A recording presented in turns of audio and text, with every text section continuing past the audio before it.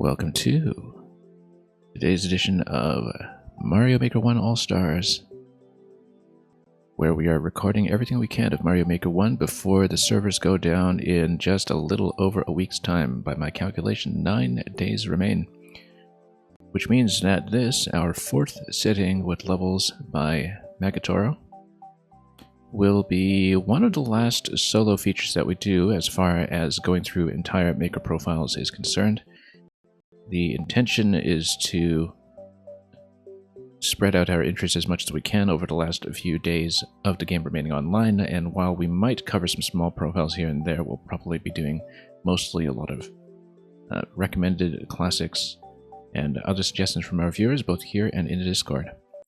Today, though, we're going to close out this week's adventure through Magatoro's profile, which has had a couple of snags along the way when it comes to lengthy grinds or lengthy mazes that we took entirely too long to get through, but also some really amazing creations on the way there, many of which we saw yesterday.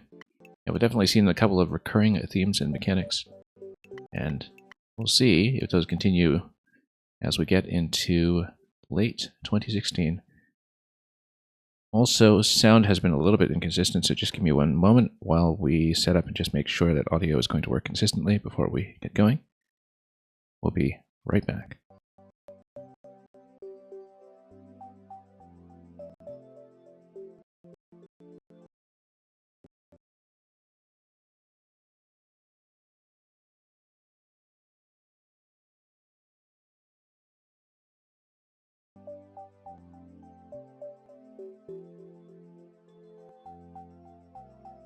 Should hopefully be a little more stable now. Okay. Let's get going with Big Trees of Galoombas. We've seen a lot of tree climb levels so far, and many of these levels are starting to have optional coin collection as well, ever since pink coins were introduced in 2016. Usually 5 coins, 4 and a safety in Magatoro's levels, but we'll see if there's any variation upon that.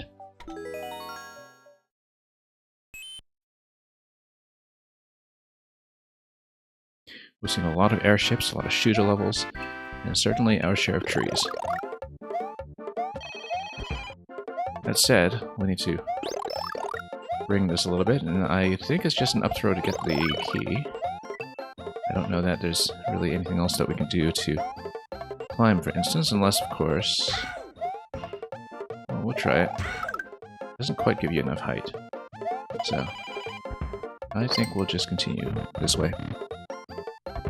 And yes, as expected, 5 coins to collect at some point.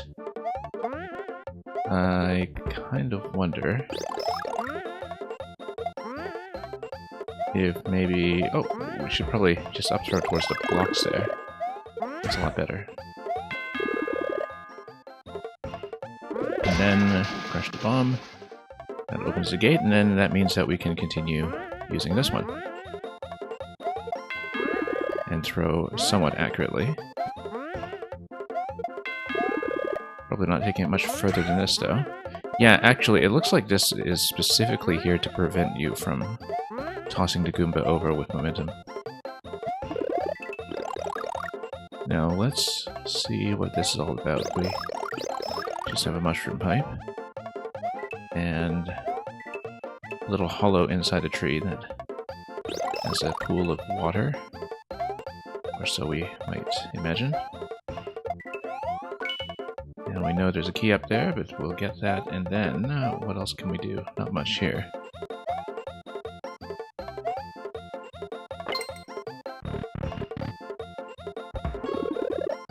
We haven't seen any optional coins yet, which makes me think that maybe we haven't been looking carefully enough, but oh, we probably should have hit one of those. I feel like we needed... Yes, indeed, we can punch those out and probably collect something on top, but we'll see. Yeah, we're kind of back into the initial space here, just now with these tracks. Oh, I see 1 coin up above. And we'll try to sneak over onto this track here. Well, that almost worked out cleanly. and probably, whoops, just wrap around on the side there, I want to say. We saw a lot of vine climb curtains in one of the levels yesterday as well. That was in a ghost house setting. This time we'll have something quite different. Oh yeah, I guess we have to get onto the right side here. And then from here we can head on up. Now only one coin so far, that tells me that we're probably not thorough enough. This is checkpoint 1 already. But we'll take that into account once we get a little bit further. Nat Cat. You're vine, that's right. You're gonna hit that though. And that. And you know, we could probably spin up here too, just to shortcut our way through. Not that way. Oh, okay, that's fine. We'll just do the coin collection that way instead. And then head on up.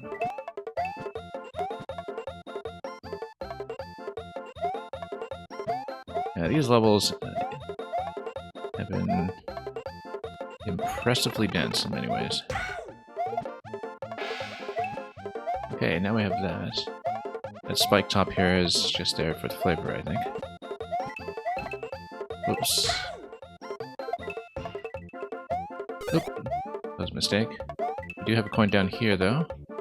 And that will require a very thrilling climb. All the way up here, which almost went quite badly. We're probably supposed to go down here, but let me just... whoop. Check up in this location first, in case there is something. Oh, not quite.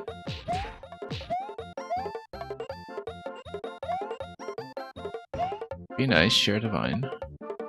And welcome, Mang, incidentally. This is just a one-up location, I think. This little Goomba in its one-up treehouse. Okay, so I don't know if we've missed a coin already. I suspect we might have. But, whoop.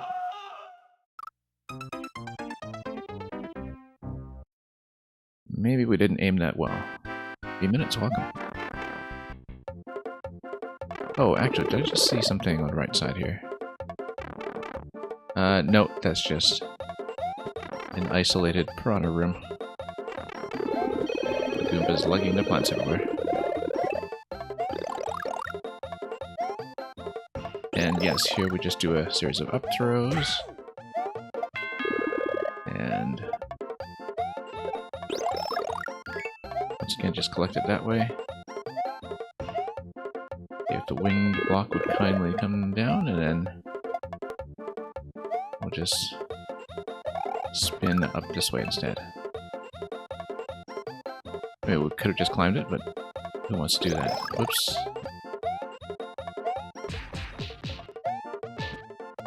Okay, up we go, over to the flower.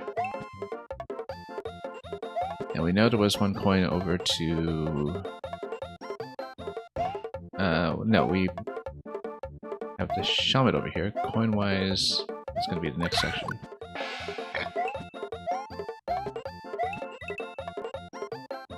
With a little wraparound down below. There we go. Releasing that Wiggler probably wasn't a good idea, but... I just saw the one up there, so that won't be somewhere we need to return to, I think, but let's try to head up onto this side first once we actually manage to hit the block and slow it. And yeah, there's a coin right there, so between that and the safety, well, that might not have been a good idea if... Okay, no, there we go. Checkpoint over here, we'll get there eventually, let's see what this is. Before we proceed, a Goomba. Probably for the purposes of hitting another block later on. And slowing it. Oh, no, that was a mistake. I didn't mean to fire that, I just wanted to re-grab it.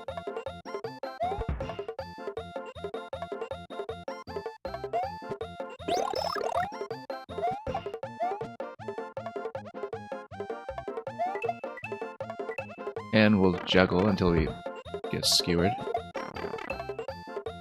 We're going to miss consistently. That's okay, there's a mushroom. There's a mushroom for that, and a flower for that. And we're just going to miss every time. Okay. We'll whack out on this side instead, I think. Eventually. If it would like to come down, there we go. That'll allow me to climb here, although, yeah, it's in the middle that we'll get the checkpoint, but we'll check the coins up here first. Even though we do have all pink coins for the exit already. Oh, maybe it's an optional checkpoint. It totally is an optional checkpoint. I guess maybe we should take it, I mean...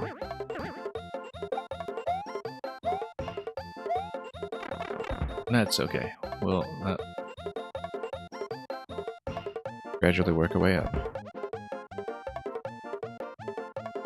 Skewer first, perhaps.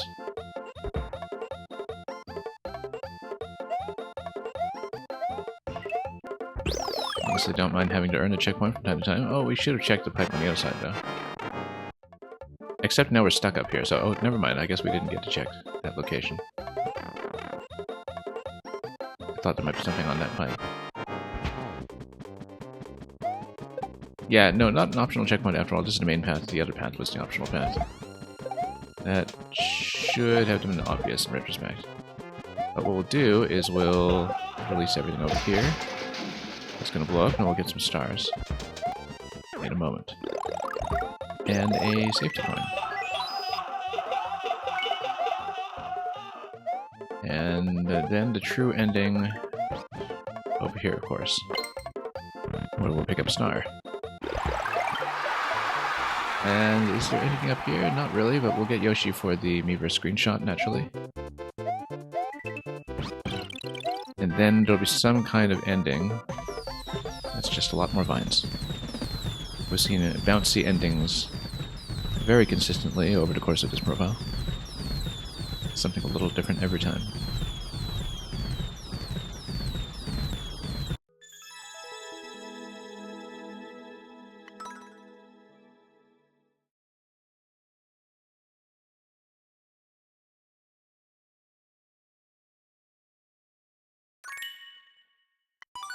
Anyway, we only had about a dozen levels left on this profile, but we have, as I said, hit a few snags here and there where we had long grinds come out of nowhere. So, it was probably important to take our time, even through some of these easier creations, like flower on mushroom. I guess we'll see flowers on mushrooms.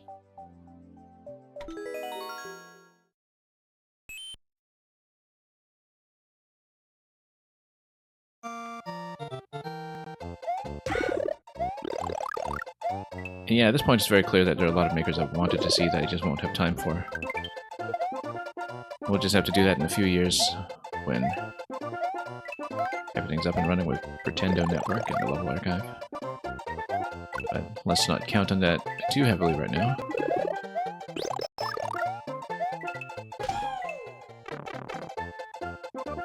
It's nice to know there will be some kind of fallback, of course.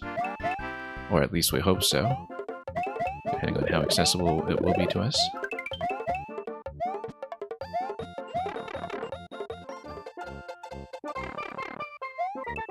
Yeah, gentle, traditional creation here, of course.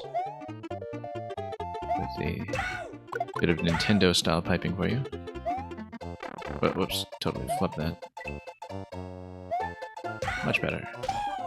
Hey, look, it's flowers and mushrooms, and even some wigglers. Good measure. We will, of course, do a complete coin hunt as much as we're able.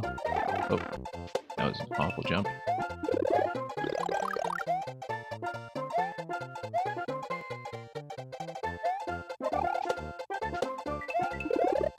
Then it's a flag.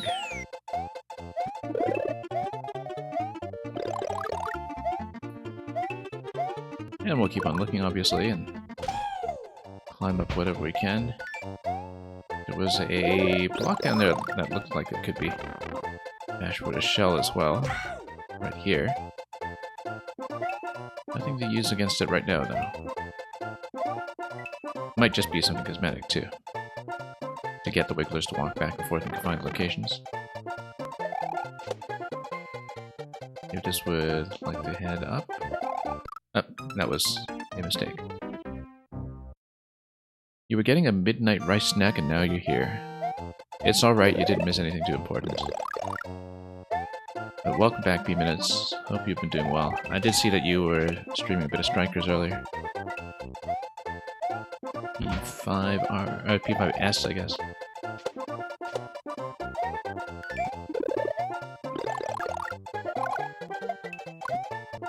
Yeah, I find that with...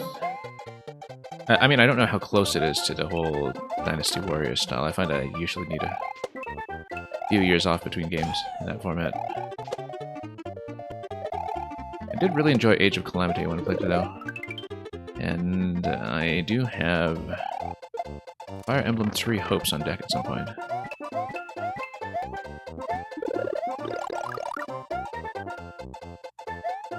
But I don't really know how much or how little Strikers relates to me stylistically. I just kind of assumed that it might be a similar situation.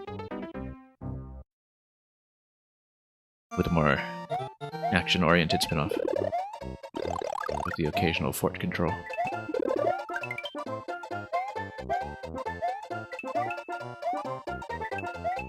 Anyway, we didn't get the third coin. Let's do some of this stuff, I guess.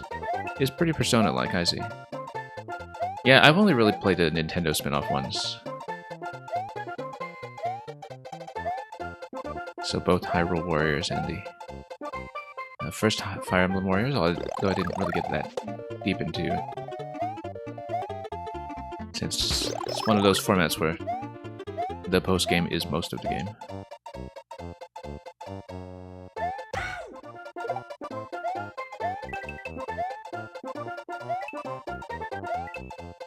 But yeah, 3 Hopes wasn't really on my radar at all, because I didn't really think I would look into it, and then I recently had a really steep sale for it come up, and that apparently motivates decisions from time to time. Okay, we made a bit of a mess here because we killed the Wiggler that we need to bounce upwards. However, if we take this guy, then we should be able to move on. There we go.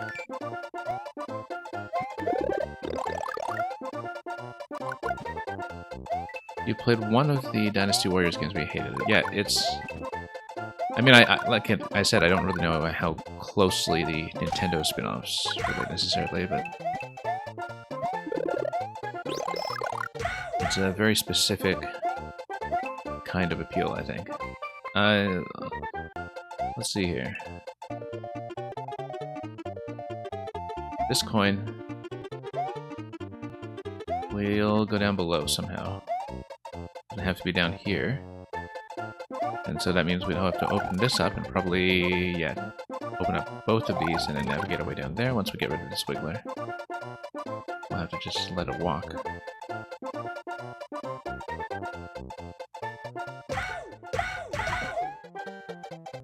And then, oh, that's interesting. Muncher. I wonder if you're supposed to just ride it out and take damage on it. There we go. Seemed a little unusual that you'd have to take damage on it, but perhaps there's some expectation that you have Yoshi kicking around or something. Is there a safety coin? Didn't seem like it, actually. Maybe we're just missing the location for it.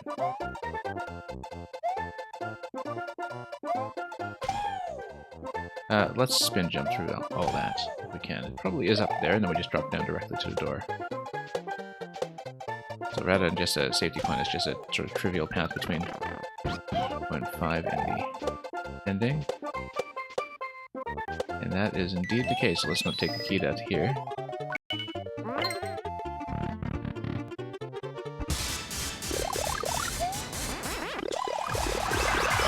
But yeah, like I said, I really enjoyed Age of Calamity.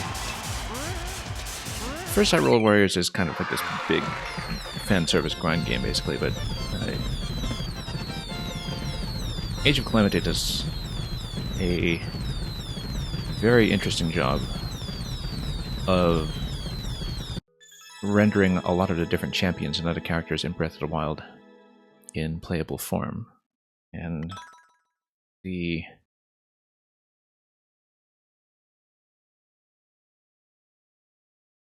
environments, in many cases, are taken directly from Breath of the Wild and are very recognizable because of that, which really just speaks to how well-defined the original geography was in the first place. And yeah, there's... Well, in Hyrule Warriors, the entire post-game, which is most of the game, is actually traversing the map of the original Legend of Zelda, and basically there's a different battle or challenge on each square of the map. And then they eventually patched in a whole bunch of other additional maps.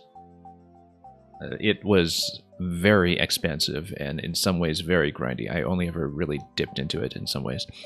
Age of Calamity is quite interesting in that it basically has missions that are spread out throughout the original map of Breath of the Wild, and there are some other things that you do with it, like, you know, cooking mostly. But the Fire Emblem one is sort of interesting in its own right, in that it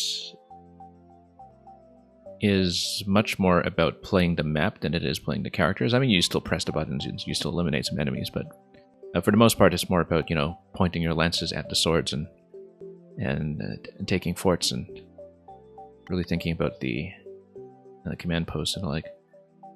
So I find that, you know, the issue that I have with games in that format is that sometimes they struggle to find a balance between making playing the map interesting and making playing the combat interesting, if you know what I mean, where the combat can sometimes be a little bit shallow. But here's Halloween Festival back from Halloween 2016. Trick or treat.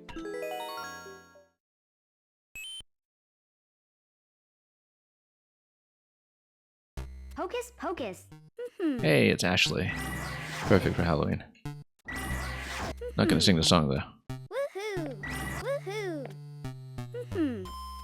Now, what's Ashley going to do for Halloween today? Let's take a look. Maybe it'll be costumes galore. Woohoo! Halloween 2016. Yeah, before the Chicago Cubs won the World Series, I guess. I remember that being a defining moment for some reason, in the kind of series of supposedly improbable events that was happening all over the place. And woohoo, woohoo, exactly. I don't know if you've played the original WarioWare. Or I think she was in the original. I know for sure she's in the DS one, but I think she was introduced with the WarioWare cast right from the beginning.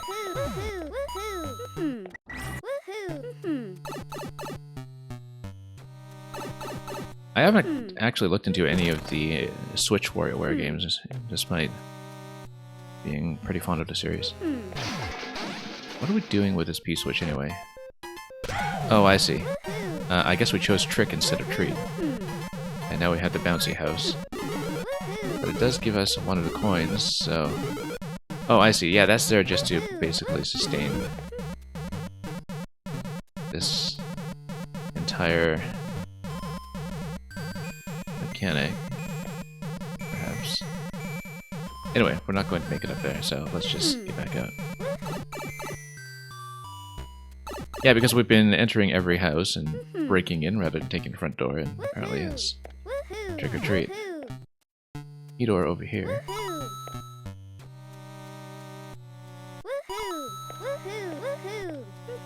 Yeah, maybe it wasn't a DS one though she was introduced. I was trying to remember which WarioWare game introduced the Ashley song, because you know, she has a song and everything. Oh, P-switch over to this door. Okay, let's do that.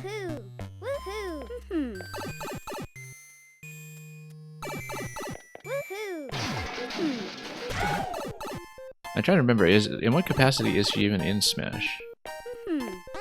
Just as a spirit fight, or what was it? Because I don't think she's actually part of Wario's design, right? Anyway, into the secret shop. Yeah, she has a spirit, she has a song, and she has the Mii costume, yeah. Yeah, well, the song in Smash would be the song from the WarioWare series. Oh, an assist trophy. That's right. That's right. I think maybe that was the case. Woohoo! Well, we need one more coin before we get through here, so let's go back to do some more trick-or-treating before we Woohoo! get into the pumpkin here. Yeah, I've been off Smash Ultimate for some time. Woohoo! I think she might even have been introduced as an assist trophy in Smash 4 now that I think about it, but... Woohoo! So, which one do we not enter? Did we just not enter this door? I think we entered both of the pipes. Okay, yeah, it's just this one. Alright, let's keep going. Now that Ashley's collected all of her loot in the neighborhood.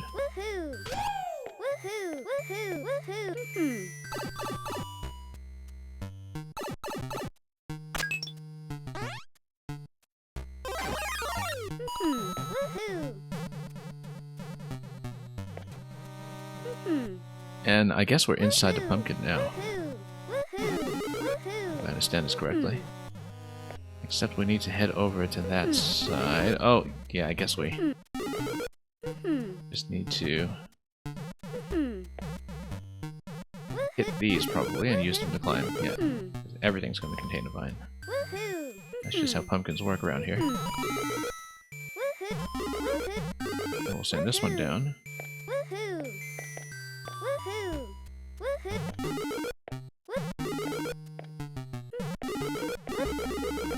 And then ride this one up.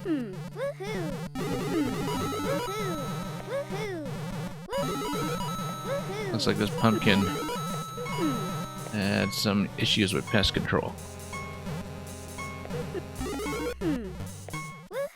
Looks like this is just a return path for failing whichever challenge this is, so... Looks like this is sort of explicitly meant to be an easy and mostly deathless level. As long as you don't try to bully anybody in houses where you're trick-or-treating. But still have to do some of the platforming, of course. Oh, missed it.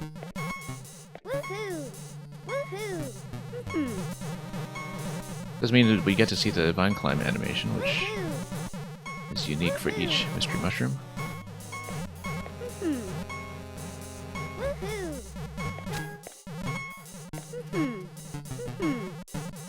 And we'll just jump over. Get to see her riding her little broom and everything.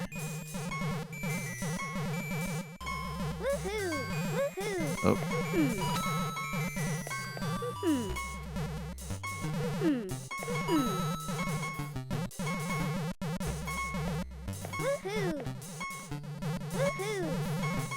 We might be here sometime. Maybe even until next Halloween. Not that servers will stay out that long. Whoops.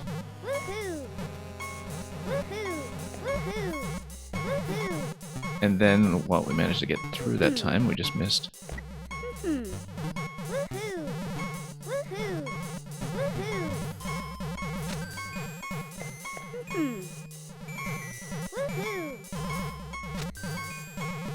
I guess this is how Halloween usually goes.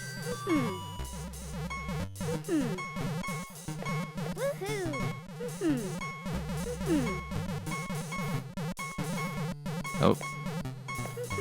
It's not hitting the bounces now. It's funny because we were so close the first time. But not so much since. Come on.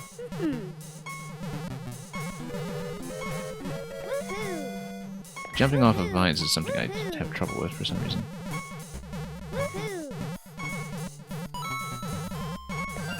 Okay, there we go. See? No problem. And now we have the pumpkin boss. With a couple of stretch boos popping up everywhere. I guess we just hit everything until things open up. What does this spawn? Well, more mystery mushrooms for one thing. Oh, we got a key. Well, we need more than just a key. Oh, let's grab another costume. We're gonna have timeout issues Hocus now. pocus. We don't get the Woohoo! right thing soon. Woohoo! Hocus pocus. Hocus pocus.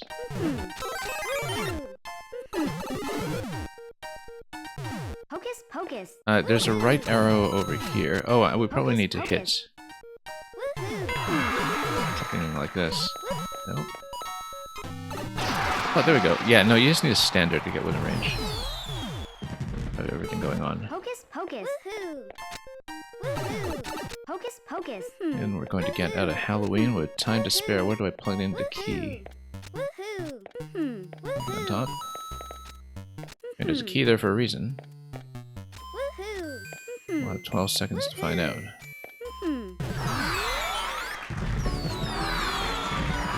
Oh, just for the ending, I guess.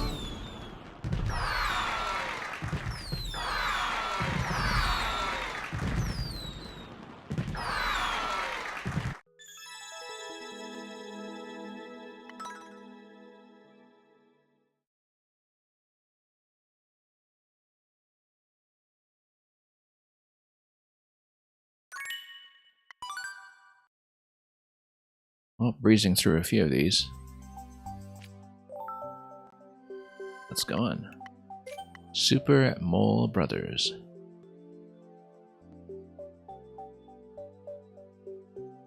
We see a lot of bumpers here. We did see a mole escort concept much earlier on, around the time that bumpers were introduced to the game in early 2016. Yeah, tower bumpers here. I think this was the mole level that we saw yesterday. And it'll be interesting to see how this concept has developed since. Let's get back.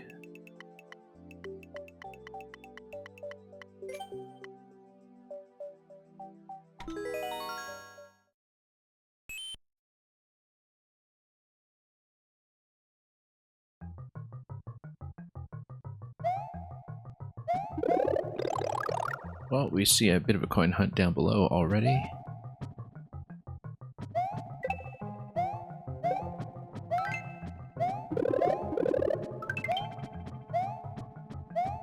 But whatever mole escort there will be, I guess we'll see it soon. Somewhere along here. There we go. Well, let's pull this gun down, probably just by... Oh yeah. It's well within range. And if you would kindly come over. Do I need to knock him out of there first? I think we need to do some repositioning first and bounce him. There we go.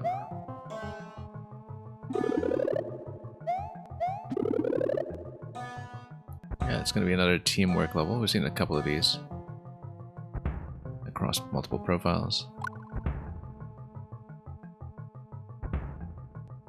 Oh, this way, this way. And we'll send him up. And probably send him up again. And oh, that didn't work too well. I guess we'll use this to lift him. And then I have to sustain position over here if we can.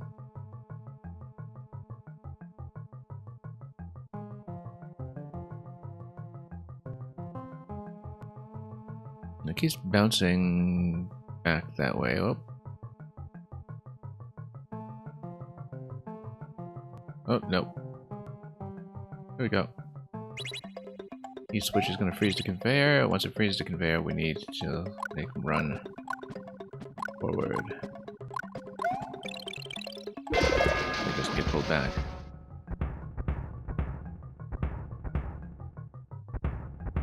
Now there is a coin over here that... Oh, yeah, I suppose it needed to be in the middle. Oh.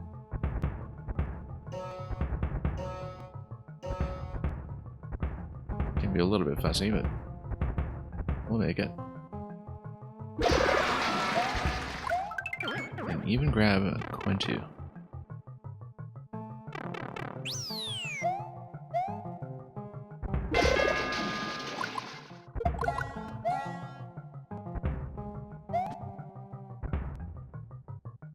Anyway, we do need the moles to be positioned such that they will be raised.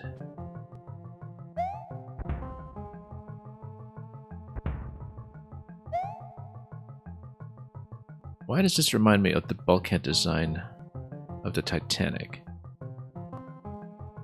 Basically, this was the flood protection system that failed on the Titanic. Basically worked like this in the lower decks. With these gates that were supposed to, you know, block off water overflow. And didn't quite do their job. Because you can only do so much when you crash into the iceberg. Yeah, so we can't have the moles ram into the blasters as going up and down. I guess this is remarkably difficult to time. Let's... Oh, there's one. Let's make sure it stays. Got two.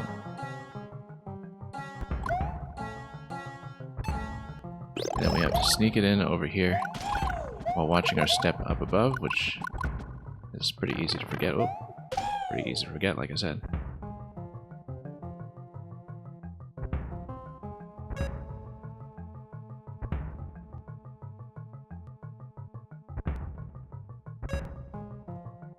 I don't think we necessarily need to keep both alive, but maybe there's some optional reason why we might, so... Oh, really have to watch her step up top. Wonder if there's some reason we need both. Yeah, there's gonna be some location later that we need to watch out for, so... Let's keep both just in case we lose one. Because the P-switch here is going to cause some potential issues over here if it expires.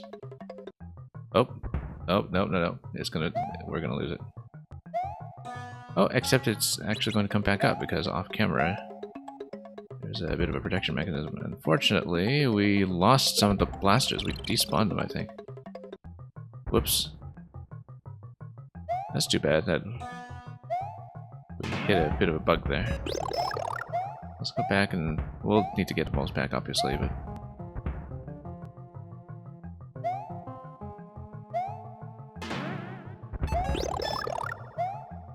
let's see what we can do.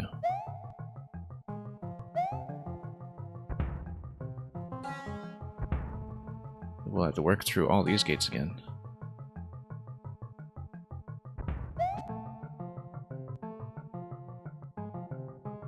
A little bit difficult to time it sometimes around when the moles choose to go ahead. And then same obstacle as before, being a major obstruction.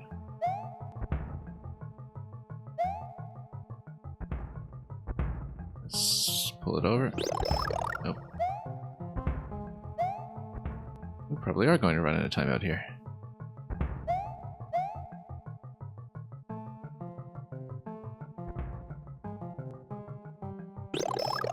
Nope, always a little bit of a response time to deal with here. But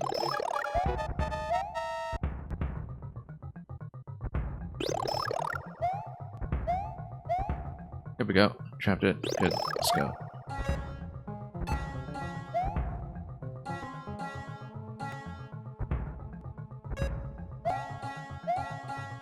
We'll see how quickly we can sort this out. If the moles would like to come up. Slowly.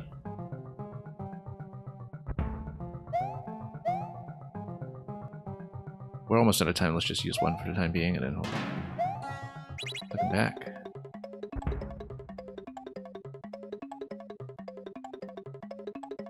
No, too late. Let's get over to the P-switch again.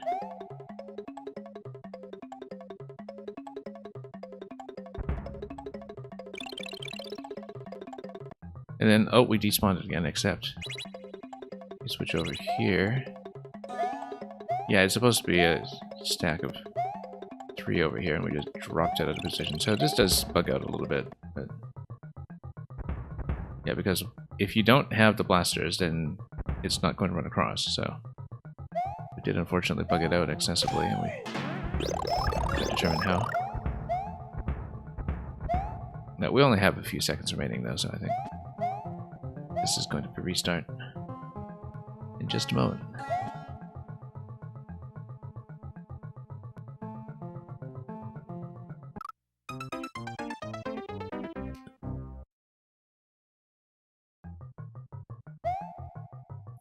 Yeah, don't exactly know how to contain that despawning problem. Oh, also, we don't have fire flowers this time, which is going to make this just a little trickier to deal with.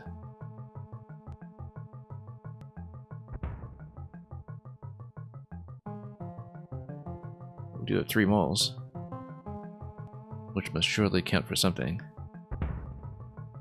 And the number it counts for is 3. We do have to watch out here now, though, because we actually have enemies to deal with this time.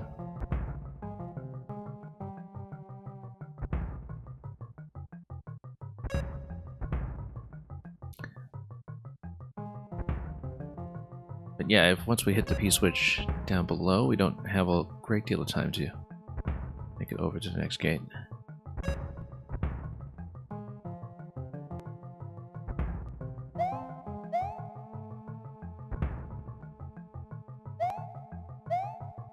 Let's pull it back. Then, yeah, if it just bumps too often, then we'll just redo it. There we go. That's going to be much better, I think. Once it gets on board. No. Well, it's going to come back. Hopefully we still don't have spawning issues. Although, oh, everything's frozen here. I think after the... Oh, maybe with the P-switch activation, things will go again. Let's check it. There we go. Oh, actually, that P-switch would have been fine as a way of just continuing this segment here without having to run all the way back.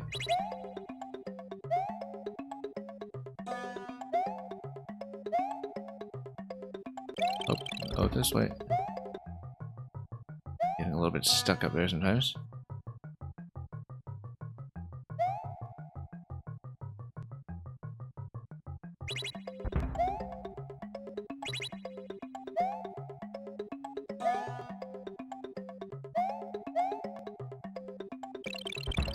Nope, just too much of a bounce back and forth.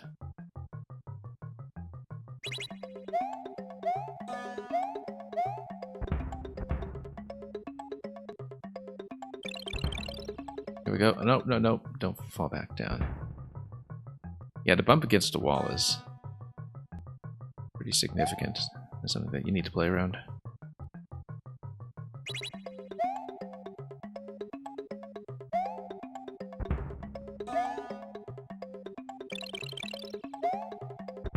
Yeah. Well, we got 300 seconds to sort this out this time.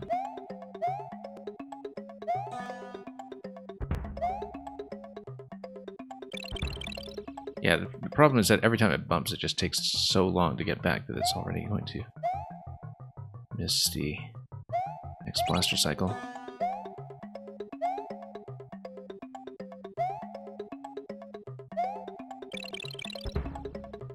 Not the most responsive mole here.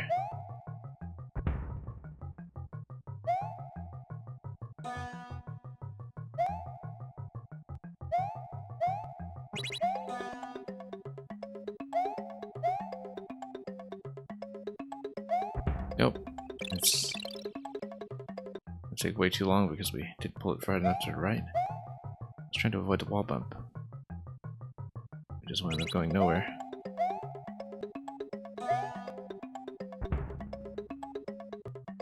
Nope, no, no, no, no. This is remarkably difficult to control, actually. There we go. No, no, back. Sometimes we respond a little too late too, while actually arriving at the correct position.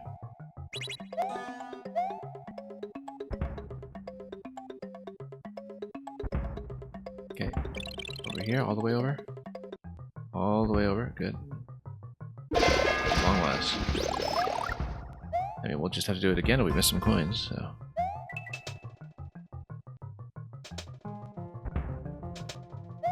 Oh yeah, there's going to be a pink coin underneath here. This is a bonus. It's going to be a difficult bonus.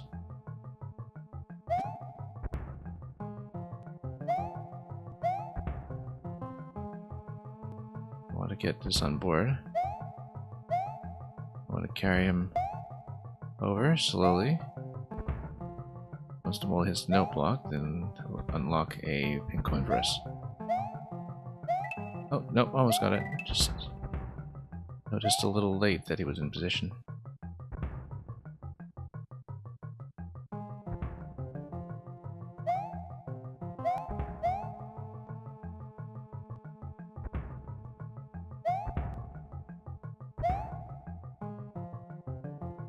Almost got him that time. It's just these hard blocks are set up just to make sure that you're still moving and jumping. I'm trying to get them all into the correct column. Yeah, but you can see the pink coin looking all shiny underneath the master column here. There we go. We'll see if the last one is just a safety.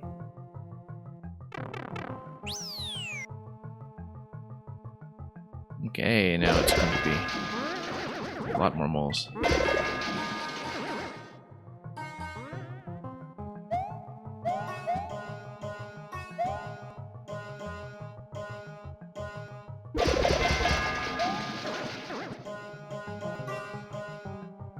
Presumably we do need to walk some of these across.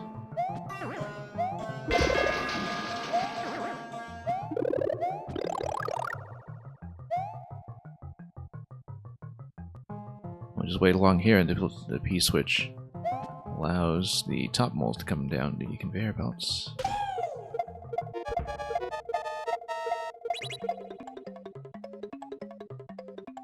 Oh, that was convenient, given that otherwise we're going to run into spike top trouble here.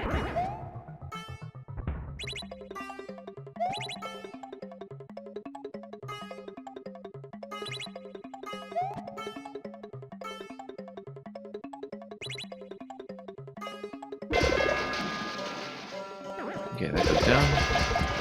So does that, and we have 70 seconds to make use of this. Get the true ending up top. Yeah, look at that, we even get a Yoshi egg.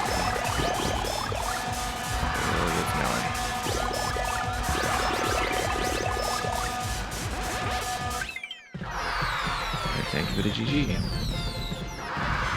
Hope things are alright, quality healer.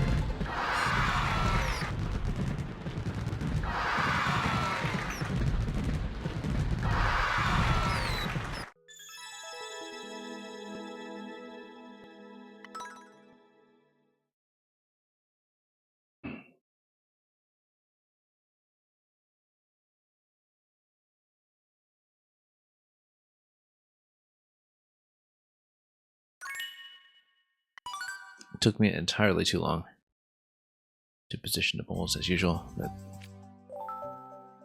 we got it. Let's get over to airship with cannons.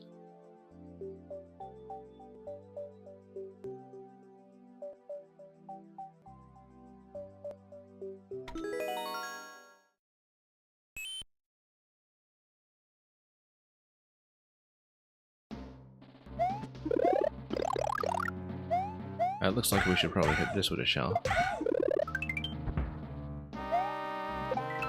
Once again, it's going to be 5 coins to collect. And yeah, the bombs are timed along with the auto scroll to give you a... Oh, we missed a coin. I saw the coin, I just thought that maybe this was a bonus room. This totally is a bonus room, I think. Yeah, it's not like we're going to get any further over here, right? So, let's We'll head back and make sure we get the other coin, obviously.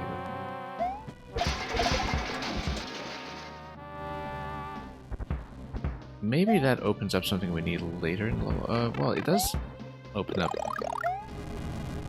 something here. Let's go for the other coin first, just to make sure we've dealt with it. Yeah, because, yeah, this was to stand our way through.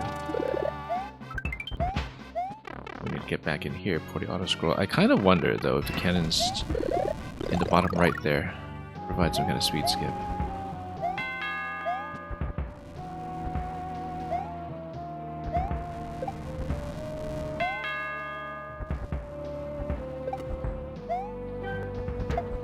Yeah, that's just the respawn from earlier. Oh, we totally displaced a cannon. That's probably not good news. Even though we do need this to make the next jump. Oh, let's get another one.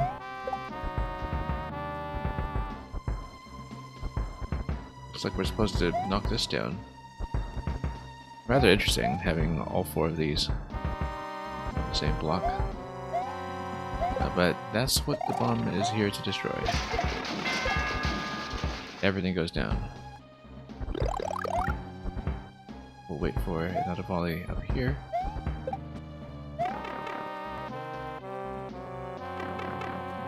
Actually, I didn't really check the conveyor belt here. Yeah, no, just wondering if there was an additional coin, but there isn't.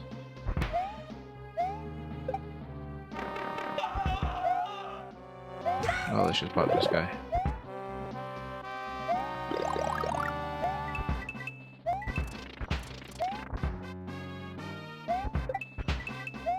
Okay, let's go over here.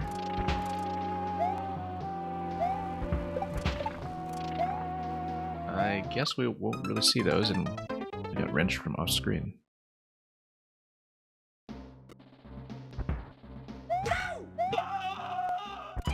There was a mushroom here, I thought. There we go.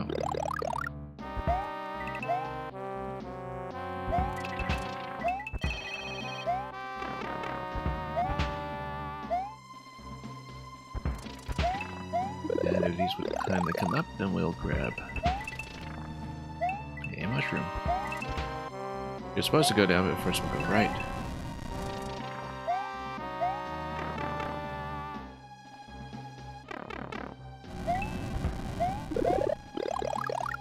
Then allows you to go down and open up everything over to this gate here.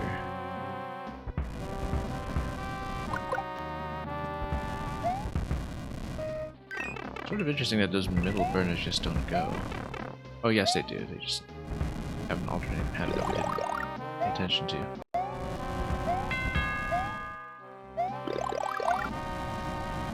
I guess that's for the bomb. More than anything. Or for an up throw, perhaps.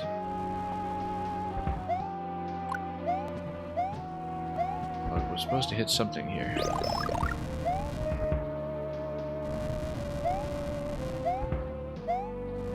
feel like it should be possible.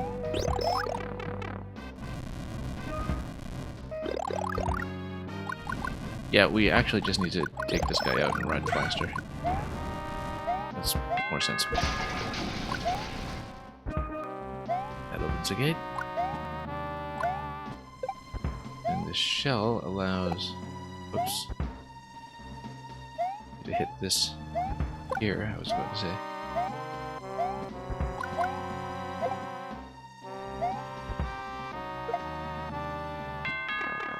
Oh. That'll work as well. It does open up everything over here. I kind of wonder if there was anything down there that we needed a platform for. We might as well load it just in case.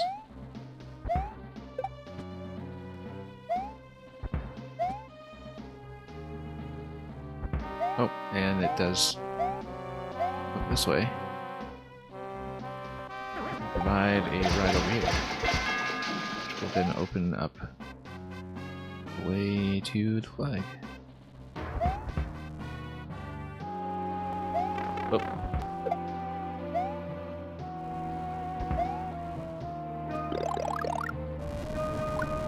I mean, we might as well just climb up here. Work just as well.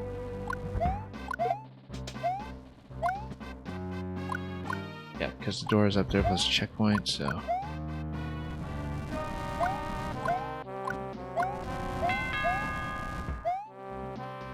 Oh, can't really do that. I guess we need to send this over even further.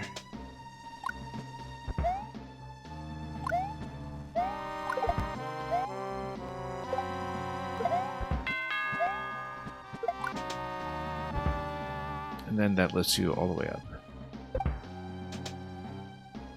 What does that give us?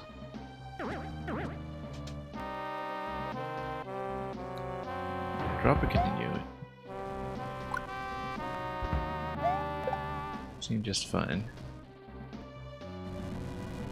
I feel like I was supposed to blow up something over here, but there's some kind of line to climb.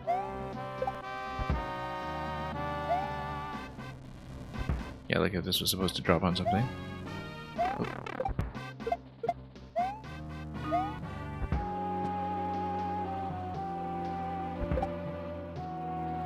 Well, let's scout forward.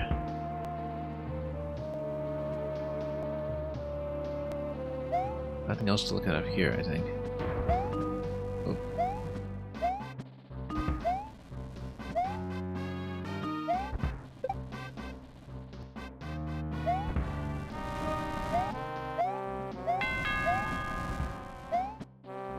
Yeah, because there is the...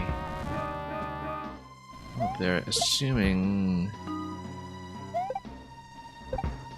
that perhaps beneath the bumper there's something like a vine that we can go through, but we don't have a way to drop something in there right now. It just looks like an exit point for blaster that we're setting up. Oops.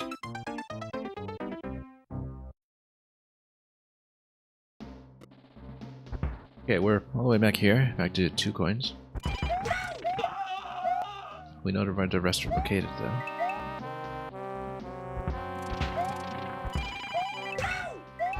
Don't know where some mushrooms are located, which didn't help us here. Or here.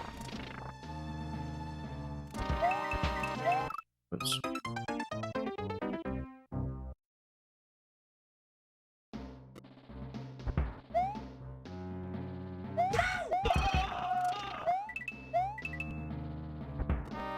And, well, I mean, I wasn't going for that. I was thinking of doubling back for mushroom.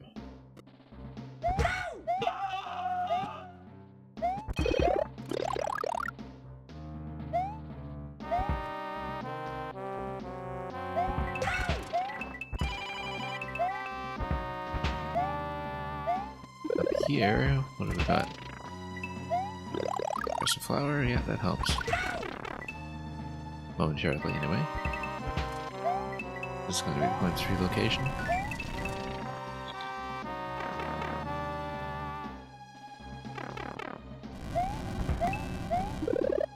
Oh, right, and we have to wrap all the way back. That's what it was. After lowering this column. Yeah, we dropped the blaster. We just took so long that I forgot that we actually had to wrap all the way back here. Alright, so that's what we missed.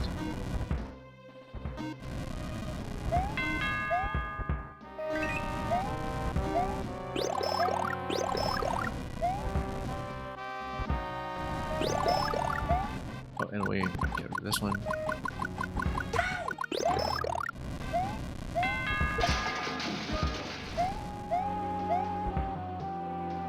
Placement interaction there as we put that here and then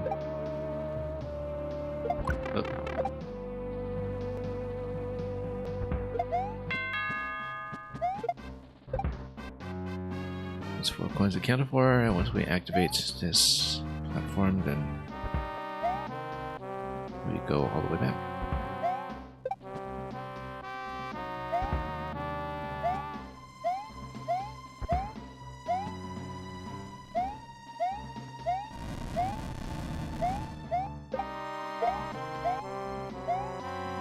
Because it was off screen, we didn't really get to see what achieved. It's supposed to load something there. Push all the bombs one by one. Maybe we just need to go back and reload it. Well, nope, bad idea.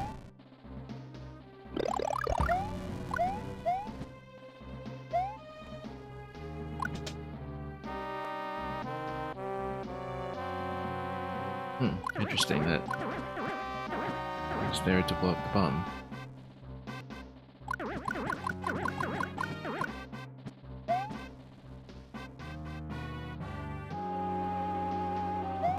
Might have to reload a room.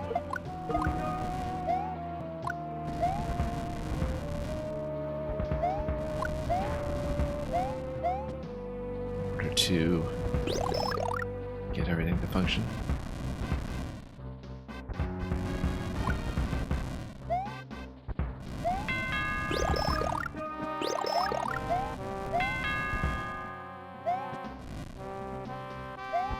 Right, and then we open this one up. Nope.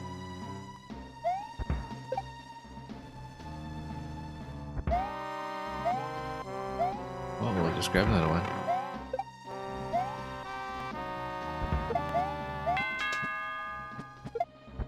And then, whoops.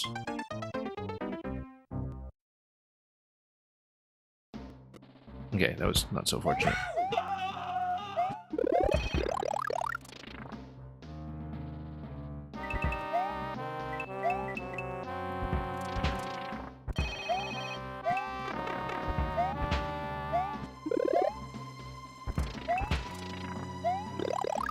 This will go alright, I guess. Well, let's not forget the one over here. Oops.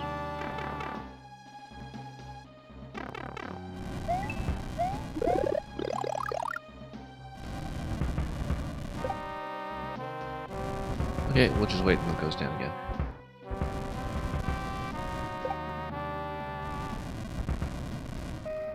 Drop it on this side. Oh. Right, and then we need to send both of them over. Or rather, open up both passages.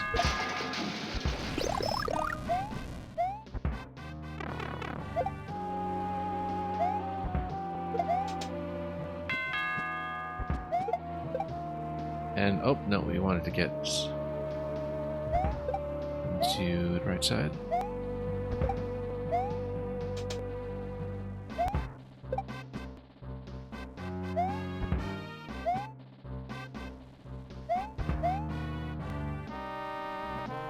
And we'll see what this means.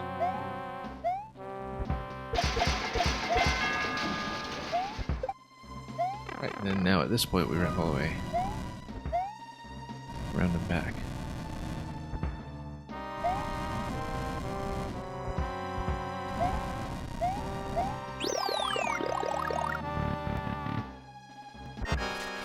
Okay, boss time. It's gonna be a pillar boss. I assume that we just need to send the shells down there. They hit Junior. Correct. But if you...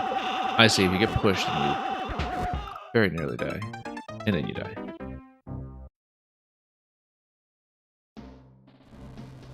I hadn't really seen bumpers used for that purpose in a boss room before.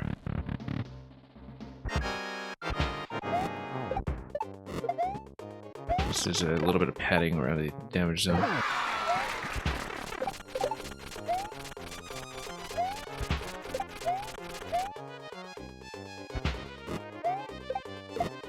Anyway, we'll unstack him. Oh,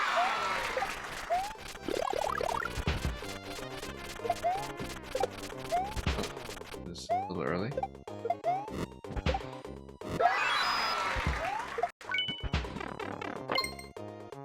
Let's just get out of here before we get hit by even more.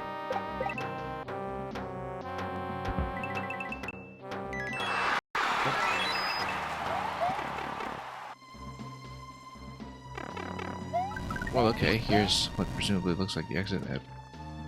the bonus door that takes you to Yoshi.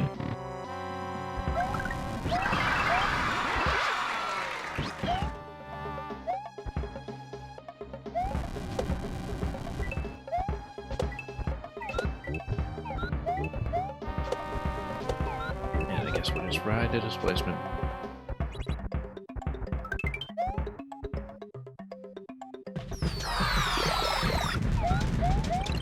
Do with this over here before we take the goal. We are done.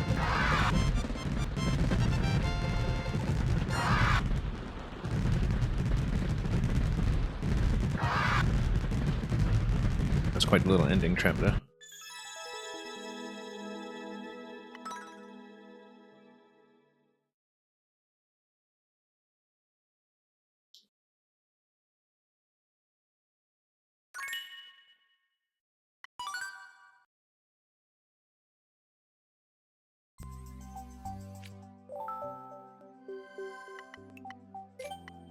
Here's Spike Top Missile. This is a .67. It looks like it might be a spin jump consistency grind to get to the goal, so exactly the kind of level that we spent entirely too long on in previous streams, but we'll see how this one goes. And we'll make a fair attempt, or two, or many.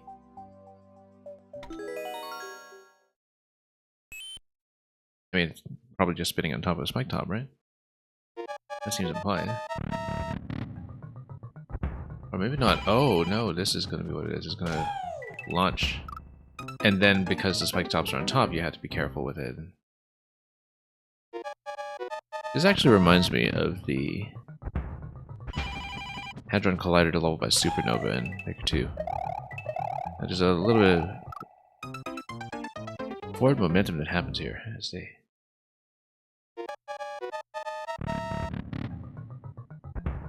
get on top of the hyperspeed platforms while they're still at walking speed themselves.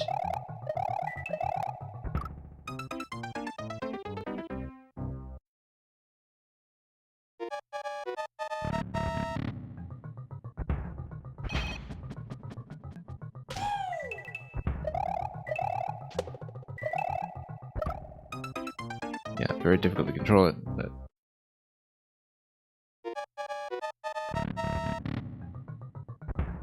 it's 20 seconds. I mean, how bad could it be, right?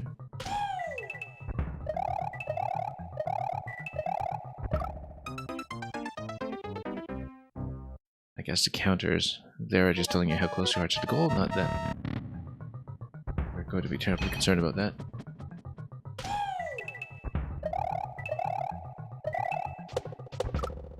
Oh, yeah, and then you start getting into speed issues. You do spin on top of them rather than on a platform. Just because you fall behind too much when getting any kind of airtime.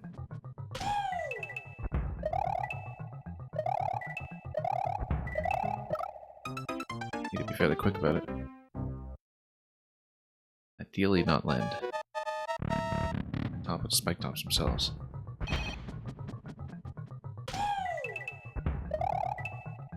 Basically, they can handle the spin jump bounce a lot better than we can. And again, too much airtime is not a good thing.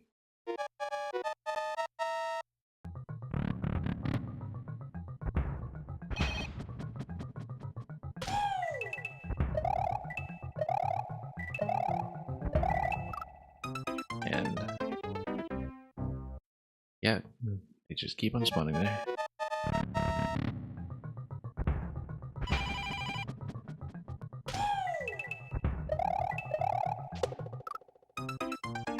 Yeah, pretty much as soon as we get the pop, that throws us off.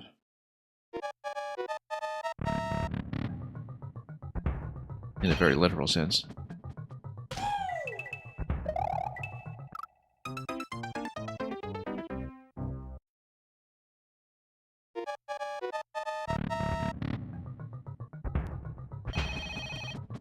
Okay, let's let it roll.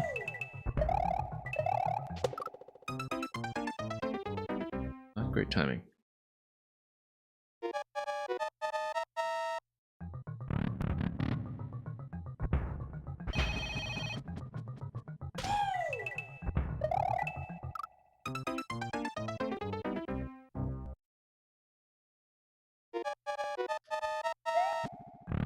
The distances are created here, so there's nothing particularly strange that is going to come in and save us here. The more trouble we have.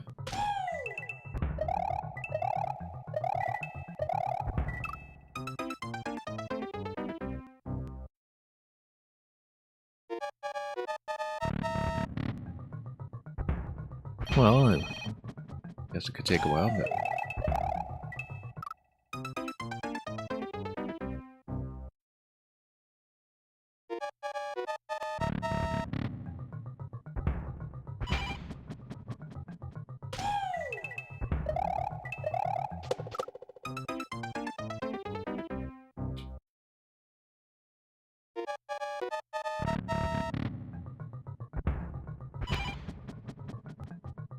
Okay, let's try to position ourselves a little bit better.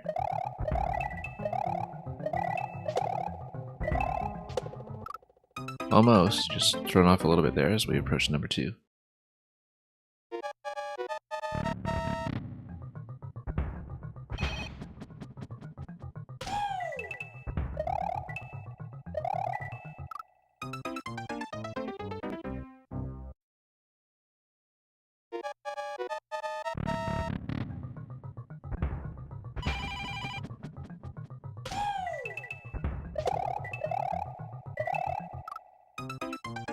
Yeah, it looks like it's actually the central column that gets picked up by the shell stack from the first shell that's fired on the left.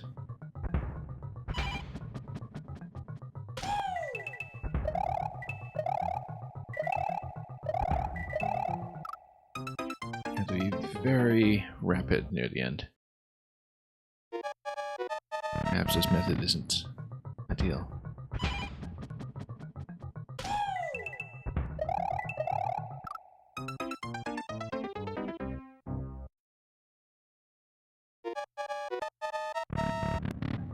Yep, pretty much just a jump timing survival challenge here as spec tops do get pretty dense. It's okay to bounce a little bit if you hold right out of it, I'm finding.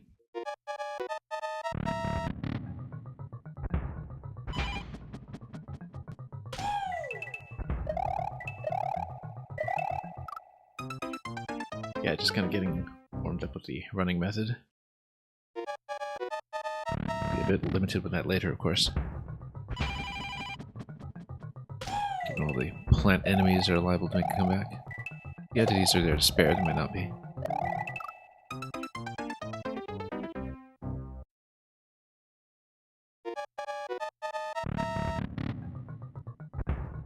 Okay, let's keep going.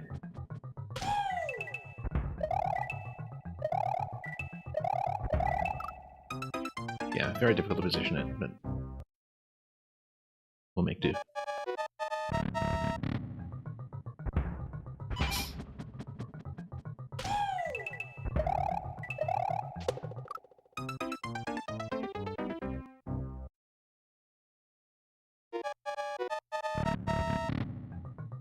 We must make contact. Gotta be with items on the ground, which we don't have.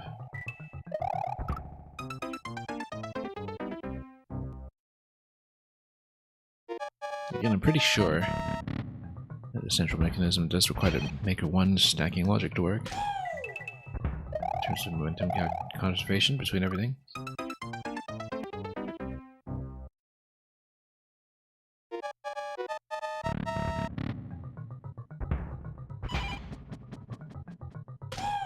Okay, forward. Oh. Electro dude, welcome.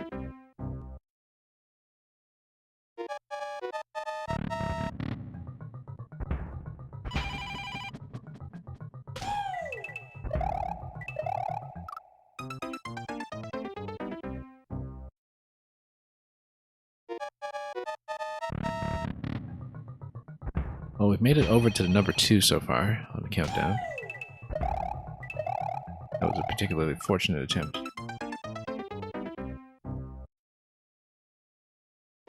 Yeah, pretty interesting. We've seen a couple of different variations on the shell carrying a single blaster column, but with having everything else move around it, that's something that's a bit different.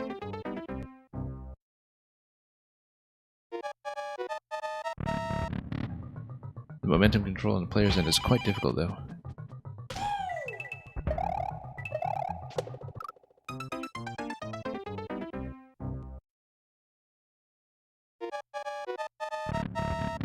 We are trying to hold right out of some of the jumps just to make sure we compensate for the speed at which we're going. But it is tricky.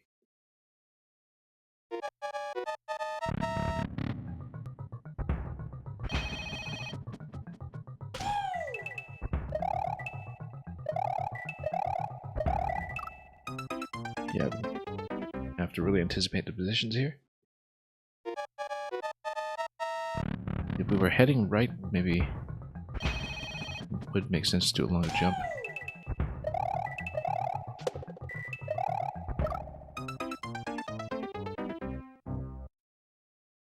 There might be some specific best sequence here that is easier on us to course correct than it is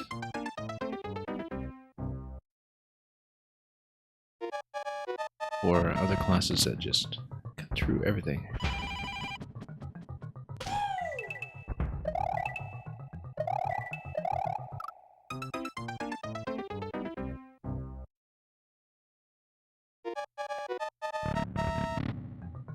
So we'll see what we can do.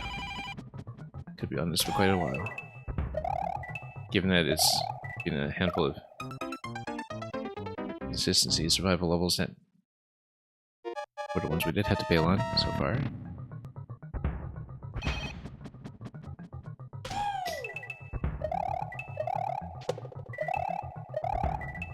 Oh, overshot. I was trying to give myself room.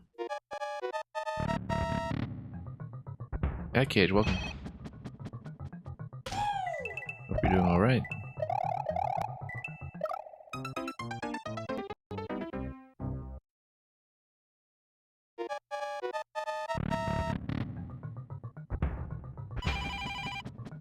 Let's try again.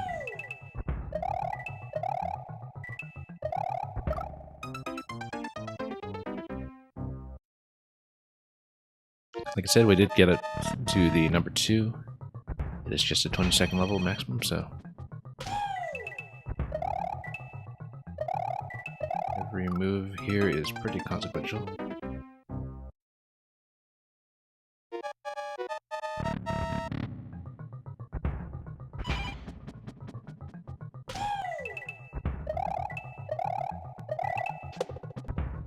Nope, too close. If you high jump like that, the entire structure just catches up to you.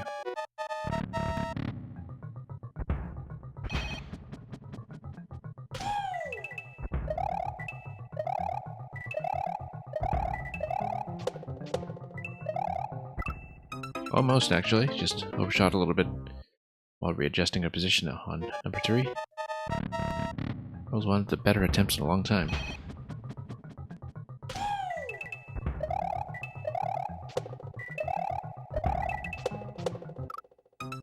Yeah, sometimes you need to guess what the timing is going to be on the spike tops, but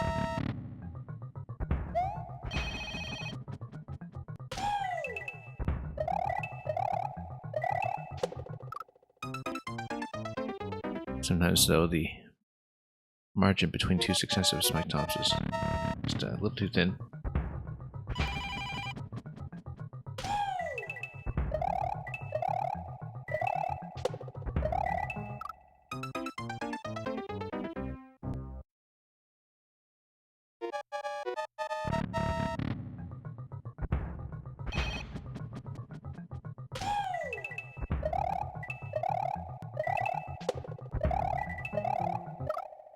Nope, once again, just a bit of momentum control error. Very end.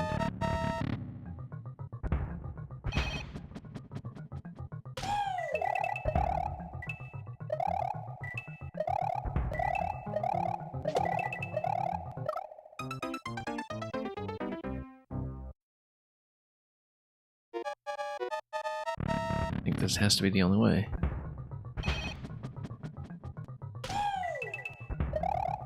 Unless you're one of the fist-fighting classes that can, in fact, skip terrain.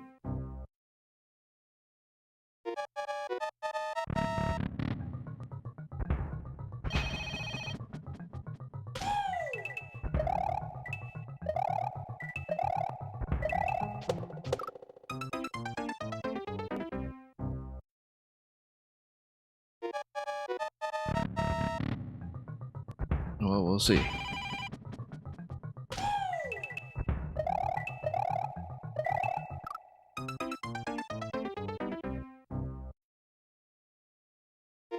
Feels like a bit of a roll of the dice sometimes. I mean, I guess the Spinies do consider themselves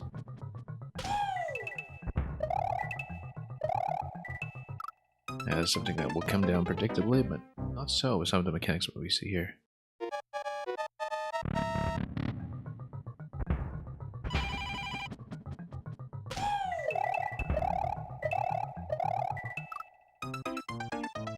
Yeah, overshooting a little bit when we're at the duties for the day. That's cause a few issues.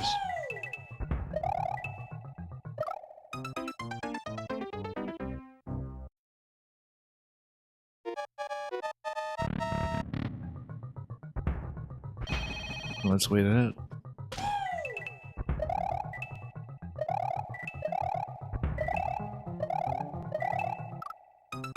Getting there.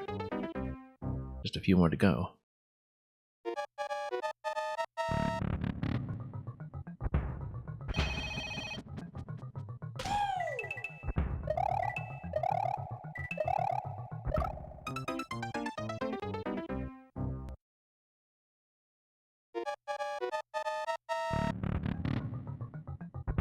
Anyway, it's going to be one of those levels.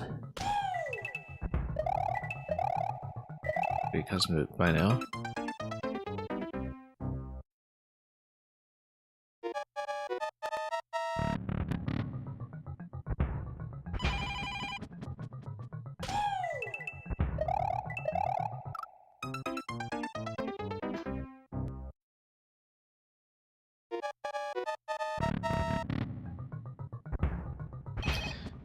Alright, let's wait. And go.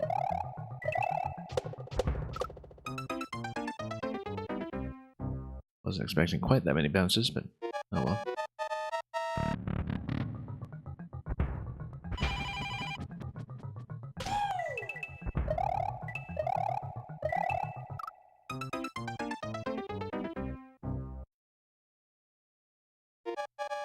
Okay, let's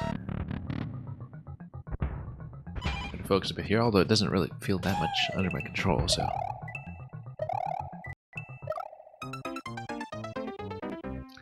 Just quick reaction time on each one of them coming down, I guess.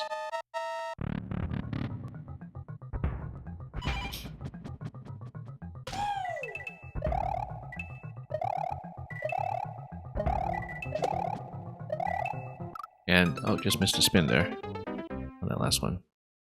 That's still with about 9 seconds left, so lots more to go.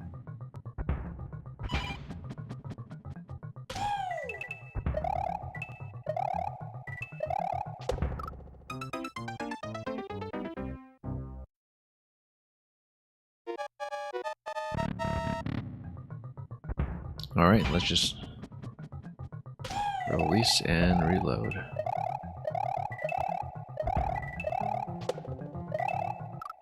And standing a bit close again. There's quite a few variables to juggle when it comes to timing.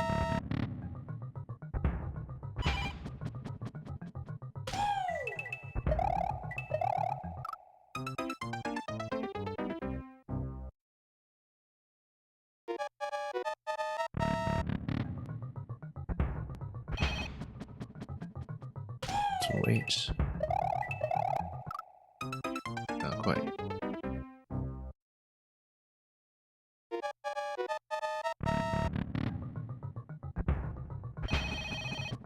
Well, I mean, there's not really that much to talk about until we just do it. We've read the level at this point. We've Did a couple of different things.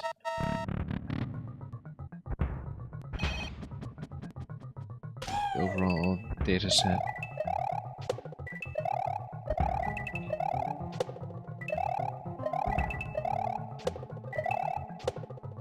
Oh, no, almost. Got to number 1. That was the best attempt yet by far.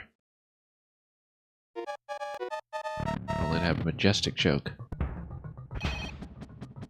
Just as we were arriving within view of the finish.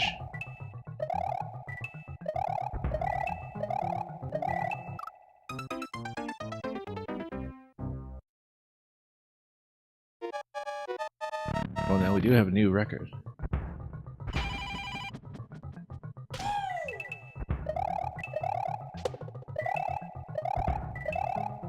Yeah, you have to do quite a bit of course correction. That's the whole idea here. And there's a G coming right up that we got on screen. Now that's the best attempt. Still quite a few projectiles to survive at the end of that. Rather, quite a few spinies.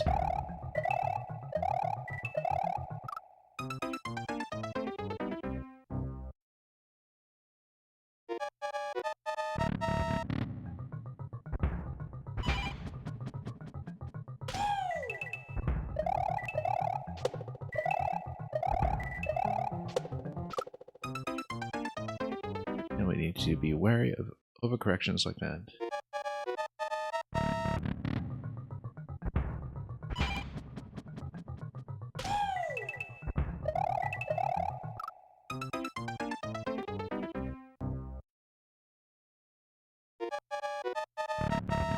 Well, we got within range of the G, so maybe that far off.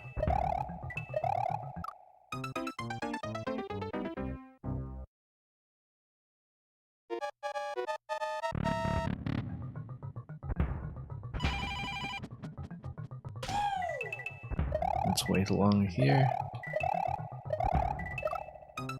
Nope.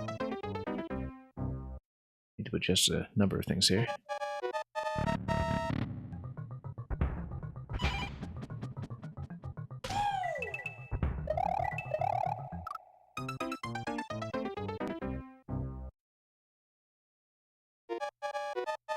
Well, it's the kind of level grind that actually does benefit from being a conversation piece, I suppose, but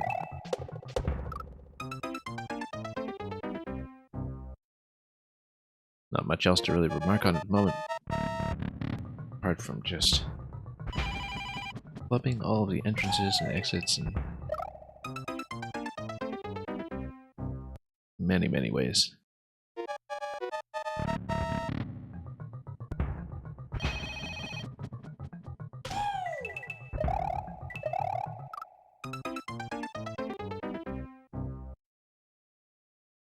Well, we could be at this for some time, but we did have some good attempts.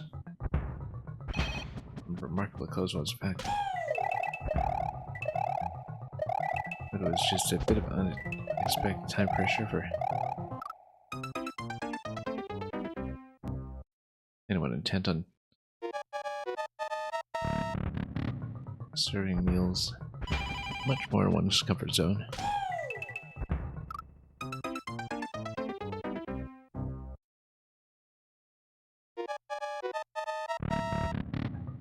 Well, it doesn't look like the 20 seconds will be tight, at least.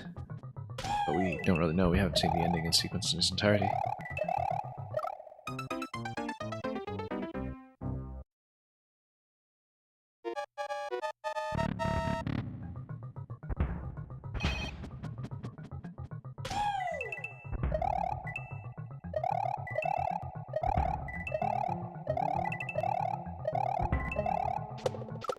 Almost. Just a little bit of momentum control that needed to happen near the very end, especially if you make the mistake of bouncing one.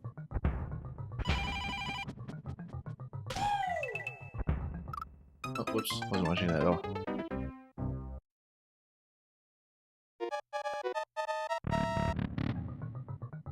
And possibly losing a grip over this just a little bit.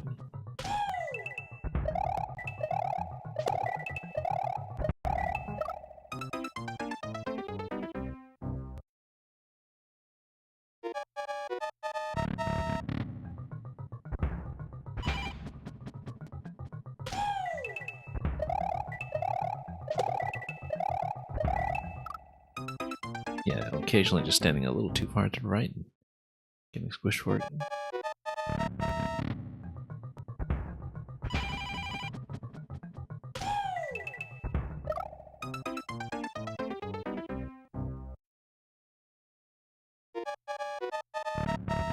Oh, we have a chance to get through this. We'll just see how long it takes and how exhausting the experience can be.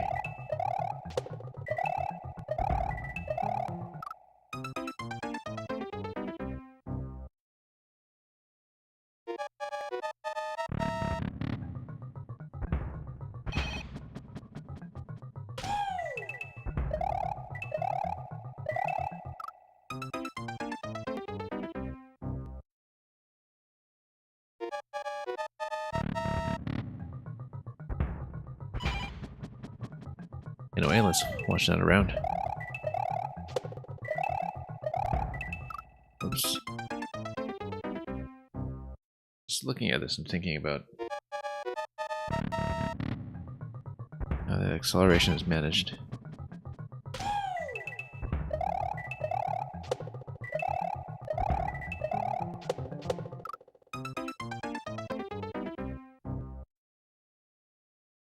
Yes, the information is there.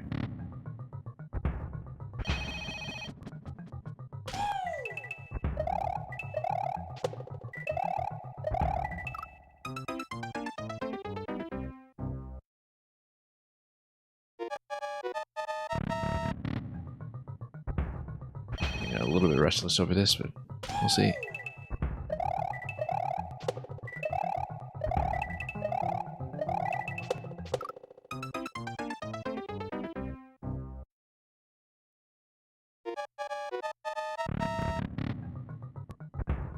We'll get there.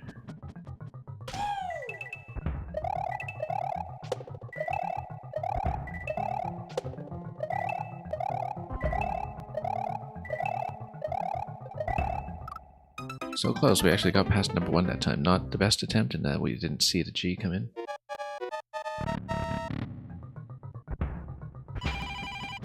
That mostly got worked out.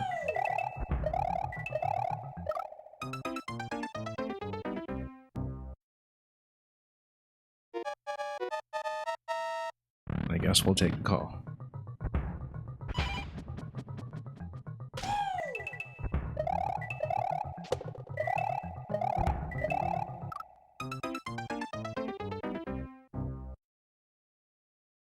Yeah, pretty interesting to have to correct on this speed.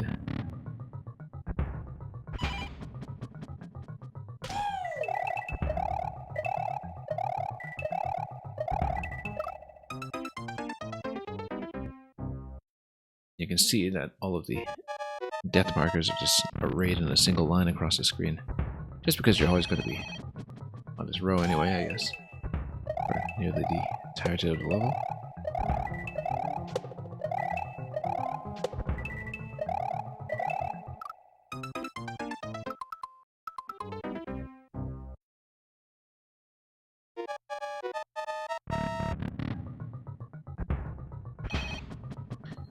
Alright, let's keep waiting.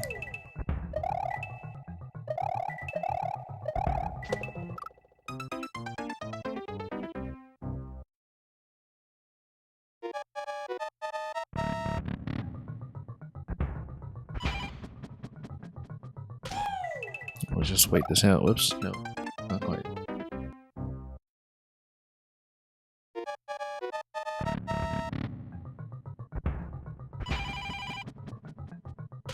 Now, if we're relatively focused on this, then we can get some of the speed of these characters up defensively.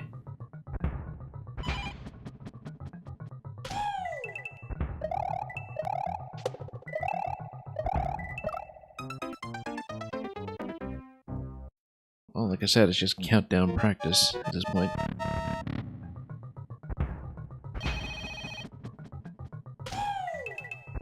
I just noticed that they would have, in the rest position here, have blocked the part of the stadium that was used for an Olympic pool.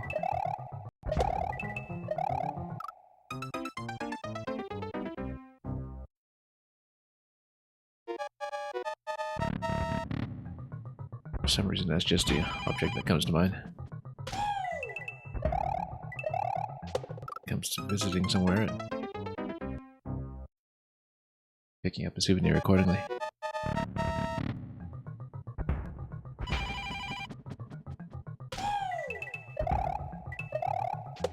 Here, though, we are on our own, very much so.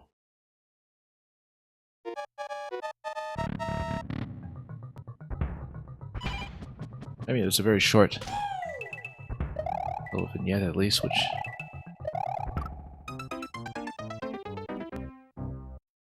is pretty reasonable to ask.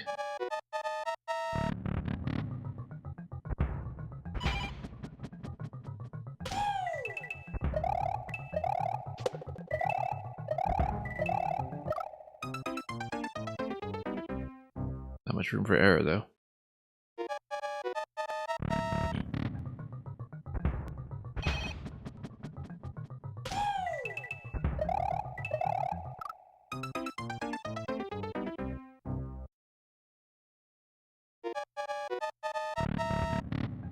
Well, just need to roll the dice on it again. I mean, we've been to the G once, we've been to the number 1 a few times.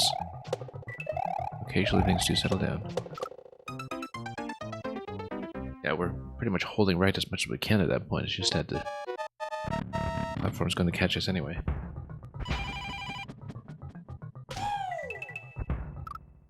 Whoops.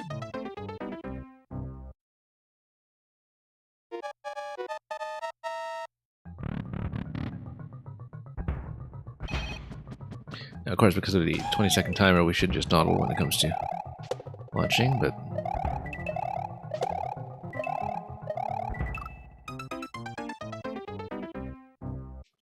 we'll go back and see how it goes.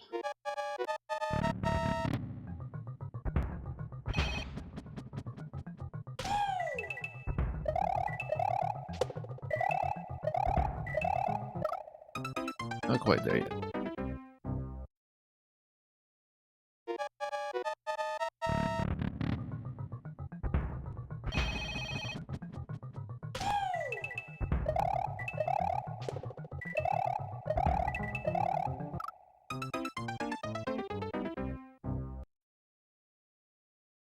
Well, at least the homework got done, I guess. Let's push on, though.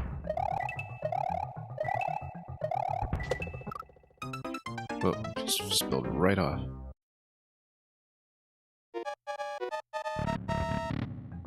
We're gonna have to find something else to talk about, I think, just to keep things interesting, because there are only so many things to discuss about making it to a different number every time and trying to successfully spin your way off and giving the radio annotation for people who are AFK or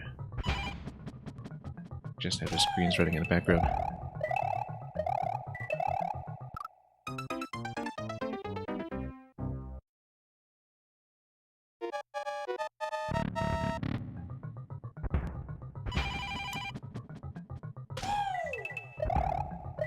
Foremost on our mind, I guess, is that this game again is closing as far as the standard Wii U servers go in 9 days. So many makers, so little time.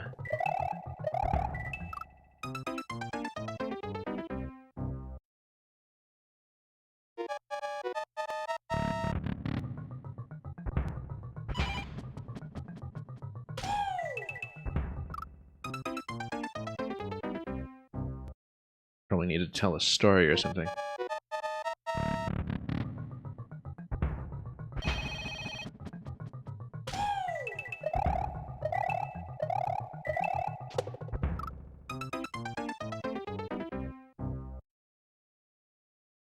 But it has been quite nice to play so many makers over the past few months. Like I said, I wish I had started earlier, but I always knew that no matter how much time I put into running Maker 1 again,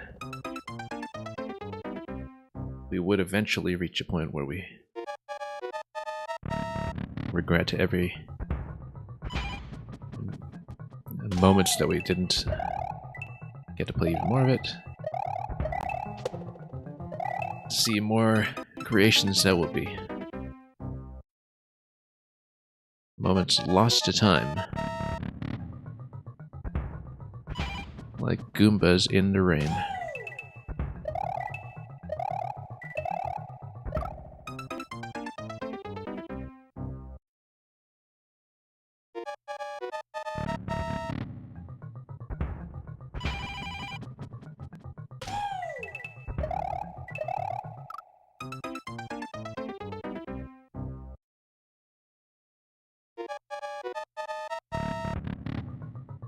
Certainly, we've seen a lot of other people in Twitch do their own little farewell tour. Actually, once the focus wasn't just solely on 0% as it was until very recently.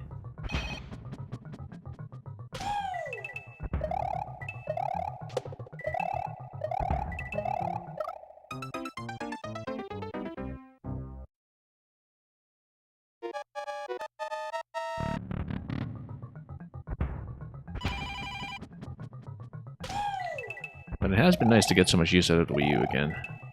It is my most played console this year. I mean, that's not going to last, but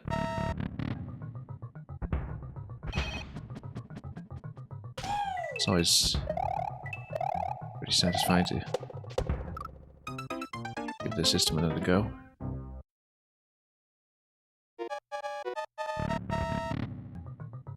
And Mario Maker 1 really was the fulfillment of the Wii U as a concept, I think.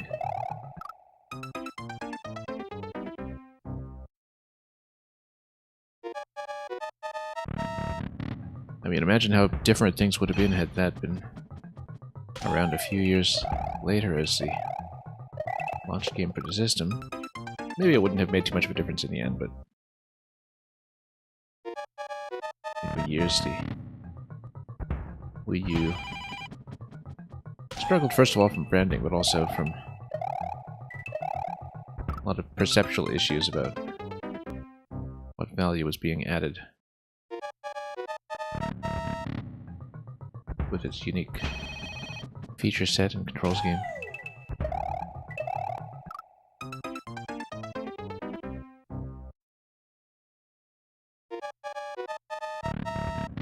And I guess people have been hard at work with uncleared levels in Make 2 and just kind of catching up while they can. So we'll see what kind of situation Maker 2 is in many years' time. It does help that the Switch is such a popular system, I guess, that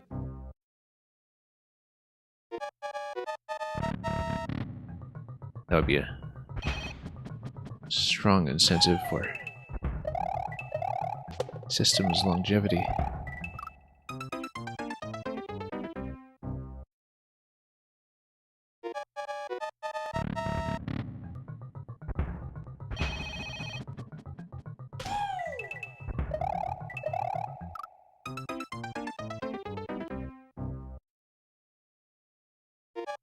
Yeah, it has just been really pleasant to take up an interest in Maker 1 again and see what we missed.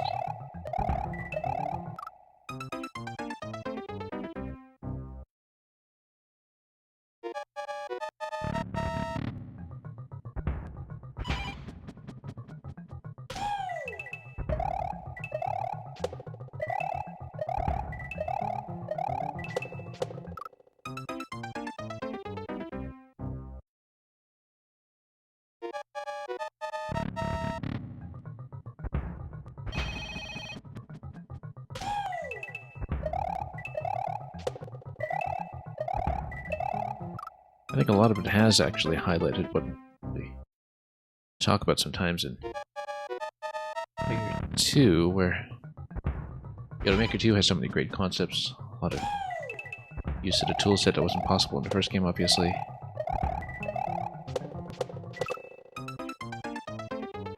Lots more toys to play with in some respects, but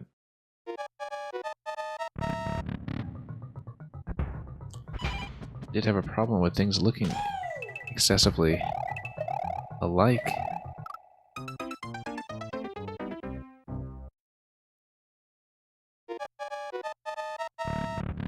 And just a bit of a lack of visual differentiation sometimes that comes from a number of factors.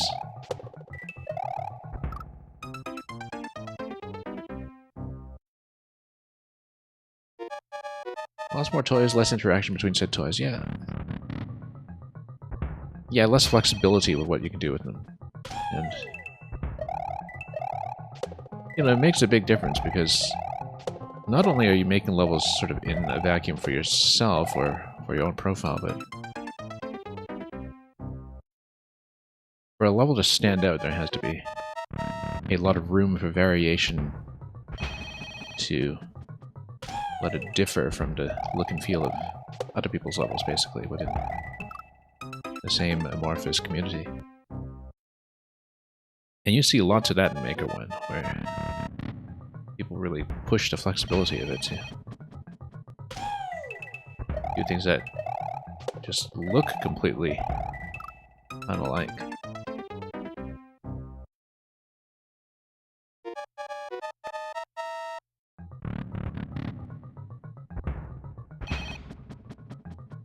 I mean, there's going to be a lot that we will someday miss about Maker 2 as well, I'm sure, as the time comes, but I could equally see an outcome where it just winds up being a bit of a middle child game. Have to whatever the next one improves upon.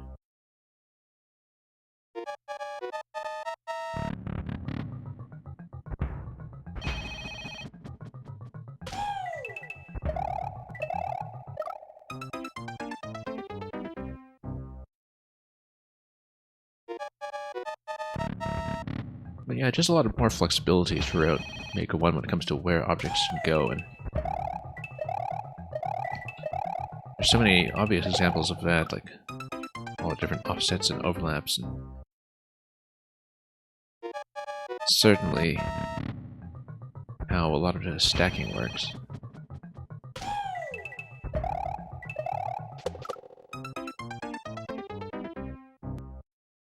And it might seem like very small technical particulars, but the impact is substantial.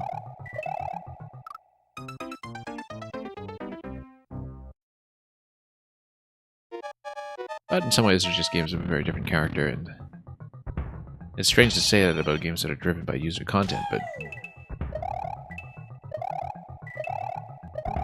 you only get user content insofar as the tool set lets people construct it, so.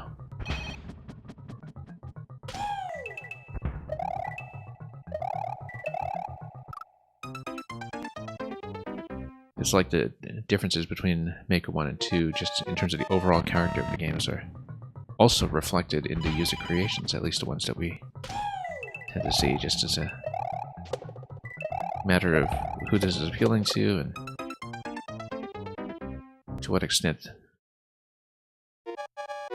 as their own personal creativity and imagination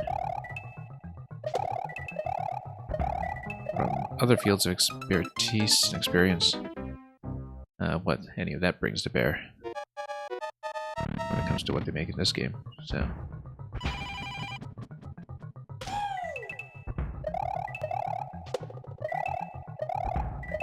I've been doing so much Maker, I haven't really even considered what kind of farewell we might want to fit in for anything else on a Wii U or 3DS, online-wise. Nothing immediately comes to mind, though. Splatoon 1, maybe, but there's some kind of farewell match for it that people are putting together, but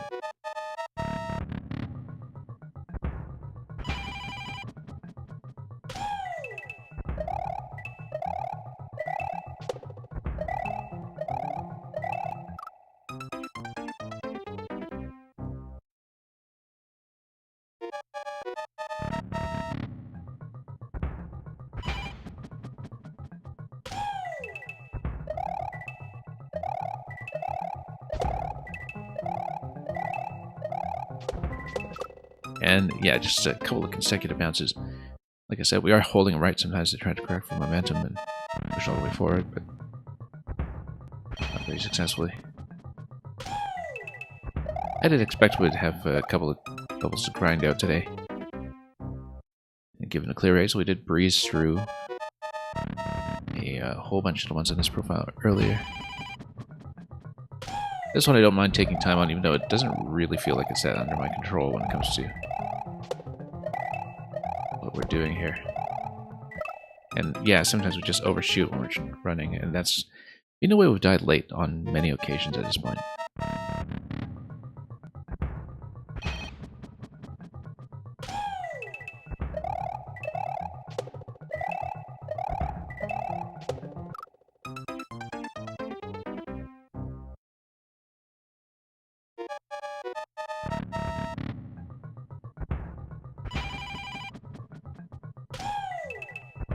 Although it'll be interesting to see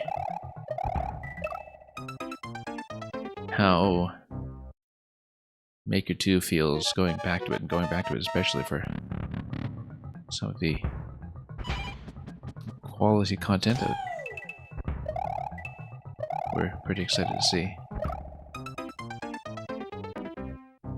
Whether Maker 2 will itself feel refreshing in a way, just after having a little bit more distance from it.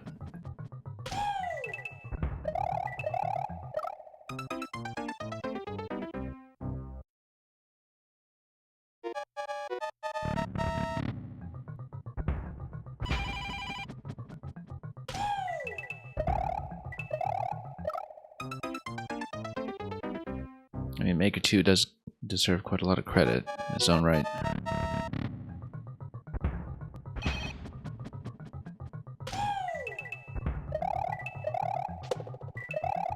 Definitely, it seems to have produced a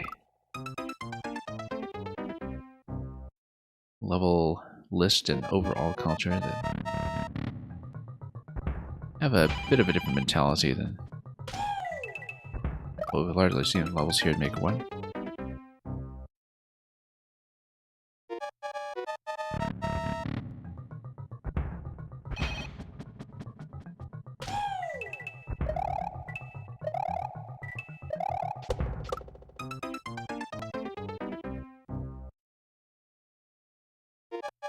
And there was some talk on one of the previous streams earlier this week that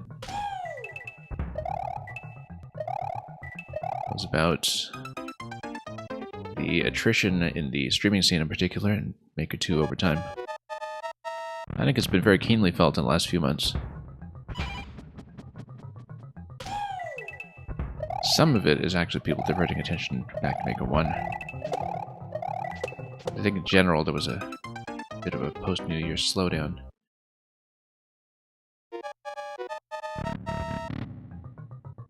When it comes to Maker activity.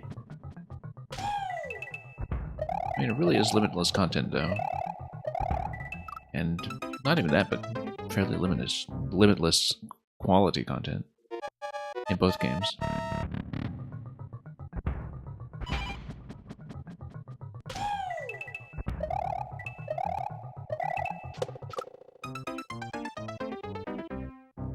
But yeah, certainly I wish I'd seen the good stuff earlier, years ago.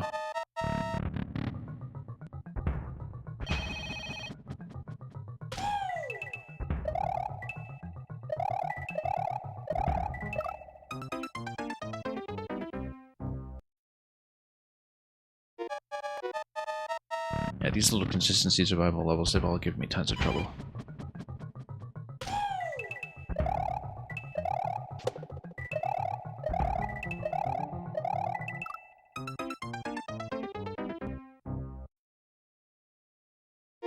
I mean, everything's shooting at you so quickly.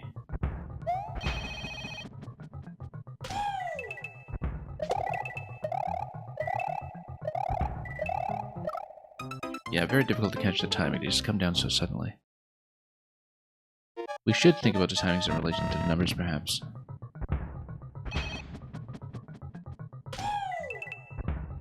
Oh, whoops. No. Too focused on that for a moment.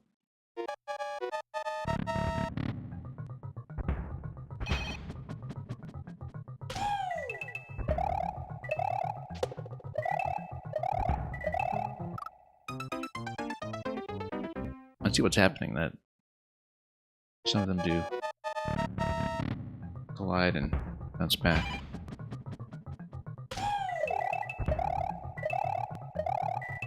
Yeah, Mr. Electric Dude, we're not going to think too hard about that mental picture.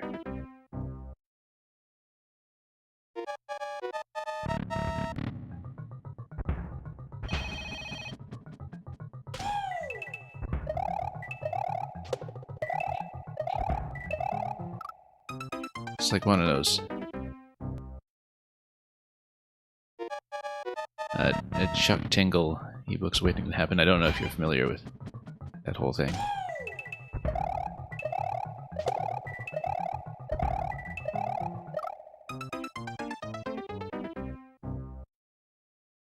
So there's a guy who, I don't know much about this firsthand, but this has been going on for some time. Like I remember people talking about this even a decade ago. There's a guy who publishes on Amazon under the name Chuck Tingle, and his entire thing, the entire shtick, is producing tons of books that I'm told are kind of satirical in nature, but they're all called like "Pounded into Butt" by this such and such a thing, like, you know, pounded in the butt by Britain's exit from the European Union, and then other things like that. But basically, he capitalizes on the topic of the day, and it's not even machine generated or anything. Like, this guy actually sits down and very quickly, you know, pumps out an Amazon ebook that capitalizes on search results by making it look like erotic fiction.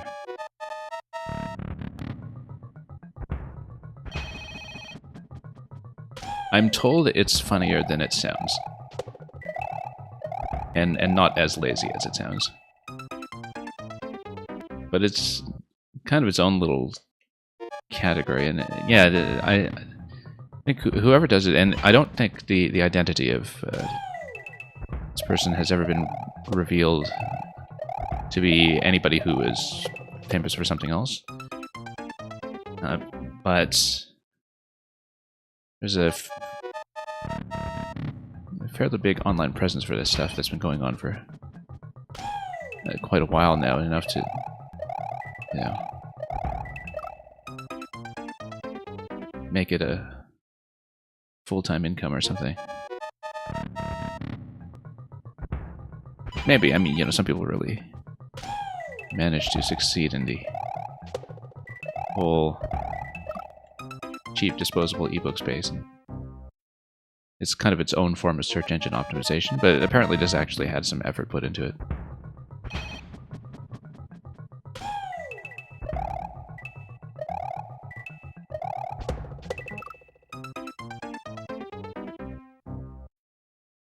I don't think there's one about spiked tops, though.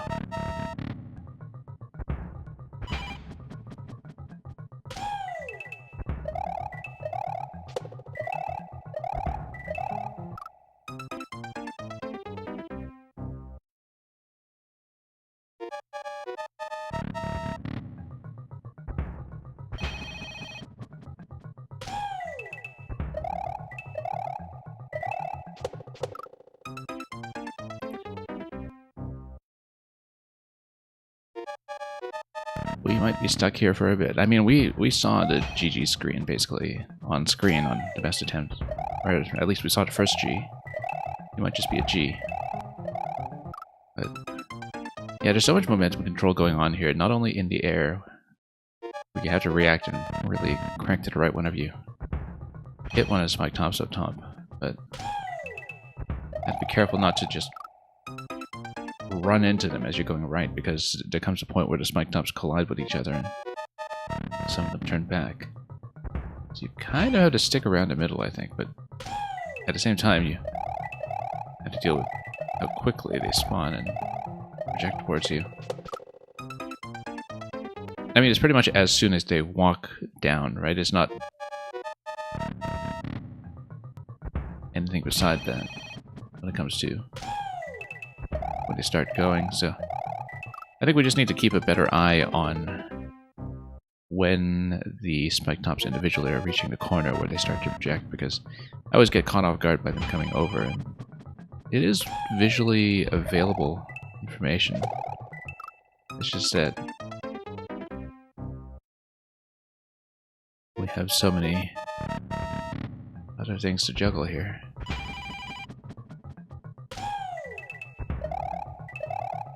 So it's not completely unpredictable or anything, it's that you have to watch the corner.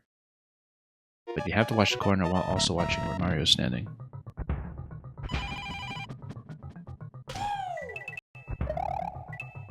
And sort of maintaining momentum out of that. Yeah, we don't want to jump right when it's at the corner because that'll be too late. But when it's just about to make the turn. And yeah, you see these tight little clusters from time to time too. That will necessitate multiple bounces, multiple jumps.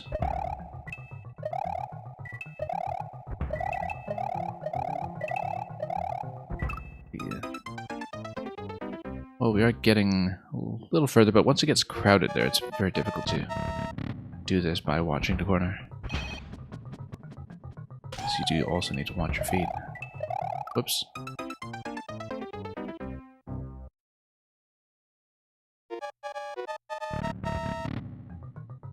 That's okay. We left time for this profile specifically because I knew there was likely to be a grind experience somewhere in there.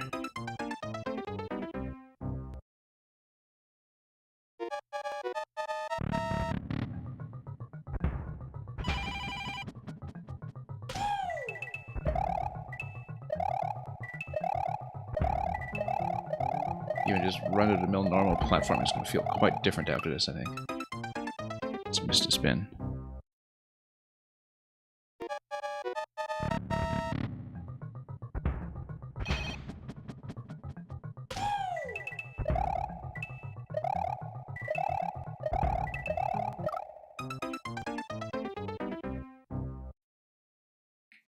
Have to have very crisp reaction time between jumps.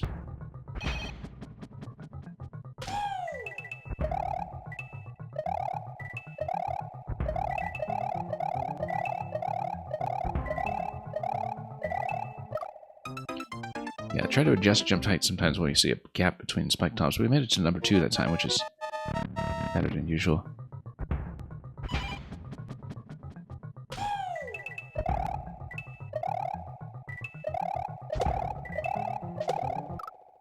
Yeah, sometimes we just tap the spike top. We have to make a pretty complicated adjustment after that. I mean, I wonder how doable this is just with standard jumps as well, but I don't think we want to do that just because there's no contingency when it comes to landing on a spike top by mistake.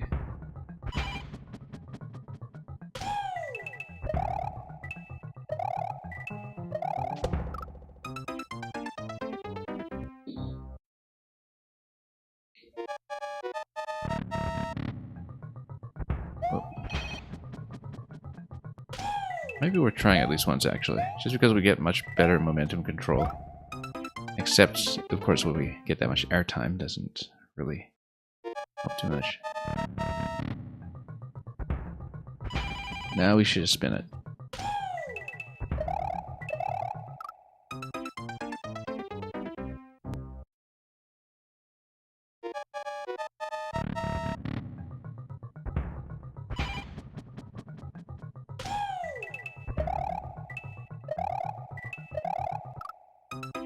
Yeah, sometimes if you're just in the air too long, you just can't react.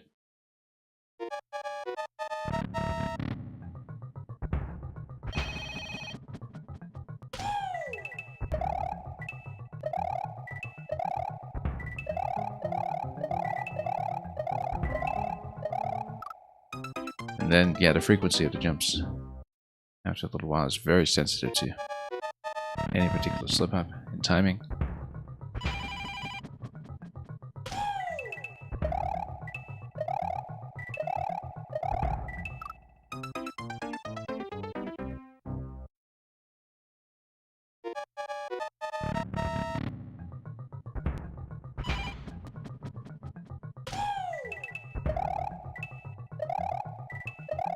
Yeah, because there's sometimes a little bit of a pullback to the left I need to do too if I'm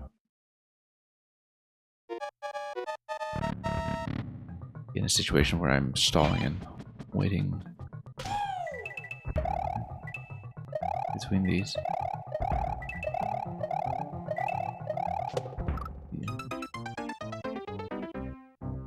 We've been having slightly more successful attempts lately because I have started taking to mostly watching the Spinies rather than watching Mario.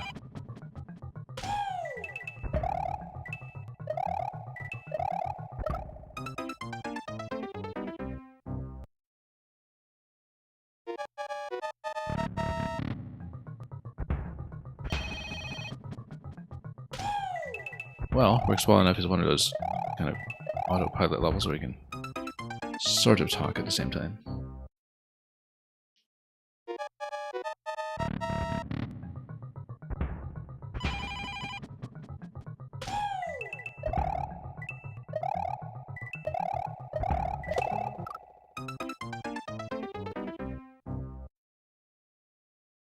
Yeah, I'm almost kind of looking forward to Nintendo having one of those quieter years like they tend to have between generations. There's so much to catch up on in the meantime. Oh, that jump.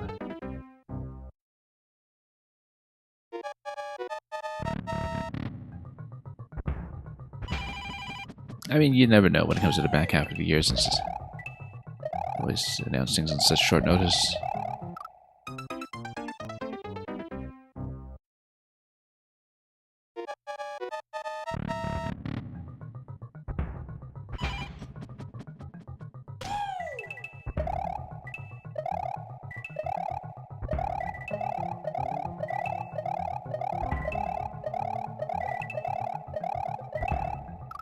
I was getting a feel for it after a while, but then something about that last jump felt a bit sluggish.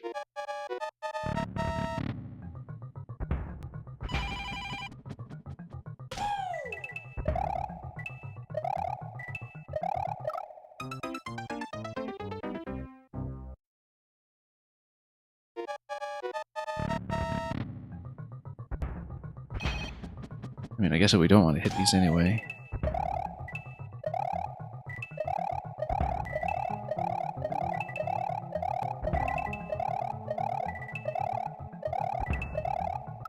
Oh, almost.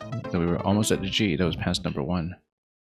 But yeah, at that point, the problem was that the right side of the vehicle was, or the projectile rather, was filling up. There just wasn't much room to maneuver at that point.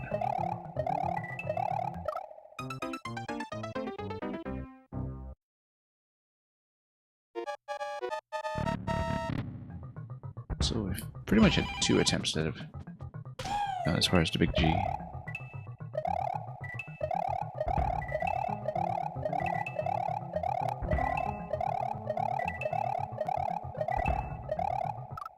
Yeah, and then after a little while you just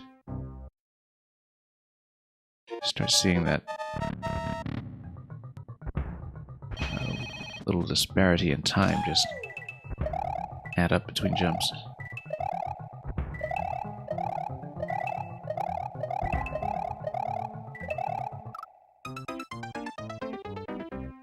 But the method now is that I'm doing a little bit of pullback on each jump in both directions.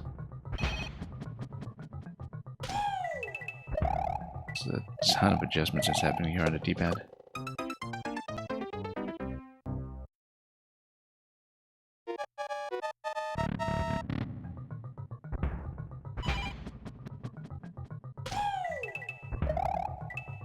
But yeah, we're just watching the spiny column really at this point. Noticing some improvement from that. Whoops. Oh, we don't miss the jumps.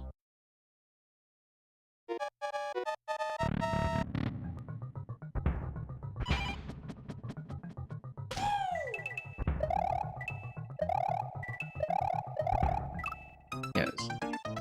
Too big to jump even slightly can be fatal.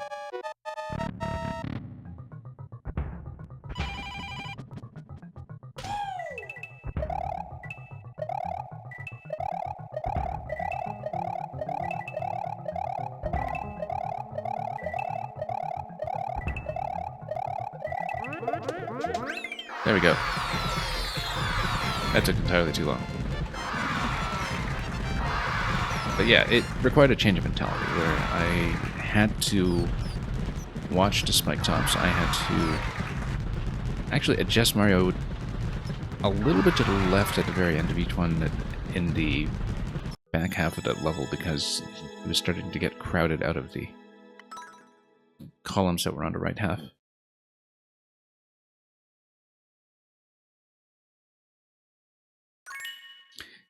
And yeah, thank you, Batcage. And Mr. Electrodude for the congratulations.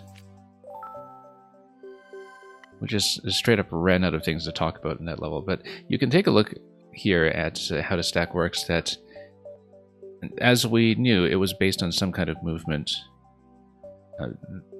that was stacked on top of the moving Buzzy Shell. But you can see that way off camera. This is actually one of those branching stacks, which we've seen many times before. Kind of reminds me of the Munch Trees level that was by Kavik, for 1YM, as well as a lot of other ones that we've seen where, you know, maybe the branching stack is a little bit more obvious as a way to have a single control point for movement that carts this whole sequence of blasters at once. I was sort of wondering about that because you just had this one column that stuck through the middle. But it's very clearly one of the branching stacks, if you look at the bottom half there. And, you know, the camera isn't a problem because you're at the top of the screen anyway, so the camera height remains consistent. Despite the limited options that you have for camera locking in this game. Speaking of camera locking, it looks like we're going to have a level that's just built on the bottom half here with white skull scaffolding.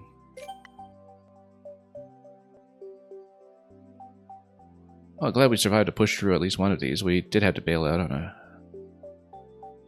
couple of other ones before the... Look at this. The world record here is held by Majivu, who we showed off in one of the previous streams earlier in the month. In several of the previous streams earlier in the month, actually. We took a couple of days for him, too. Very recognizable at me in both Maker 1 and 2, so. We've actually recognized a lot of people in various world records while playing, which kind of gives you a sense of what that community atmosphere was like. And that's true even of the Japanese levels, it seems, so. White skull scaffolding.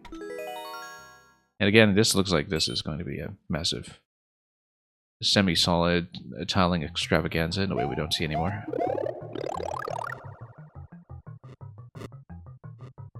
We've been whacked by a lot of hammers. No. Yeah, we really should have disabled the dry bones here. We totally got zoned out by that. It's going to be 5 coins coming out of that.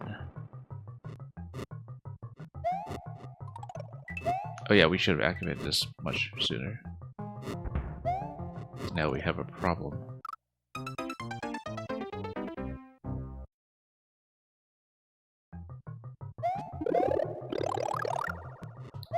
With the camera outpacing the skull platforms.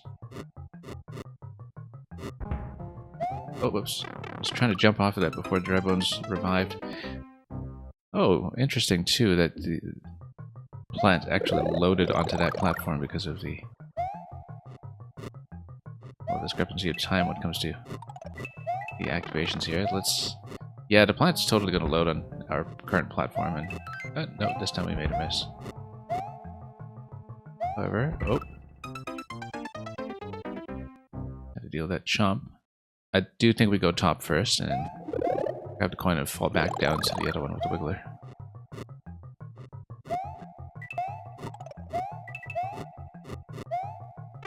So we're trying to get into a better position here.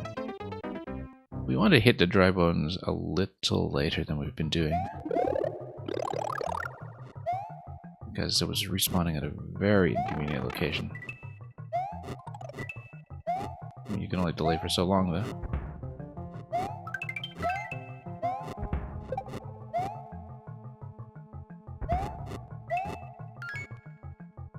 And oh, that was a problem because we were obstructed from getting the Wiggler platform.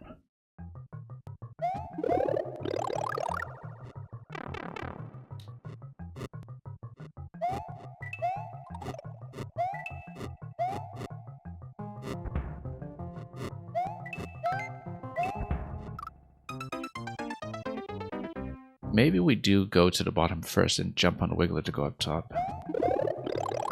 Otherwise, it gets difficult to get down to the Wiggler later. We'll find out. This plant's gonna load down here. Just watch. Yeah, it's okay. Not for very long.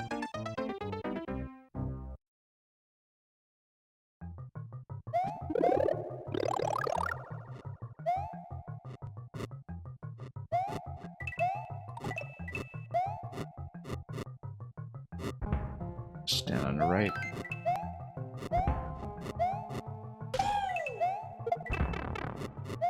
That's okay as well, as long as we... Well, that's a bit of a mess, actually. We should have just fallen down to the right after that.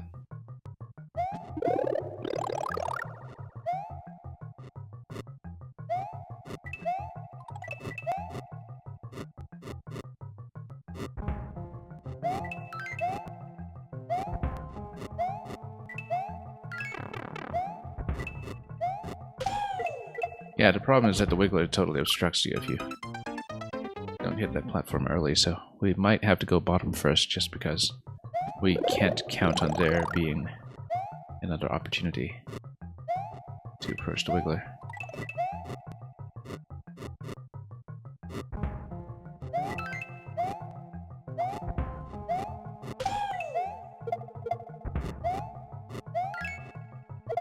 That actually worked out pretty well. Didn't even touch the jump platform that time.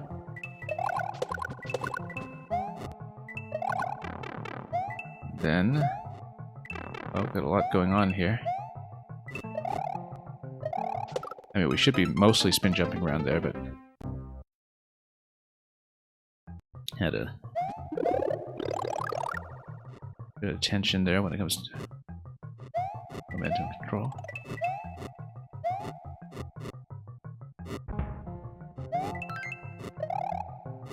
Oh, not spinning yet.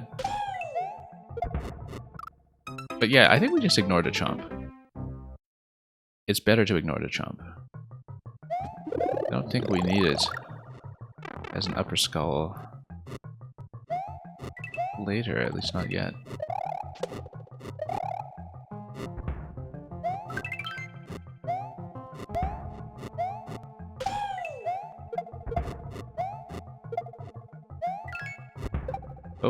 Oh, yeah, that was too bad that we had the cannonball displace me there when I was trying to make a jump.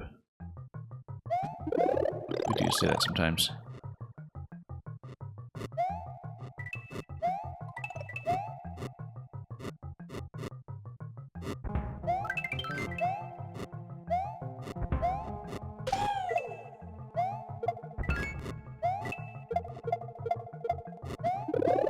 Okay.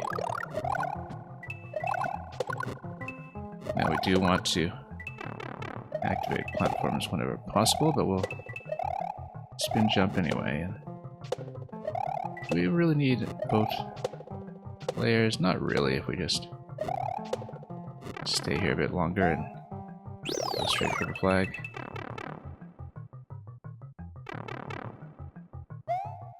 Then, oh. We do want to activate this. And we basically have this continuous motion where all the enemies that we see already are going to get scrunched up together, it seems. Oh, didn't see this guy.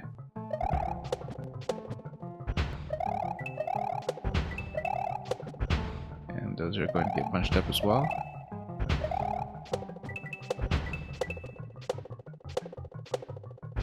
We might want to actually activate some of these platforms. Oh, just barely made it.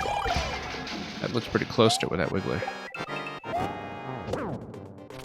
And yeah, this is kind of nice, having a junior fight that's on these continuously falling platforms.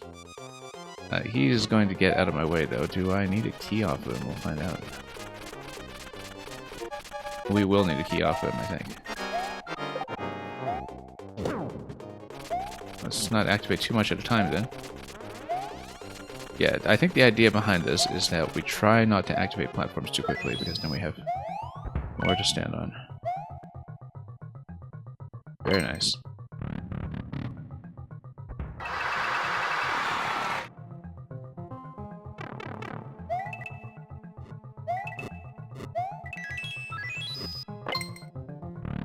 And we'll get a true ending out of this one as well. And let's see what kind of bounce we'll get on the staircase this time.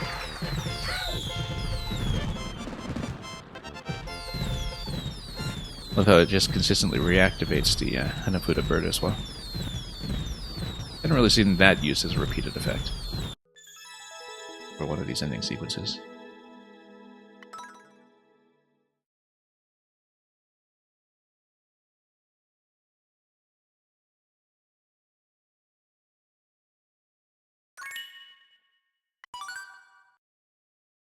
This level really hit your funny bone, yeah.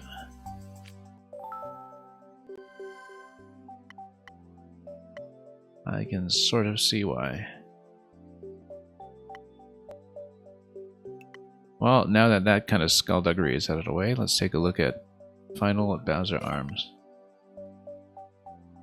Looks like we have another pixel art super boss here. We've seen a couple of these. We even have a Bowser silhouette in here. Although that seems to be in the non-interactive part of the level. Yeah, this is getting into 2017. Well, I mean, the last two were too.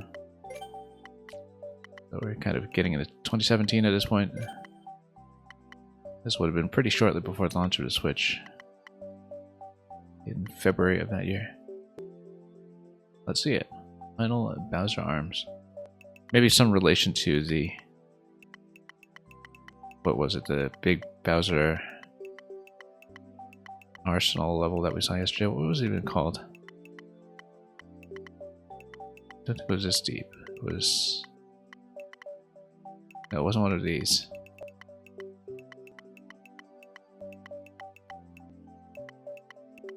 Ultimate Weapon, yeah. Ultimate Weapon was... the other one that was kind of topping out this profile in terms of popularity.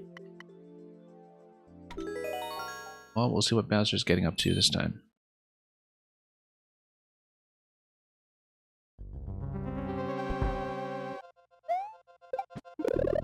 Sort of interesting that a couple of these levels continued the idea of those collision-based Bowser boss gates in Maker 1, even after... Whoa. Even after the introduction of keys.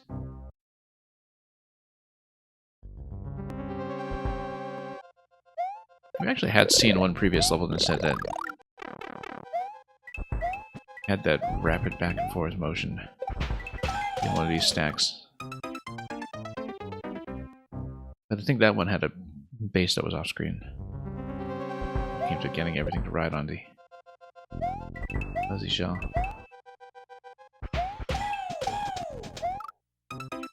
Yeah, probably don't want to rely on that too much. Anyway, Electrodude, fun fact. We wanted to do something with a shell stack thing, but it never came to be. Yeah, we've seen that. A lot that's been done with that in this profile, for sure. It's been all over the place.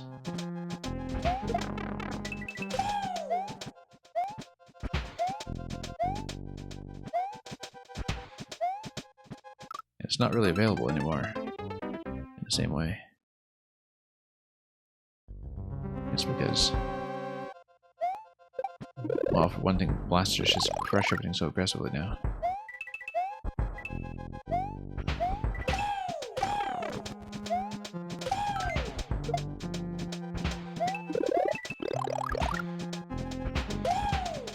Yeah, so this is kind of based on proximity just because of when you're within range of hitting the blaster. There's gonna be one big smash-up job here, where the mushroom will launch.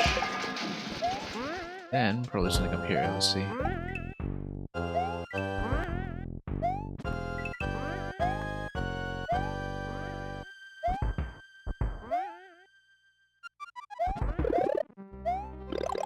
Let's wait over here. And oh, there's a bit blind down here. Let's see what's on this side. Okay. Wasn't quite clear, but well, whoops.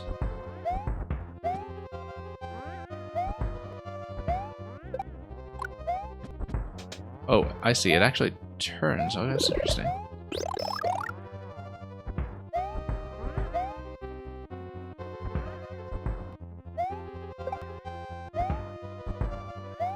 Maybe we should have known that. Anyway, here's the flag. We don't care too much about those ones. Although we are only sitting on 1 coin right now, which could be a factor.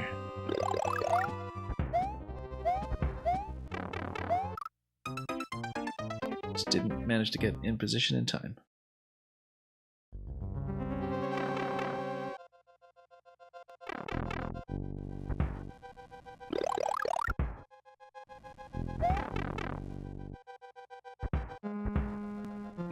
Yeah, we occasionally should ride the clouds instead. I need to jump everywhere if we... Just going to do things that way.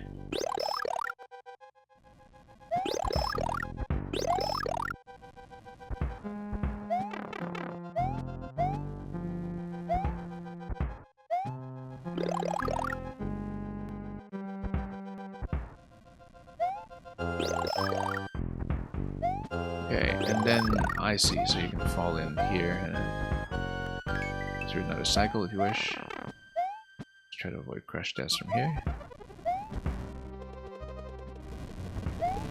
Just 2 coins so far, and we're just gonna die to the burner.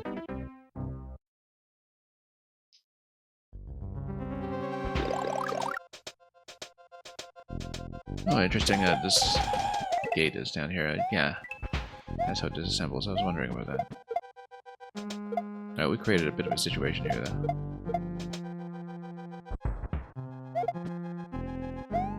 Until I basically locked myself out of this.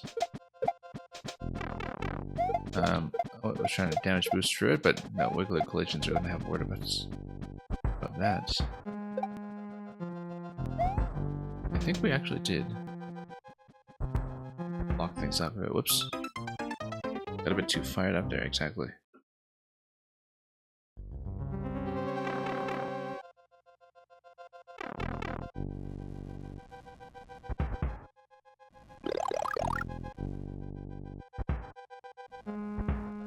Yeah, you actually just stand on a column. That's the easiest way to do it.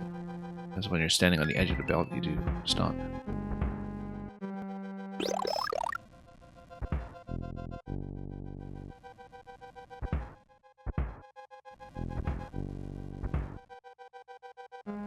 Then, that's good. And I guess we will activate this. Smash something up down there. Wow, that was quite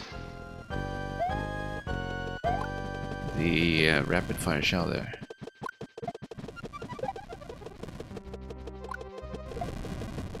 Again, so many differences in momentum transfer in this game. I wonder what the wing platform is about.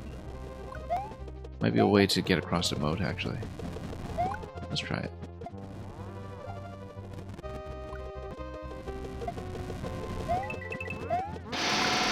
Then, oh, I see. Okay, this is a standard path. I wonder if we've missed a coin already.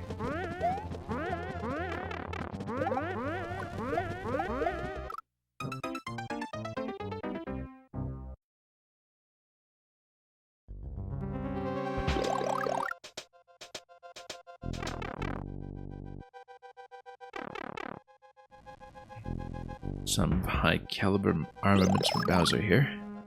That's for sure.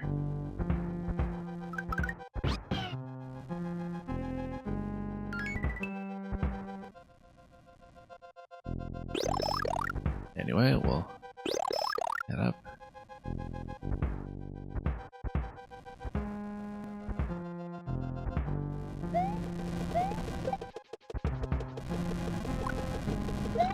Oh, he's trying to activate the shell.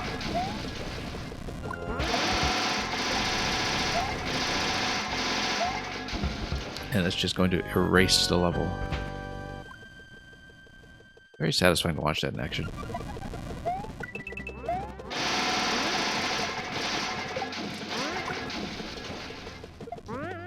It's just going to cycle around. Until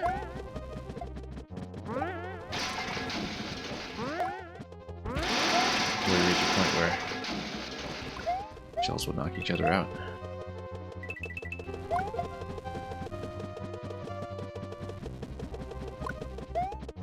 And look at Junior over there, just kind of sitting there, waiting for his turn as we eventually make it up to the key door. Speaking of which, we're at a pretty late part of the level and we only have 2 coins.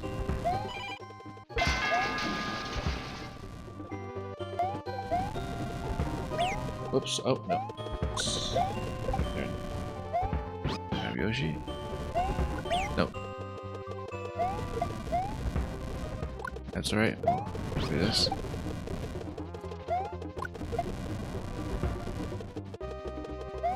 One card's trapped on the right. Whoops, I totally wasn't watching the crush death there. I, for some reason, was just watching the tracks.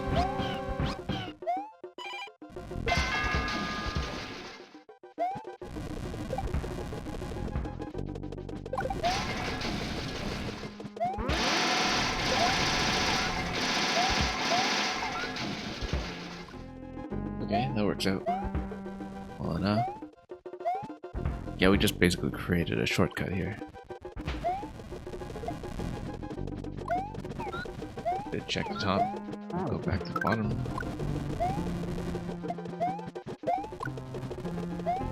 Oh, no. Close call. There's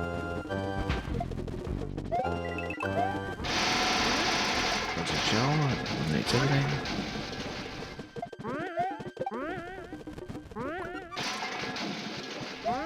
And same interactions before.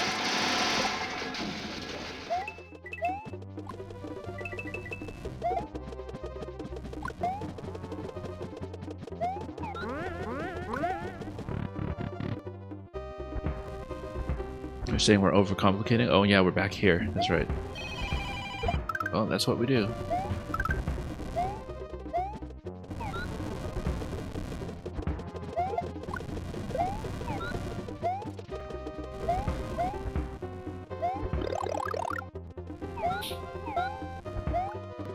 And I guess actually we go back to the shortcut segment over here.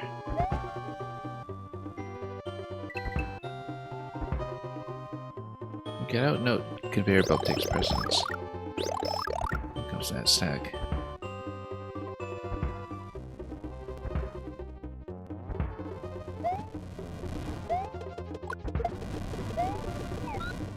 I mean, I guess we have what we need here, so. Coming through this room and then. What's even going on?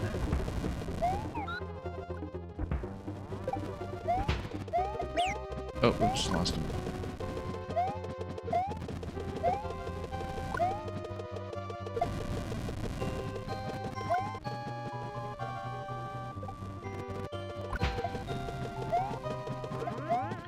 Okay, and then whoops. Now we've been here so many times though. Shells destroy each other. However, there is a note block that is on the bottom right there that looks destructible. We did loop back there a few times, but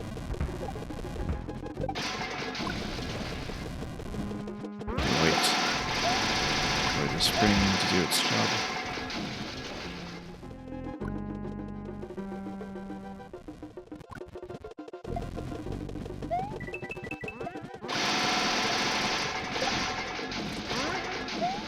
Launching the other one past this point. Whoops.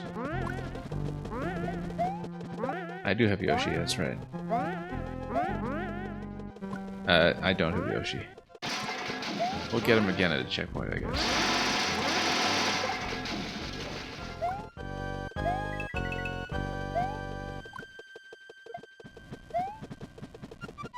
Yeah, I see the shell over here to the left that would not hit this from this position, but the shell is potentially useful.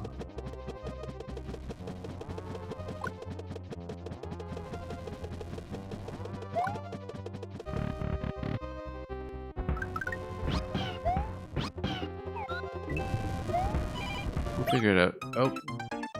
Oh, I see the bomb on the right side now, which can be ignited.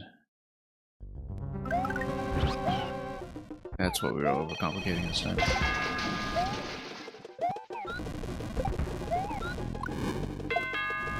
I just wasn't even looking at that. I totally missed the bomb until this point here.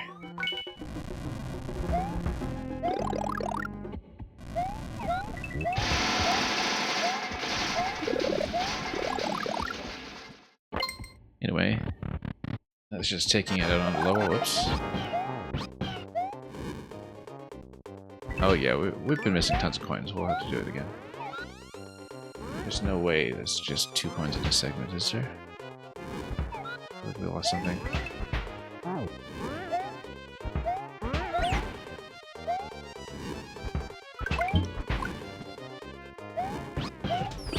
And, I mean, I guess technically we could zap Bowser with a flower at this point. Oh, there is a coin up there, okay. Except there's no more flower.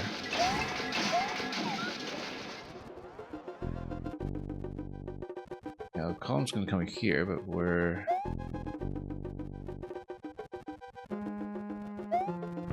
going to come here instead. Oh, there's something new.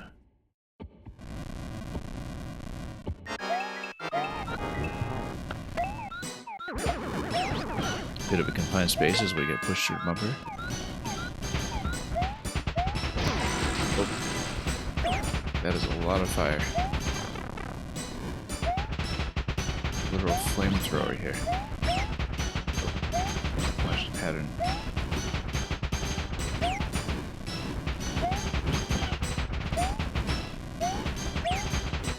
Nope.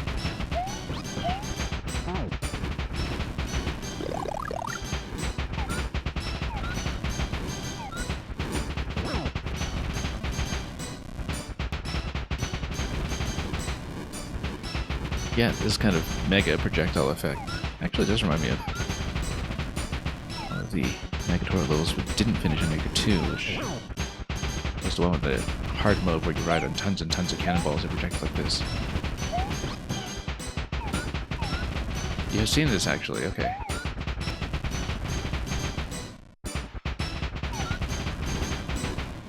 Yeah, I mean, I feel like people who have seen this certainly would remember it. Anyway, we're a bit constricted in terms of position here. I think we just should mostly that's from here. But we always platform protecting us from the top.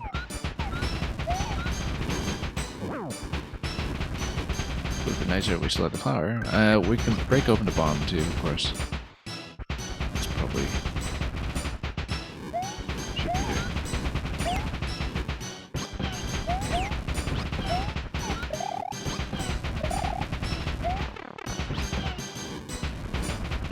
Anyway, just trying to find an opportunity. There we go. Got it. And we have 0.5 over there. Once we got the blaster. Anyway, I do see bombs up top.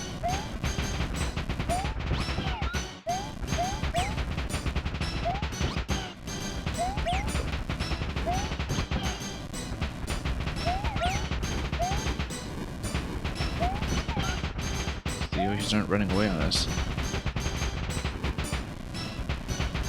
You don't think I need to kill Bowser? Yeah, I just probably need to blow up the bomb, right? Well, you never know. I mean, might be an extra key or something.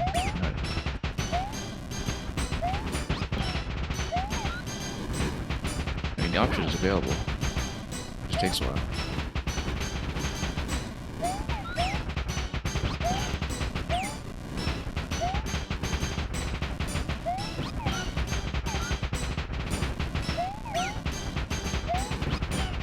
The music loop is a nice touch here too.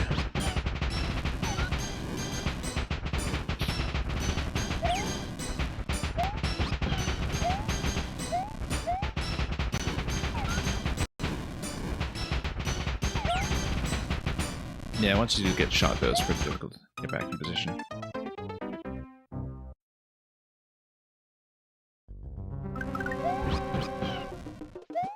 Anyway, back here, we can get lost again.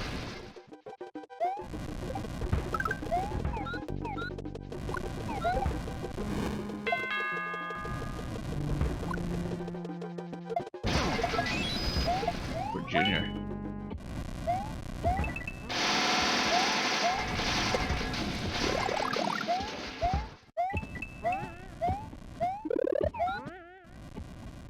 So anyway, at this point, all coins are accounted for.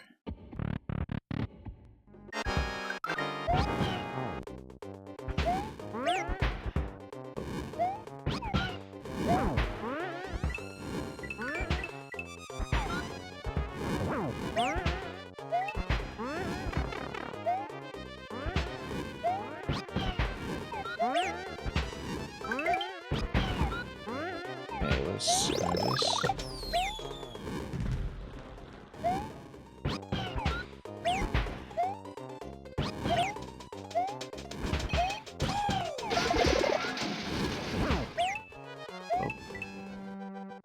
I guess we lost Yoshi completely. Let's reset it. Or, oh, that's not a reset, that's just the exit.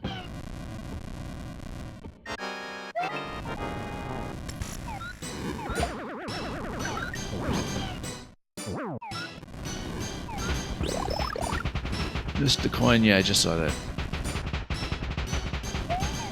We'll probably take to death. Not intentionally. Have to try to learn to fight at some point.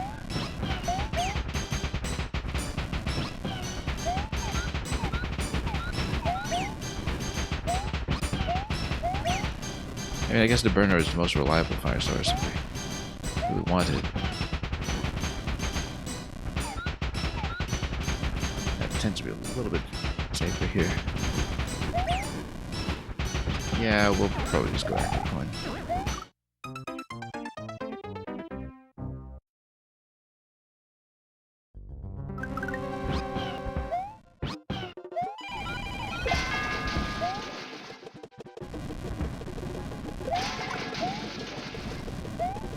Two toll panzer you could use.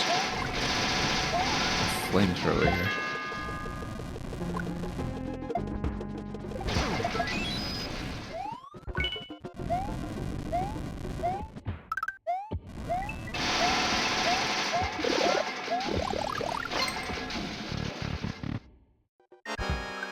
Anyway, we know there's a fairly early coin in this location.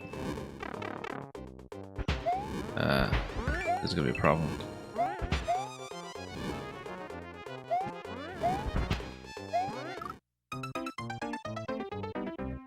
And it was.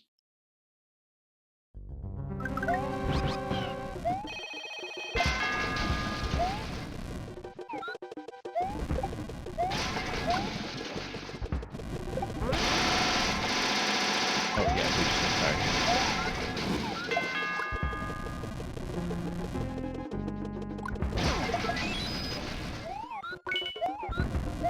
Okay. We are.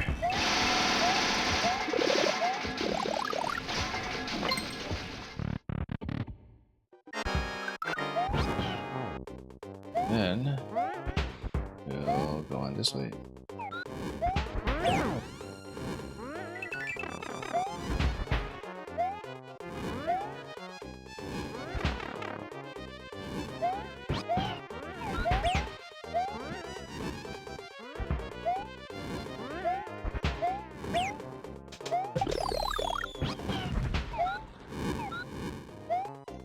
And missing as many shots as we can, apparently. That is going to be every coin.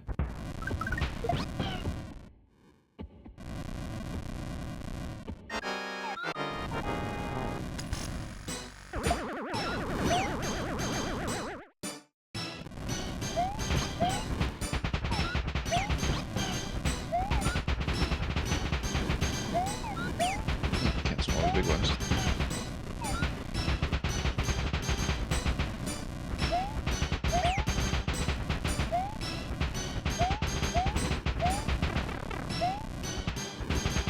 Nope.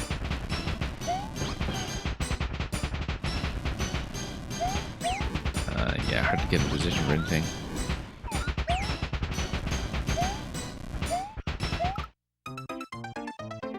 I was just trying to get back on Yoshi, and that was completely obstructed.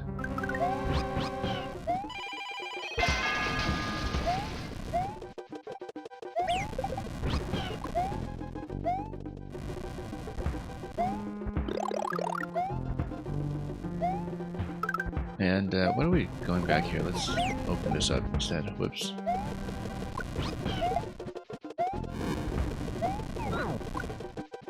It's okay, as long as it's not a repeat of that mansion with the clock that we stuck on for ages yesterday. We shouldn't feel too bad about navigation issues.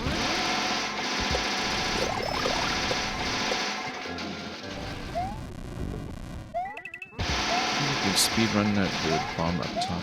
Maybe so. We'll take a look at that once we get a chance.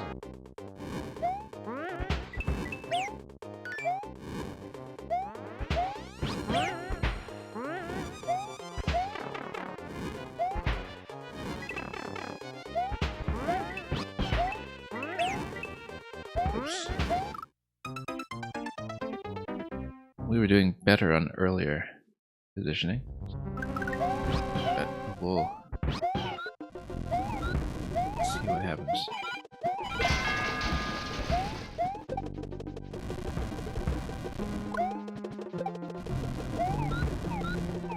Oops.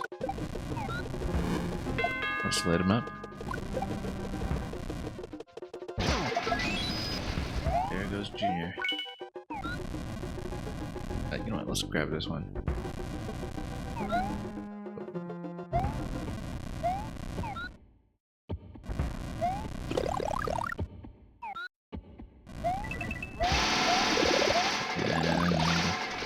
2 out of 5 so far, that seems just on face.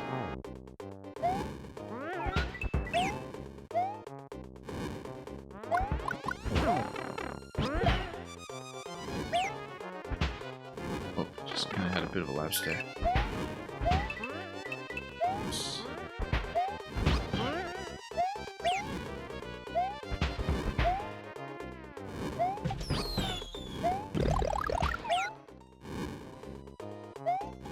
Oh. Did not stand in that spot. Oh, there we go.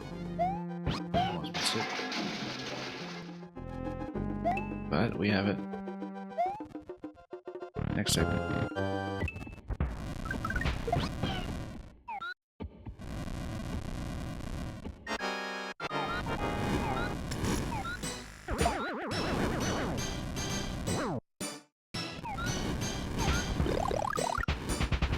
Well, that'll be unusually convenient.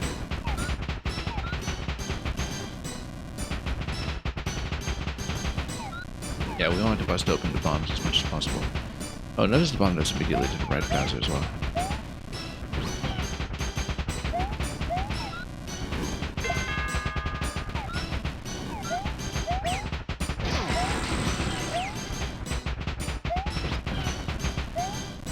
Oops. Did track a certain position here.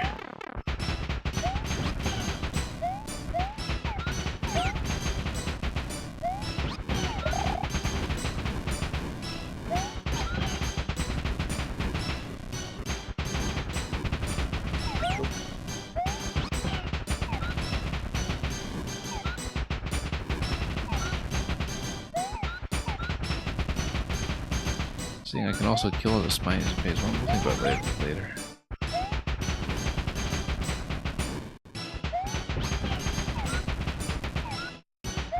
Well, we need to survive long enough to fire that we have a decent shot at bomb gate.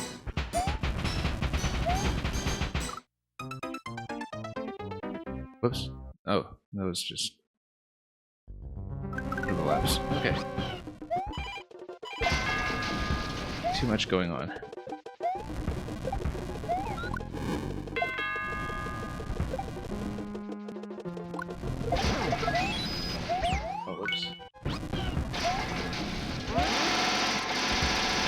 go for that mushroom, but apparently we didn't.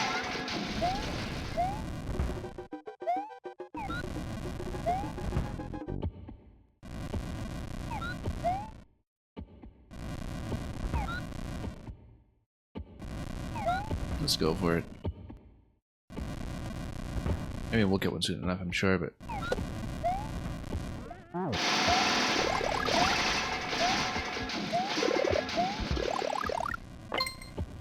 Better to get it done by the book.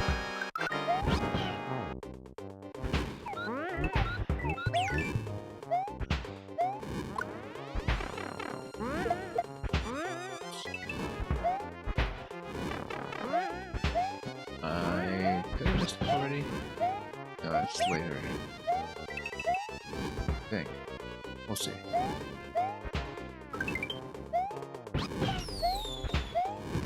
Oops.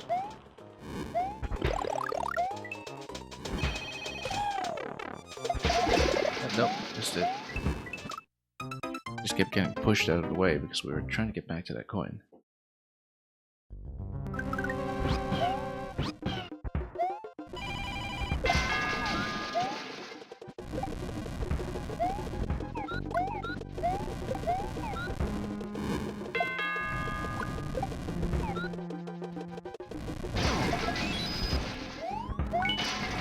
Okay, we probably should have done the mushroom, but that's okay.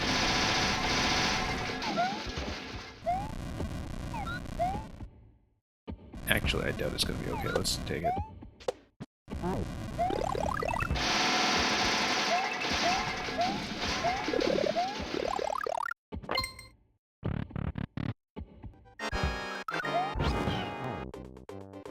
Okay.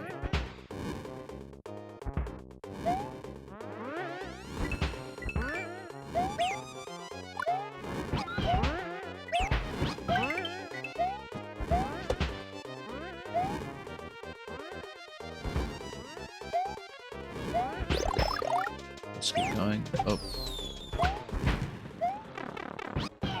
Lost that.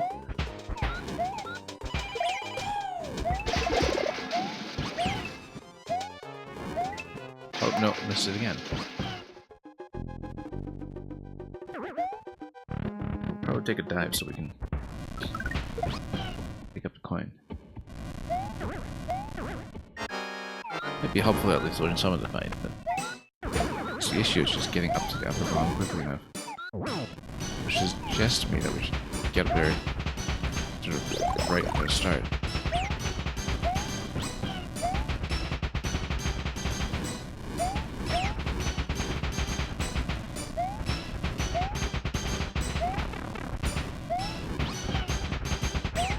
Nope. Nope.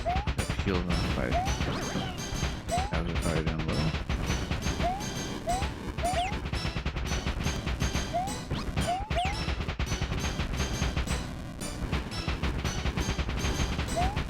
Nope. Trying to get back on Yoshi, and that was just a difficult mount.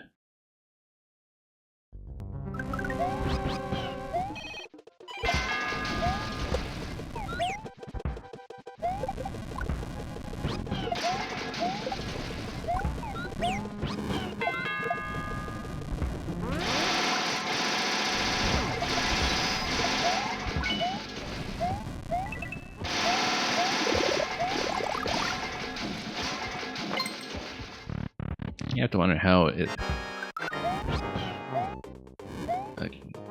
goes when you... Oops. Have a... let me see how to describe this.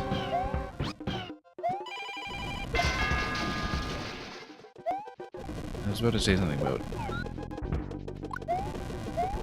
burner placement and the time consumption of the level. The time consumption of some highly specific things like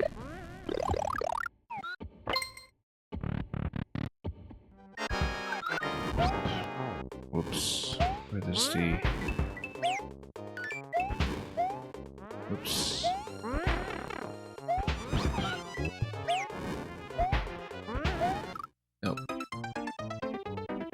watch your own state instead of just gunning for Yoshi all the time. Try to be a bit more careful.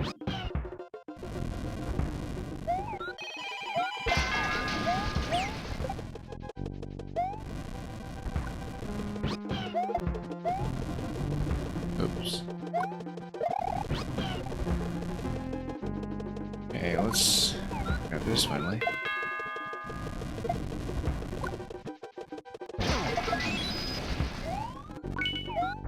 Mushrooms will help too. You should get a flower spawn fairly quickly.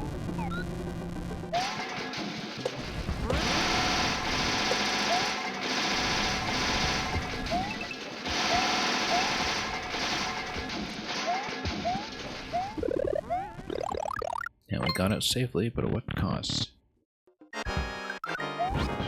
Alright, let's try to play this one a little bit better.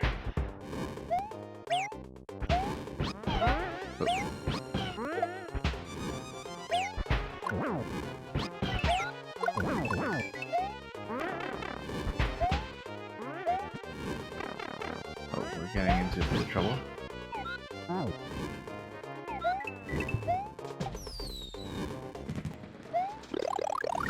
And we'll keep fighting.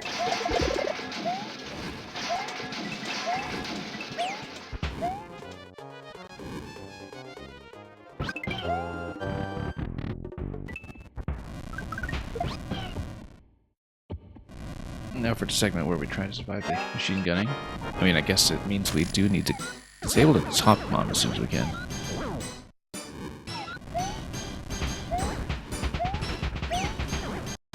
Oh.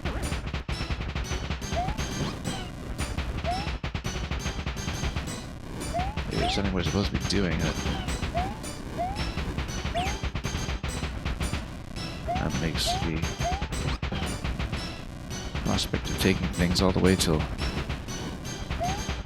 diner hours maybe just a little bit inhospitable, but we'll see. The option is open and available.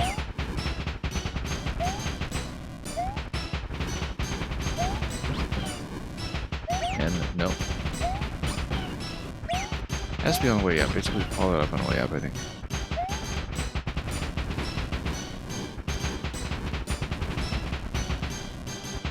Let's try to snipe the bombs as we go.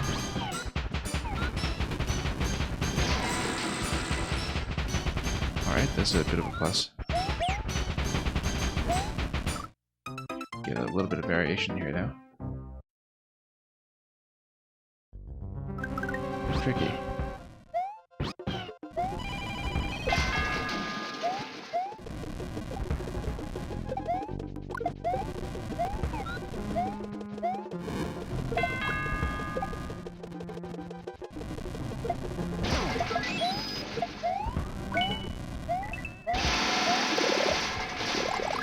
Should have gotten a mushroom first so we would get a aggressive firepower out of the deal, but that's okay.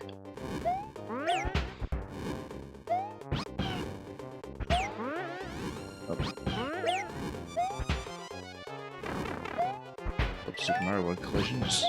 Probably now.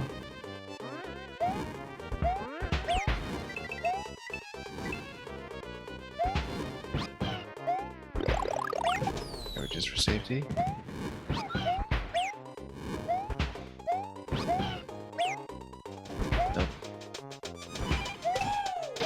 So go for it. But we're gradually reaching the point where we will need power-ups once more. And soon.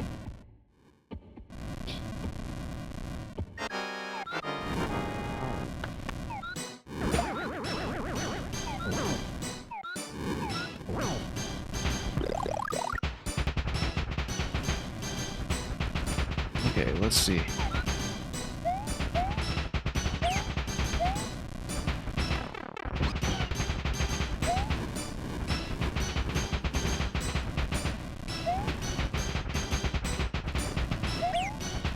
Oh, no, too much for Yoshi. That one, anyway.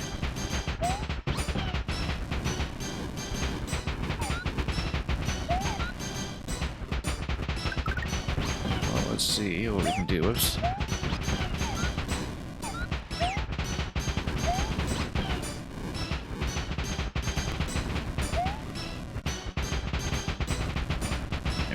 bombs will be an immediate game.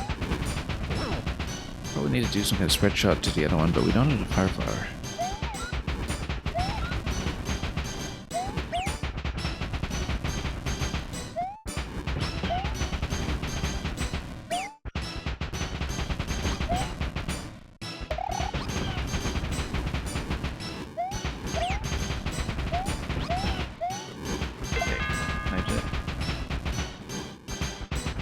Pretty much what we need to do.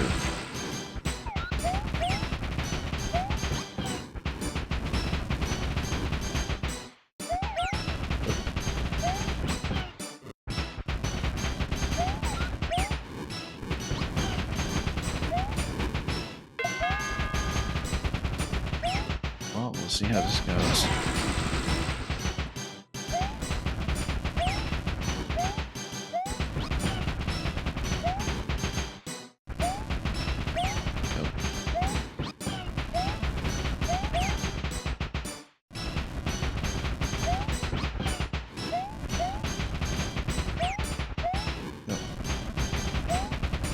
We're in big trouble there. Yeah, as soon as I lost Yoshi when I was in a top position, I realized there was no way to get back down.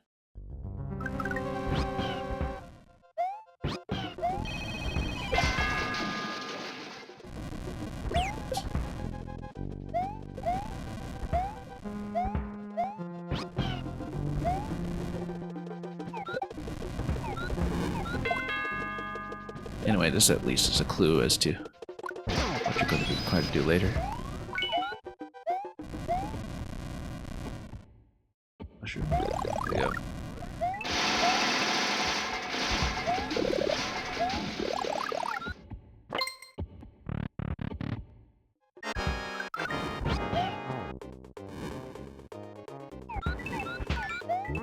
Okay. What are we doing on? Yeah.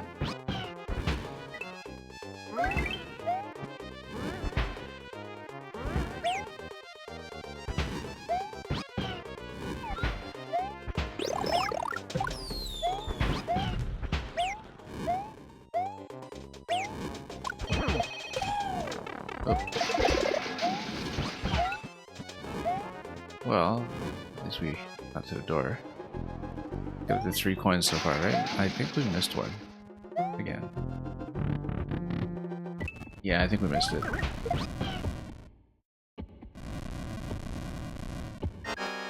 Well, that's okay. We'll take the death. Although we probably should practice this. That's right. We'll just take the hit. It's easy enough to do that.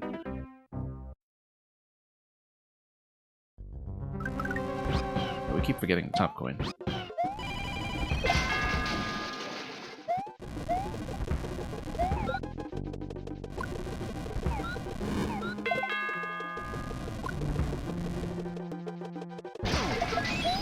And go. Let's grab the mushroom.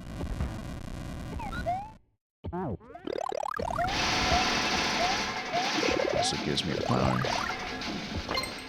And let's keep going.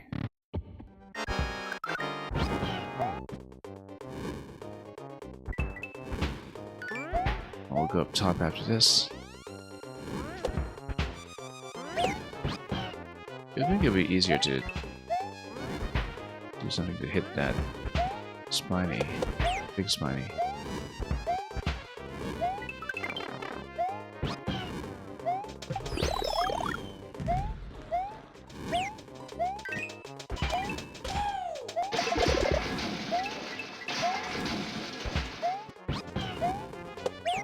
Yeah, pretty erratic movement from Bowser throughout. Just means we've been able to keep Yoshi.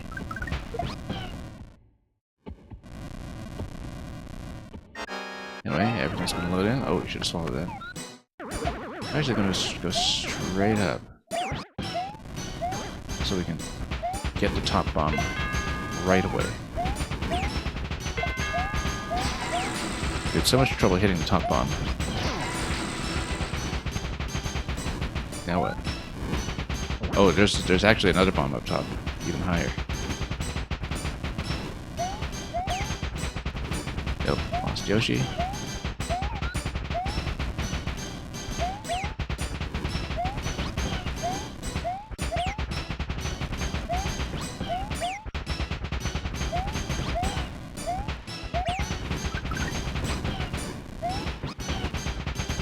We don't want to be too far to the left side because of the potential for Yoshi is spilling over, but or Yoshi's in the pipe, so.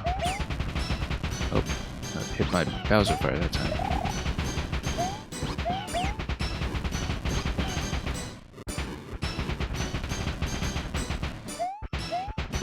There we go. Just had to go over.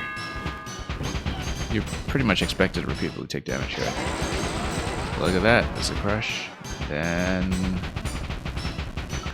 we better get onto the other side of this. Except, oh, now it's going to stuff everything here.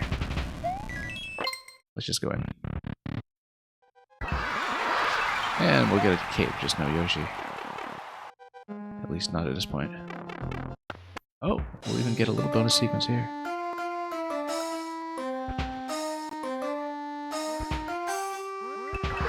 There's a little music track finale here, and it sends us straight down to the axe.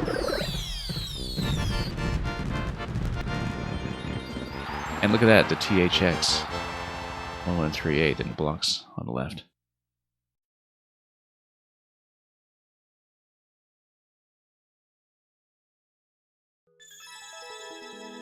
That took entirely too long, but we got it.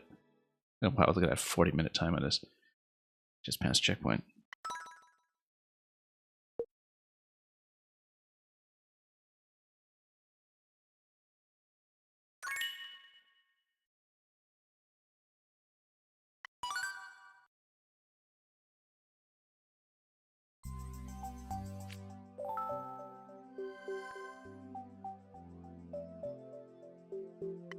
Yeah, it took me a long time to notice the top bomb there, but basically we needed to expect to take damage, but wait for the gap in the machine gun pattern that would allow me to just cross it up to the top, which after so many attempts was a bit difficult to spot. Anyway, I think this next one is also kind of a repetition level. And we'll see. I mean, they've been interesting mechanics so far, it's just that we haven't always been able to grind them out.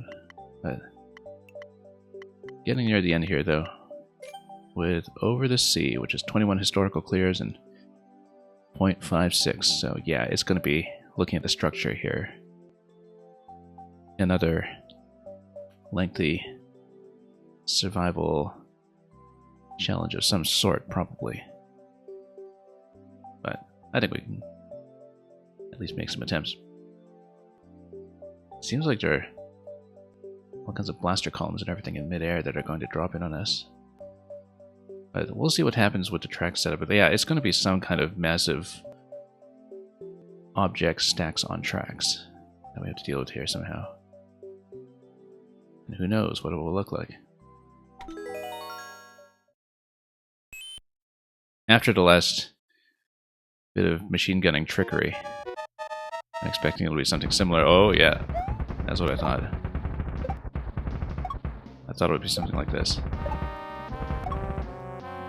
Mushroom is nowhere near where we can go, though.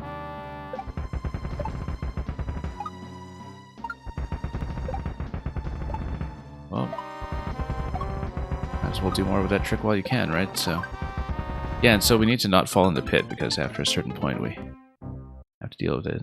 And this is about a 70-second timer. We don't know how seriously to take it, but the record did use up a full minute, so I think the timer might in fact be accurate here.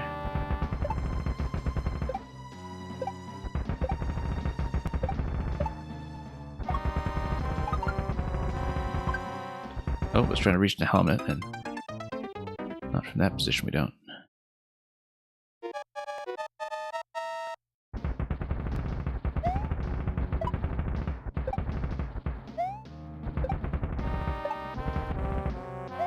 Get the mushroom. It won't be on this attempt, but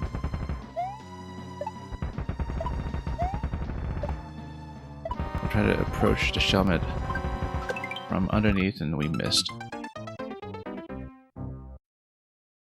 There will be an opportunity to get it, though, at a certain point where it's going up to the top of that square wave.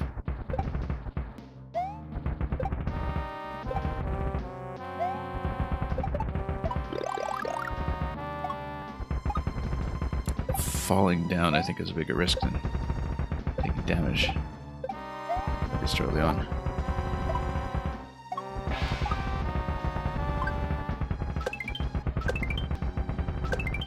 And then, oh, we don't want the star. I was thinking to myself, even before we saw that, okay, how would this become complicated? Well, one way would be if you have a star that just cuts through everything and doesn't let you jump. So yeah, we avoid the star. We've seen a couple of avoid the star levels before that had a similar concept, just not quite this kind of weaponry, but similar idea.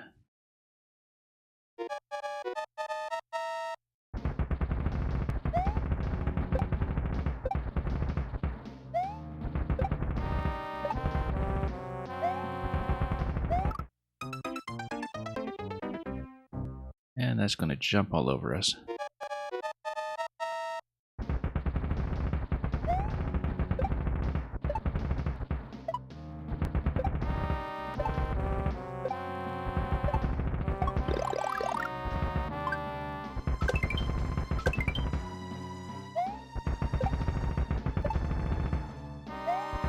Anyway, let's...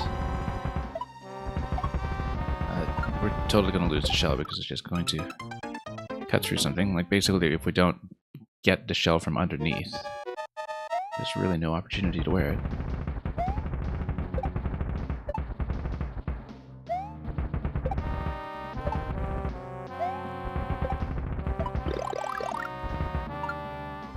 But since everything is on the auto-scroll, we can find some kind of regular pattern. That is our preferred position for things, so it's no...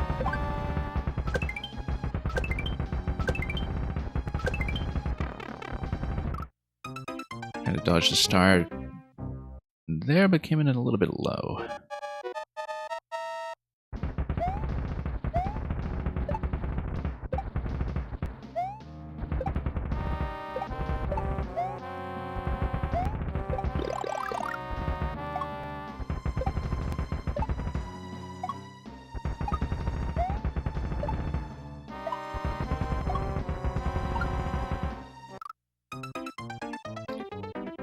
And yeah, it's as the helmet is going up the square wave that we want to catch it. We just haven't found a good position for it yet.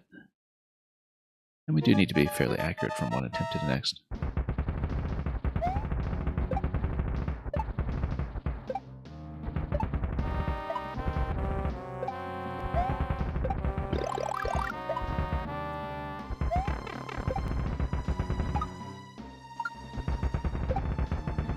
Anyway, let's continue here. There we go. Bit of a height difference there too, of course, when we don't have the mushroom. Not the star. Let's avoid it. Stand back just enough that additional fish coming down don't just hit us right away. We really do get crunched into the left side of the screen at that point, though.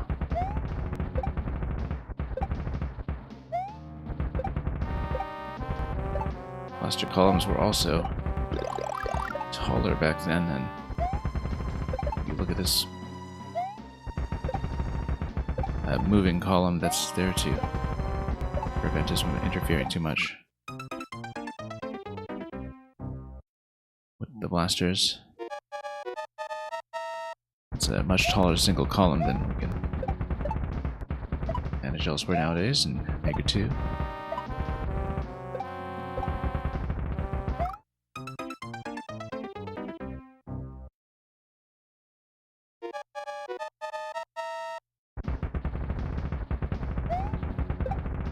I do wonder why they kept the height as low as they did in Mega 2 when it comes to the blasters.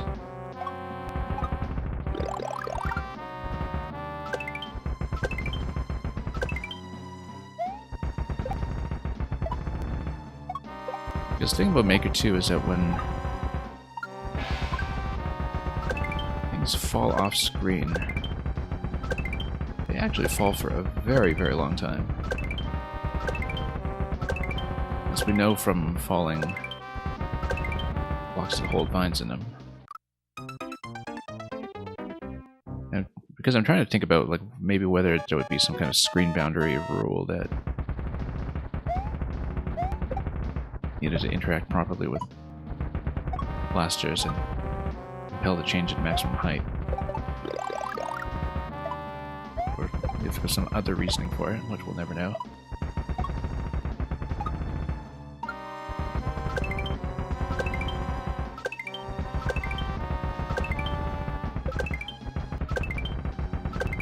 Now the thing is, after a little while you can see that because the blasters follow a regular movement pattern of sorts, that it's possible to find positions for the fish relative to the square wave pattern on the bottom track, so you kind of aim for specific corners. And as the pattern is going to get changed up a little later on, as we just saw when we died there, I kind of wonder how reliable that will be as any kind of visual indication.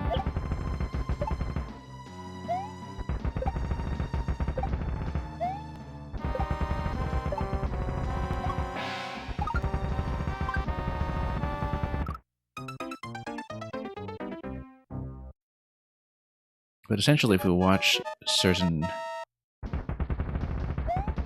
nodes on the square wave down below, insofar as they are still accessible on screen, sometimes we can tell a lot about movement. Where to expect the cheat sheets to be next.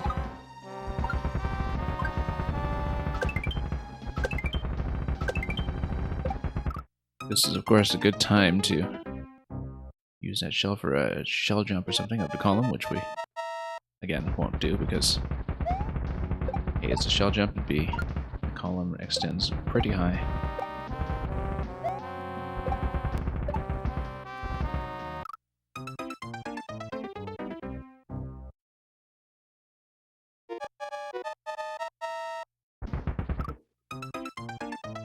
Whoops, just got ducked.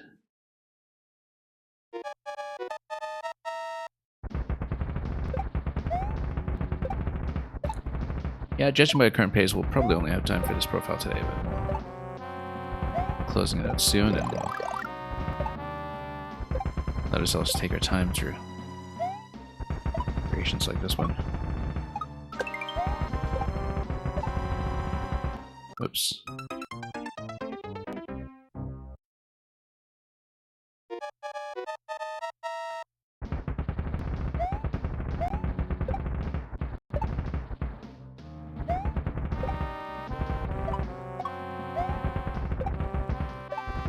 Missed it completely.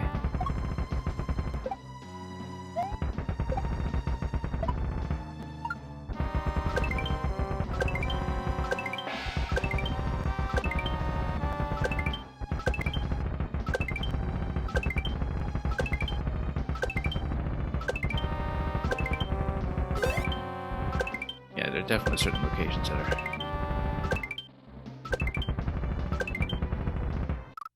better to look at when it comes to cheat sheet pattern. There, though, it's going to require a bit of a change as the available space horizontally just gets so restricted.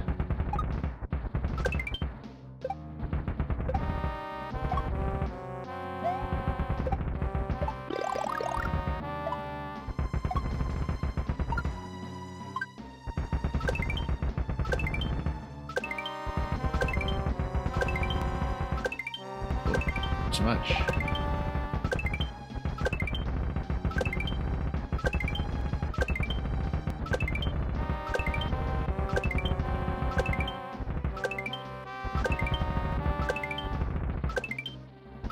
And then, yeah, here we need to go right, because otherwise we just get totally stuffed.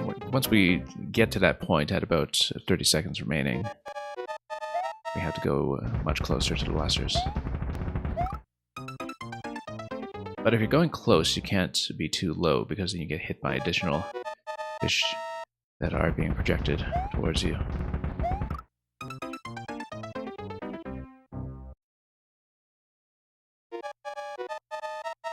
That's the thing about this level, it's full of cheap deaths.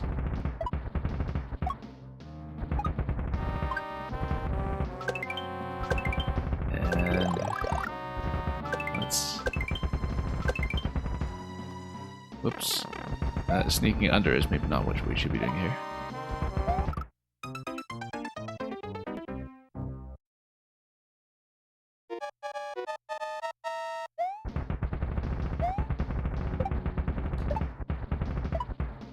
Not knowing much about the history of the troll genre in Maker 1 and 2, I kind of wonder when the classic cheap surprise became such a thing. If it was one particular level that really popularized it, or if it was just a technique that was sort of instantly spotted to be something with frequent potential. Oops.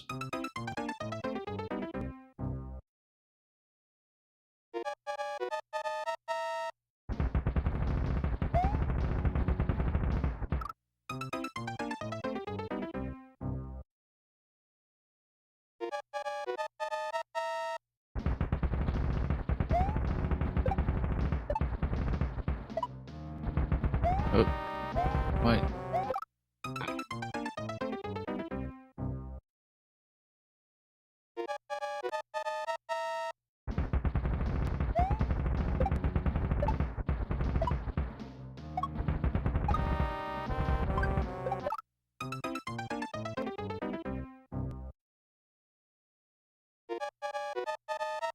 Well, we've gotten down to about 25 seconds so far, I think, on the clock, so that's the point at which it really starts to narrow down when it comes to the available space that you have, and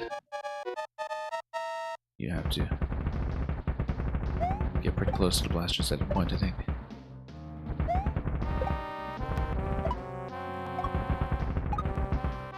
Yeah. Only one very clear opportunity to get to Mushroom.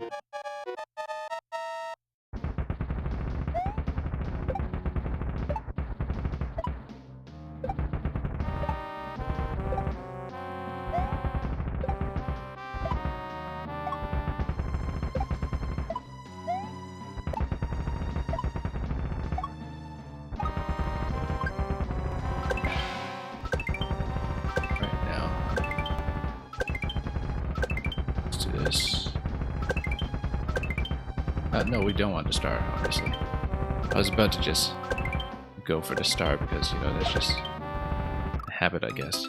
You see it, you go for it. But 33 seconds there. Yeah, it's actually reasonably straightforward up to that point. I think once you get to about the 30-second mark, then you start getting into some trouble. I mean, that was the case for the big cannon ship level that we played as well, where we get near the end reasonably often, but then there's a pretty big difficulty spike at that point.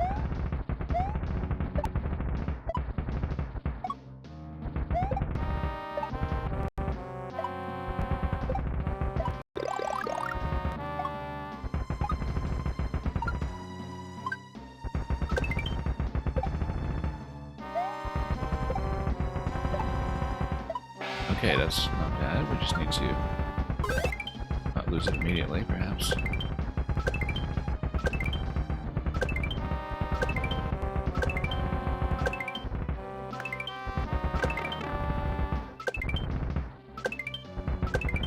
We'll occasionally need to hang right, but the cheeps do come in at a pretty steep angle.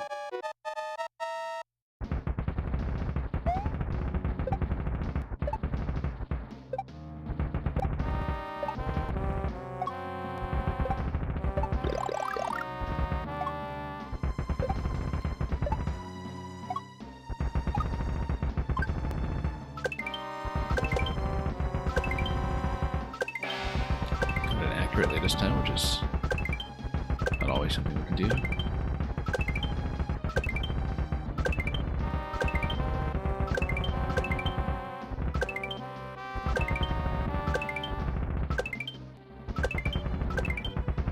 Occasionally just need some short bounces to adjust the camera position a bit. Boss time. Now, why is it boss time? Because it's stars everywhere from up above.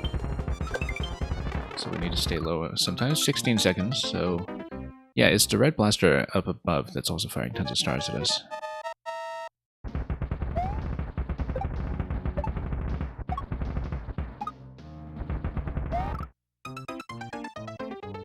We just really need to keep our heads down for that. That was the best attempt yet, I think. That's the furthest we've seen the level progress.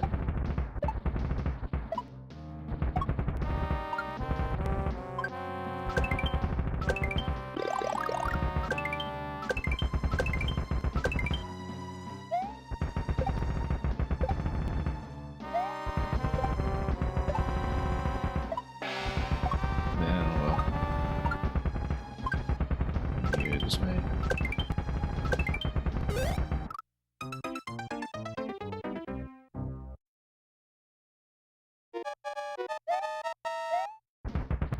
Well, we'll see how consistently we can get that far.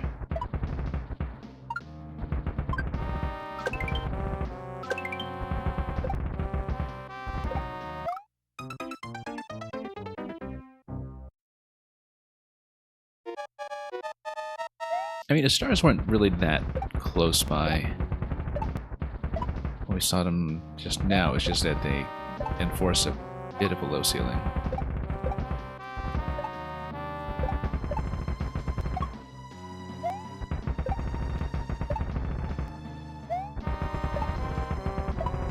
Oh.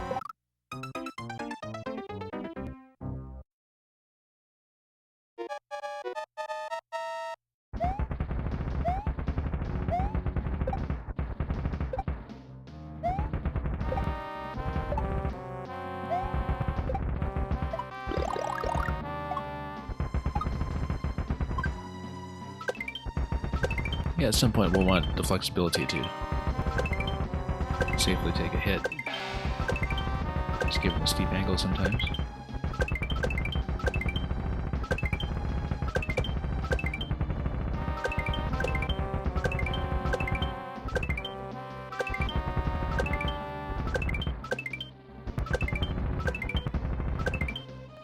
Yeah, if you're getting stuff near the back, short bounces are actually slightly better.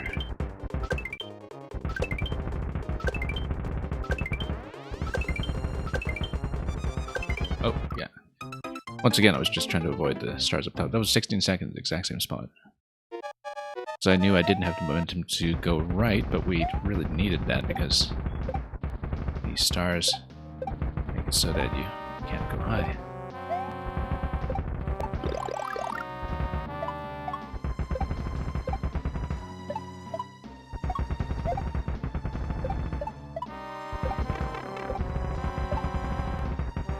Oh, no, too bad. Oh, it'll be a little rough here with the inability to take a hit.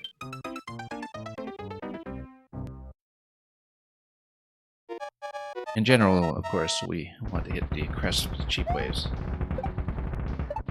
Because that way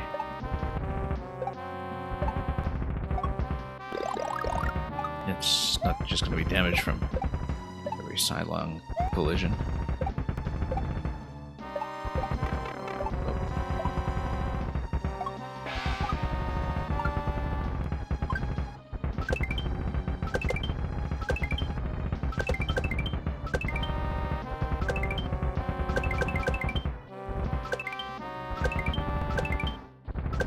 A little bit of a pause in the action with the projectile sometimes we account for that.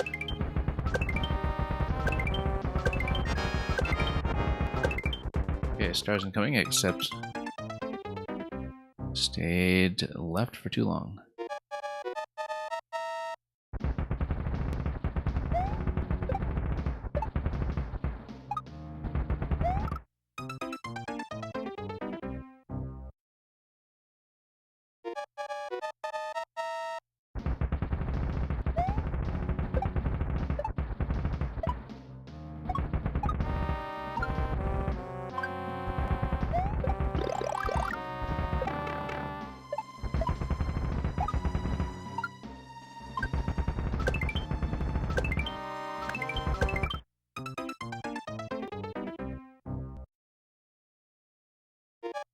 Yeah, I just need to watch some corners sometimes.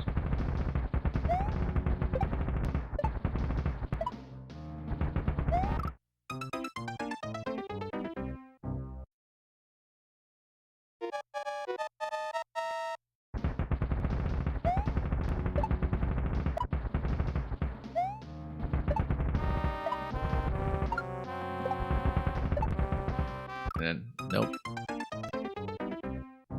We had a particular pattern for getting up to the mushroom. Just not here.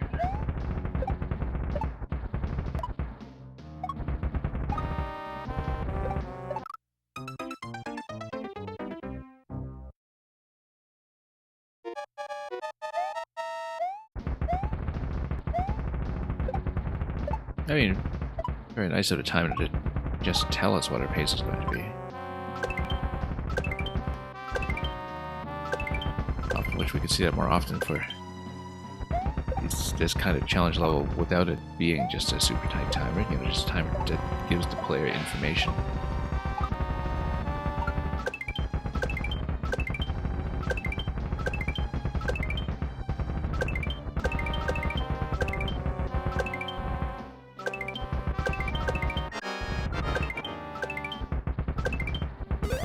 Yeah, at that point we kind of needed to hang right, but it's a difficult angle.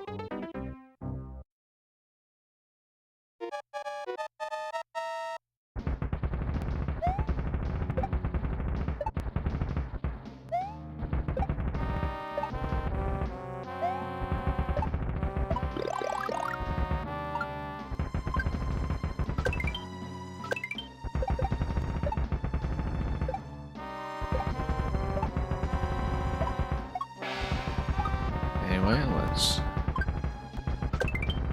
down here.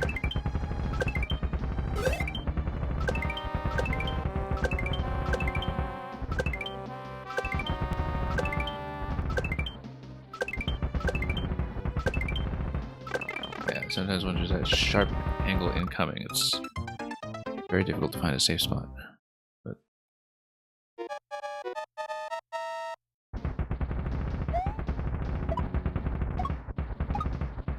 not much we can do about that. That's just part of the level. But ideally, we get back there enough that we find a consistent placement to aim for.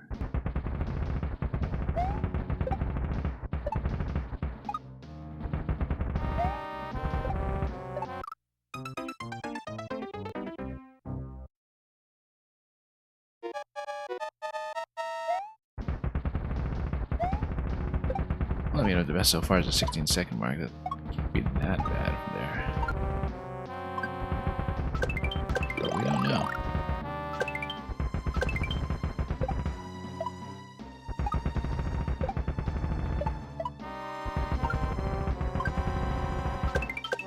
Oh, bad pickup.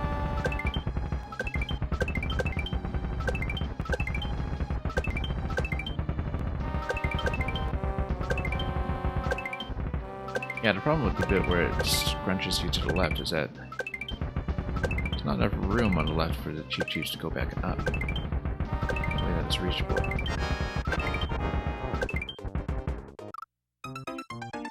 At 23 seconds, we do need to kind of move back towards the middle. Not that I've really been able to keep my eye on the clock while I'm playing.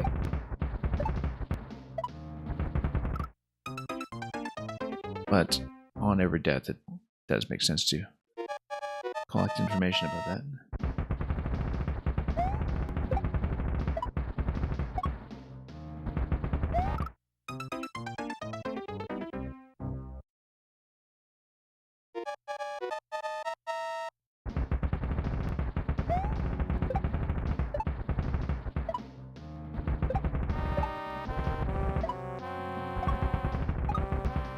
basically like a popcorn machine or something with the way that these blasters pump off.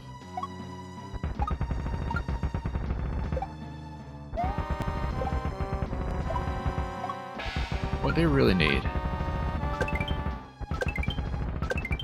is in Mario Maker 3, not only the Super Mario Wonder theme, but the popcorn enemies from the Super Mario Wonder theme. And then that combined with this kind of blaster stacking to make a popcorn machine sound effect. That's what we need.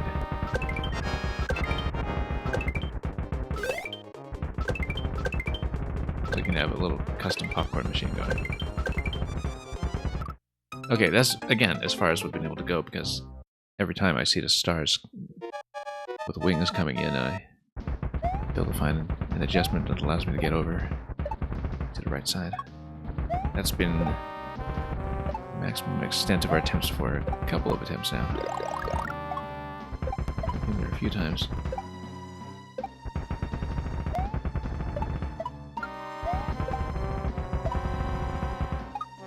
Whoops.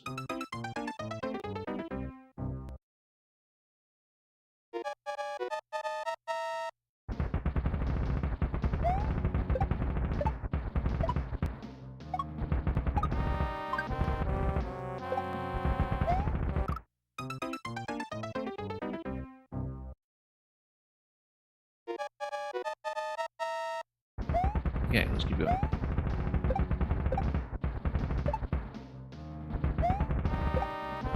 But yeah, there are definitely a couple of specific places in the time frame, especially as we get deeper in, where we need to be very deliberate about when we switch from the left side to the middle. Oh.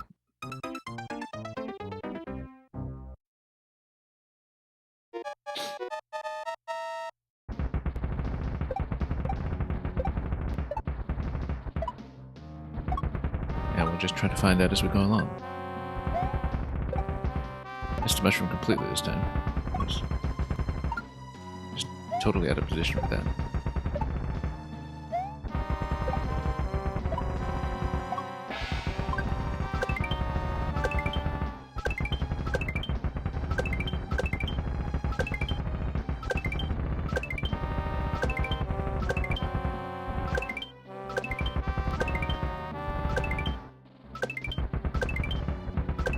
Sometimes when there are many of them coming down, there's kind of a timing adjustment where we try to be hide in the air when all the projectiles are firing. Because that way we don't get caught by everything that's being fired at us on the way down. It's coming down to hose.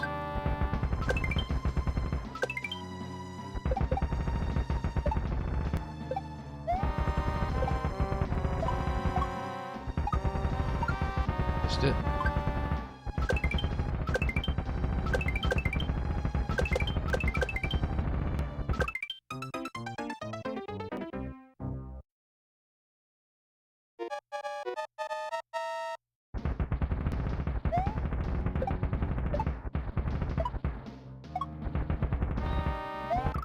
Almost snuck under there, but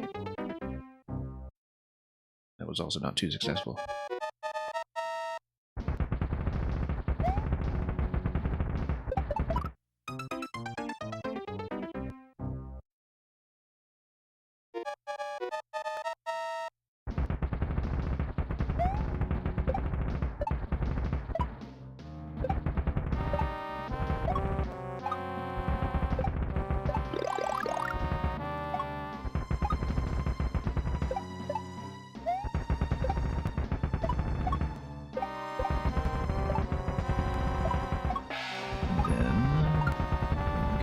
Here.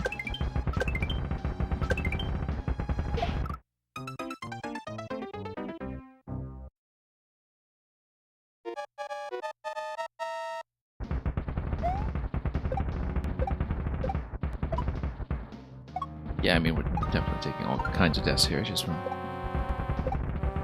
a little bit of consistency on what we're going for, but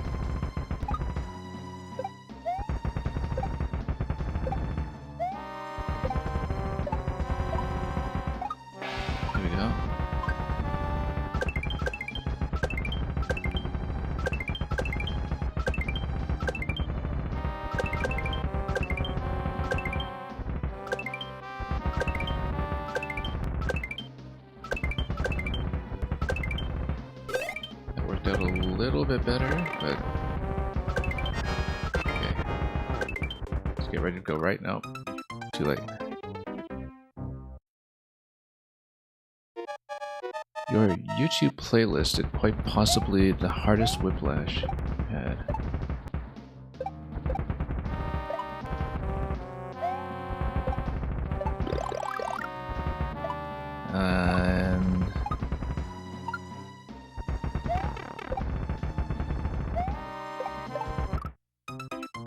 You went from New World Order to where you used to be. Oh, okay, as in track titles.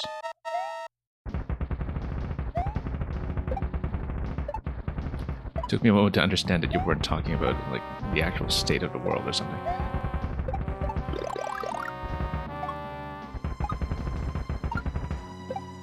And that you're talking about an audio playlist, not video, presumably.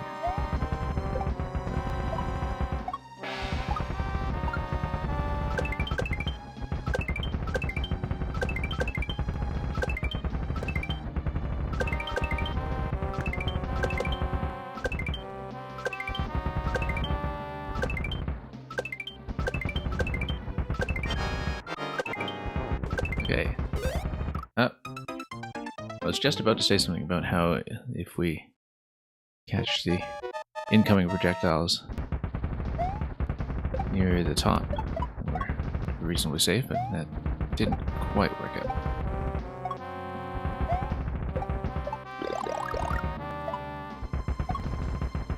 Yeah, I assumed that you were talking about Splatoon 3. I actually didn't... I don't know the track titles for Xenoblade 3 because I have not been playing the Xenoblade 3 soundtrack in the background because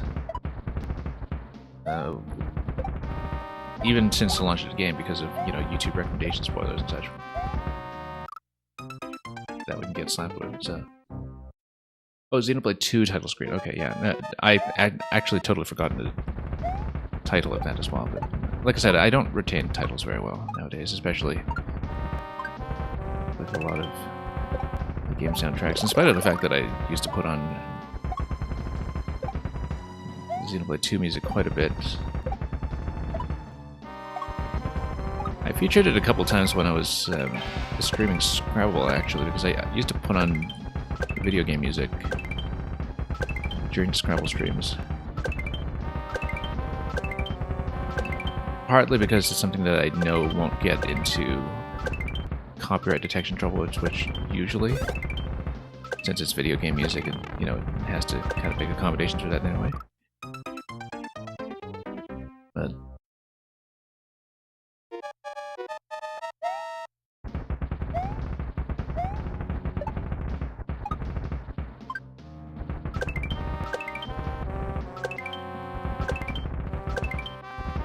considering that one of the first video game soundtracks that I ever really got into was Mitsuda's score for Chrono Trigger. It was really quite a treat to kind of rediscover him all over again after a long time away with the Xenoblade series. Starting with the end credits song in Xenoblade 1, if I remember correctly, before he was the primary composer for 2 and 3.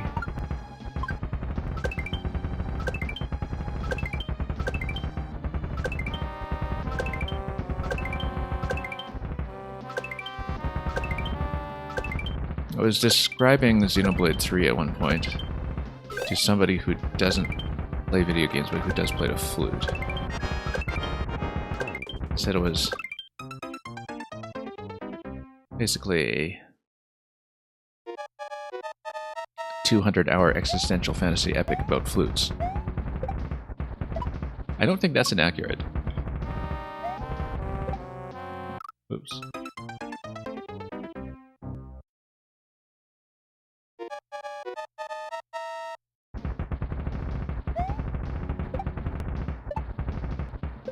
Yeah, just what an amazing score, though, in terms of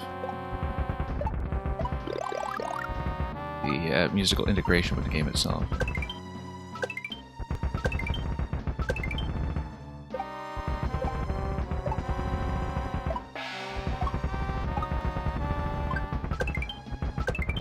Definitely a more subdued soundtrack in many ways than those for 1 and 2, but one that totally befits the game it's in.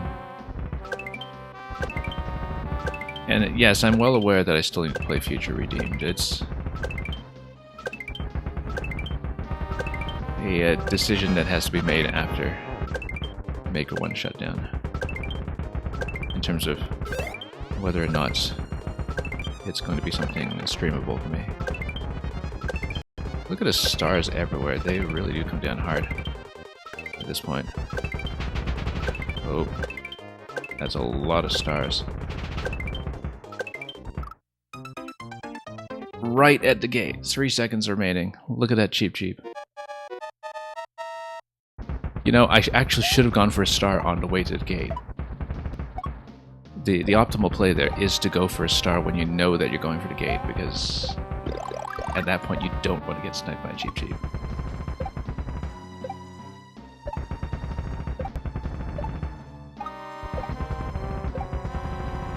Yeah, no, Future Redeemed was just one of those things that was on the back burner last year. And I had about a 1-year gap between Xenoblade 2 and Torna as well. And obviously, the better you remember the original game, the better off you are in terms of picking up details, but I found that to be a reasonable pace.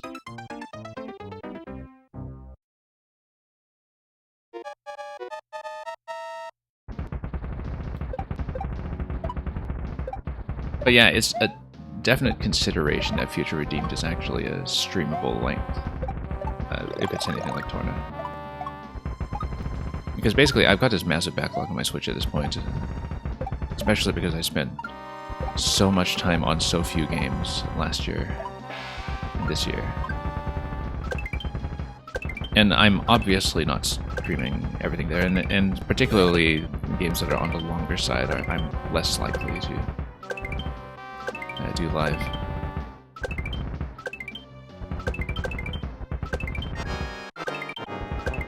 But some of them I just need to do it in small doses on my own schedule instead of long concentrated sit downs, I think. But yeah, tons of stars here that get stacked in the middle. Okay. Too early to grab the star. There we go. We didn't get the star after all, but we got 3 seconds at the end. You could kind of see where the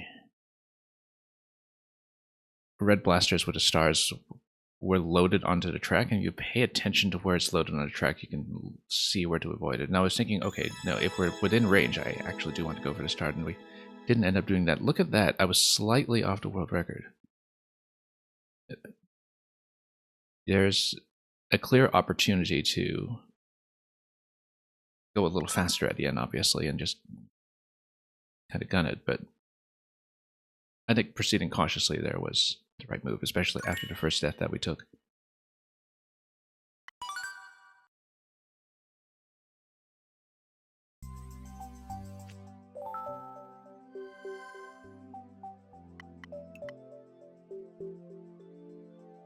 Okay, we got through it. Let's close out the rest. It's just 3 more levels in this set. I think we can do them all. And of course, that's on the assumption that we're not necessarily returning to grind out the very few that we did have to skip. I had to skip 2 over the course of this set. And they were... oh, maybe 3. And they were... yeah, I had to skip the first clown car shooter that was before our car, because we put in like an hour to an hour and a half on that and saw the ending pipe once and just couldn't make it again. Oh, this one we couldn't really do. This was the one that was head bump all the way. It uses the POW head bump interaction that's in all the Pink Birdo puzzle levels, and you have to basically do it over conveyor belts all the way down, and we just couldn't do it. This one I did get to clear on, but we had a server disconnection, so it didn't register. It was a really good level too, but this was the one that we also spent too long on at the end of a stream that we had done earlier. That was all this cannon and bullet boats on a track. So We didn't end up grinding those out in the end. Well, I mean, we stayed with them. We just didn't clear them. But I think we'll probably just play the rest here and then probably call it from here for today. So let's see how we do. Eaten victims. Very ominous.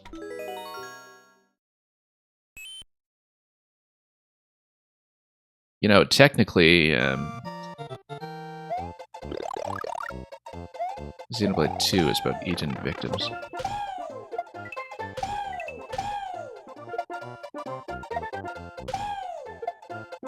Anyway, let's... Or at least, you know, Jin's whole story and Xenoblade 2 and Torna.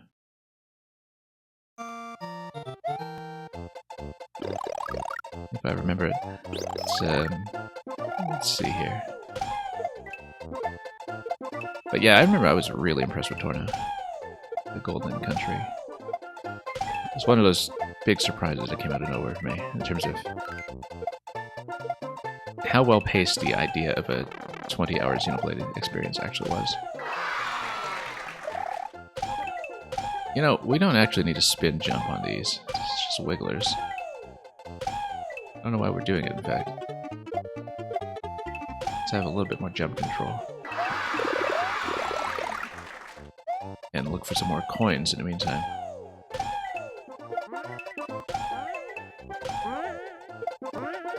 Yeah, everything is Muncher and Piranha stacks here, and they're just getting devoured. Anything to fall down to? Yes, checkpoint. Actually, it's quite gentle down here. It just lets you go back the whole time.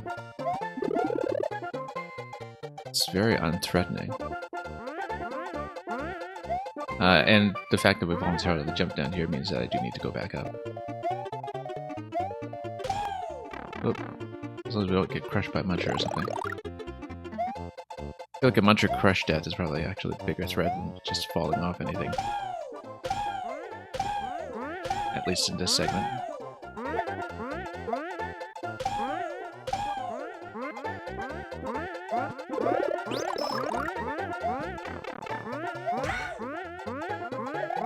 The thing about this level set also, I hardly ever saw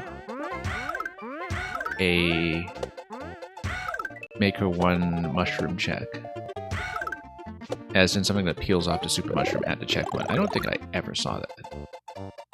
The levels have been very generous about just letting the player have the mushroom, and maybe even giving them an extra one at checkpoint in case they're respawning there. It's one of those things that, you know, just... you know, for obvious conceptual reasons, it did catch on as a bit of a norm because it just made some ideas much more feasible. But it's really interesting to see an example of Mega who just decided to design around it as constrained. We missed a coin. We're totally going to take a key death if we go backwards to get this one, and... well, actually, no, we're not. We're just going to take a death. But we found it. Yeah, no, we need to spin jump this.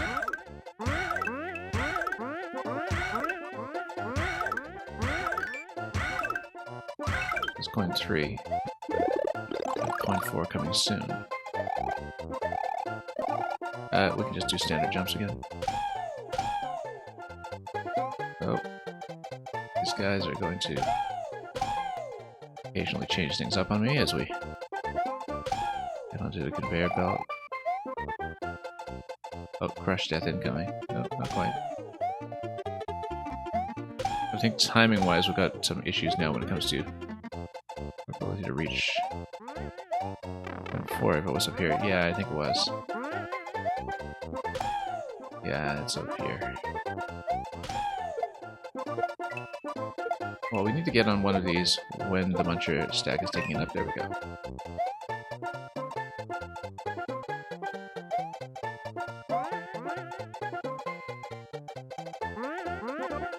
And then we get the safety coin.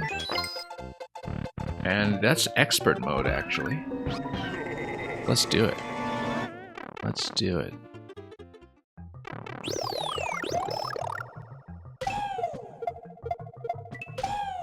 One of our first signs of the difficulty select marked EX in this profile. It's actually something that we see very commonly in Magatoro's levels in Maker 2.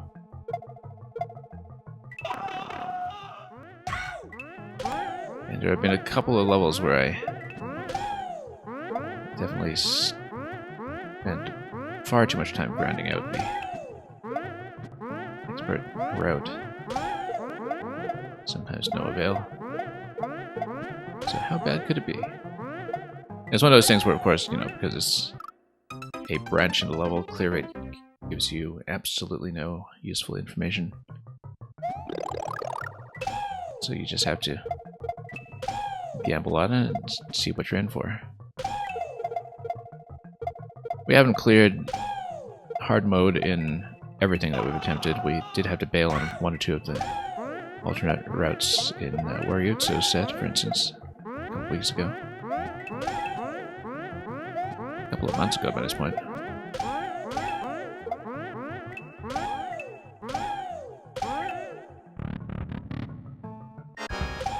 Okay, look at that, a wiggler train. And it's gonna go up every now and then, and we have to make sure we're in the coin locations when they go up. Imagine playing this level and not seeing the expert route and having no idea what you're missing out on.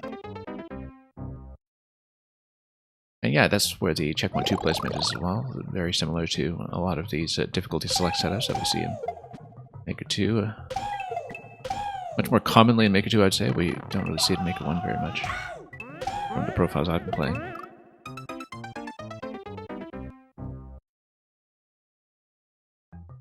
But of course, this was getting deep into 2017, I think. Oh, we're going to die to the hammer this time. Just given that we lost a mushroom. Let's just skip him. Oh, never mind. Let's not skip him.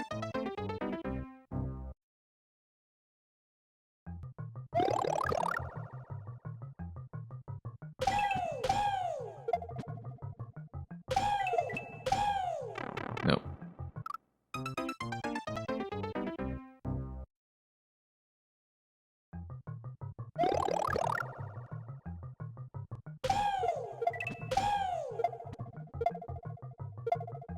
Yeah, like I've been saying, the main thing for at least a couple of weeks after Maker 1 shut down here will be Maker 2 Super World. But I do have other games that I want to deal in at some point as well, and we'll have to make some decisions.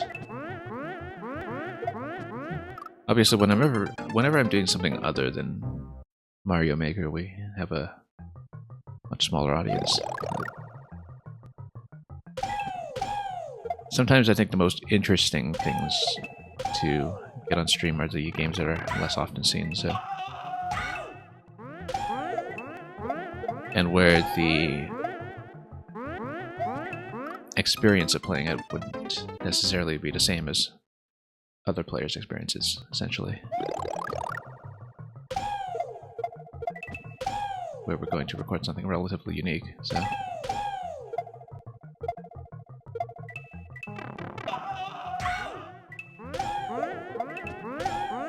We will see how that pans out.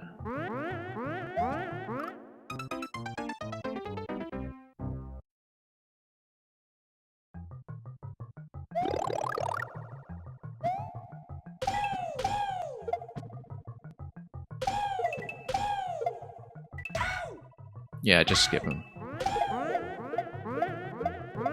It's much more sensible to just skip him and go Goomba to Goomba. And we have the opportunity to take an extra hit here, which we're going to squander immediately.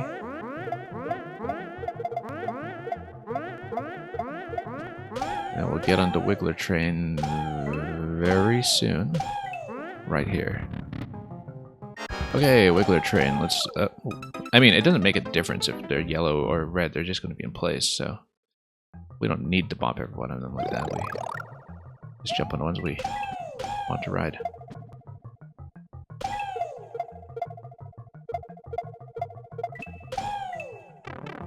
Oh, guess we didn't skip him. That's okay. Then we'll just take the damage boost and peel off the hammer.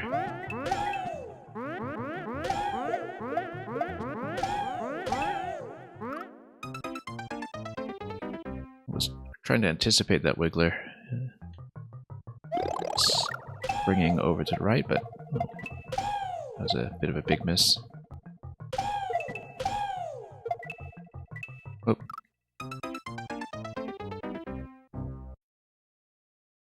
We dodged the hammer. We also dodged everything else.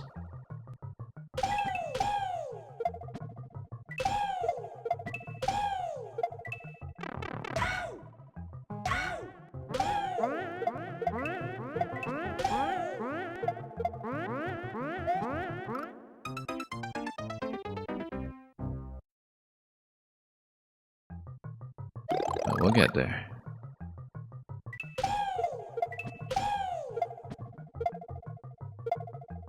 Yeah, once we get to the wiggler train, I think it's mostly about, you know, understanding the rhythm of when Muncher's going to go up and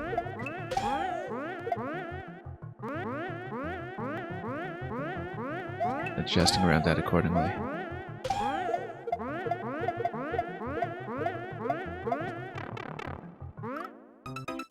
That was survivable. We just needed to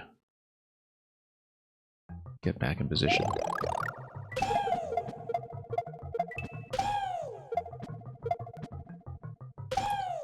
In fact, just from the few seconds we've seen of how the wiggler train segment works, you have to monitor the timing of when the munchers with wings are going to go up and down and raise everything. That reminds me immediately of the level that Magatoro made, in fact, for 6YMM Muncher Wave, which was, I think, in the final bonus week set.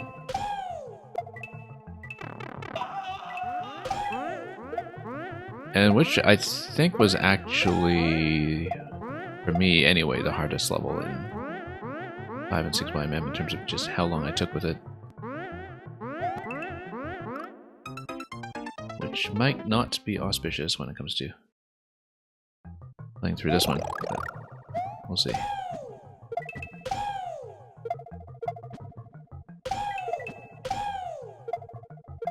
Amazing how different this feels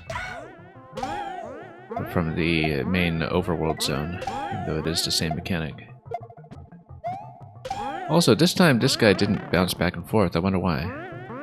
This time it actually stayed in place. I wonder if it's a function of how you spawned it in. Because previously this was just bouncing back and forth all over the place, and I don't know why now this is straightened out. Something to do with the way we spawned it in, I guess.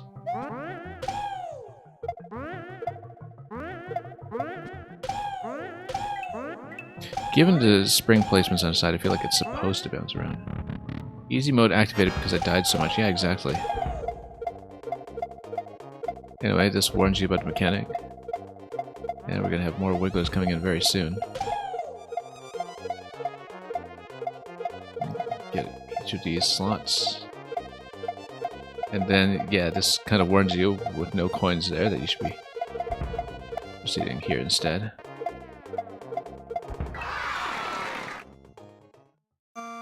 And true ending.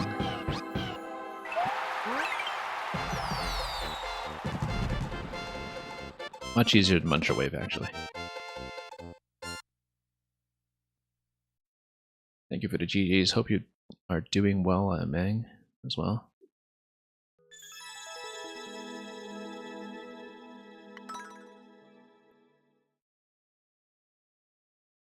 Now, at the end of all that, who was the eaten victim? Seems like the whole thing with the wigglers here is that they were specifically not eaten despite many attempts.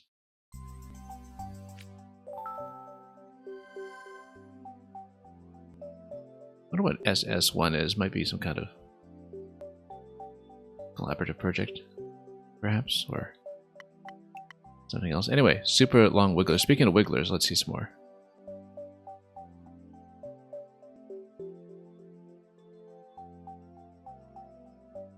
SS2. Okay, so this is actually a set of some sort. I don't know if this is anything to do with that as well, but I guess they're levels that... Oh yeah, SS1, 2, and 3, so I guess this is a bit of a sequence here to finish this. A set of 3. Uploaded over the course of 2017, over the course of a few months in 2017. Well, how long could Wigglers possibly be? And looking at all these intestinal strings of red in the course layout here, and I think we'll have an answer to that very soon.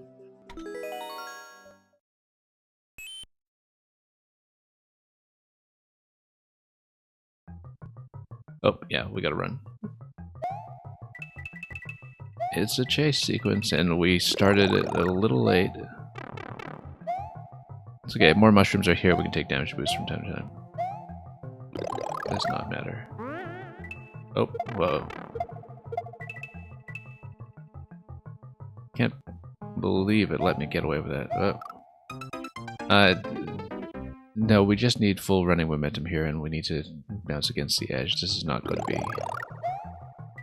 precision, I don't think. I mean, it lets you take damage from time to time. And basically, if we chase the next power-up, we're actually okay. Whoops. Except we need to get a high bounce.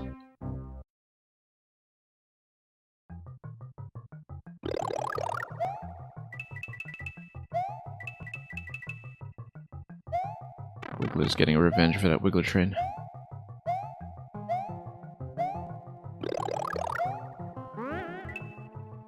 Yeah, we just walk into that and hold bounce. Oh. No, we actually do need to take damage there, I think, in order to proceed. Well, maybe. Can't quite seem to get enough height. We'll see what's going on there.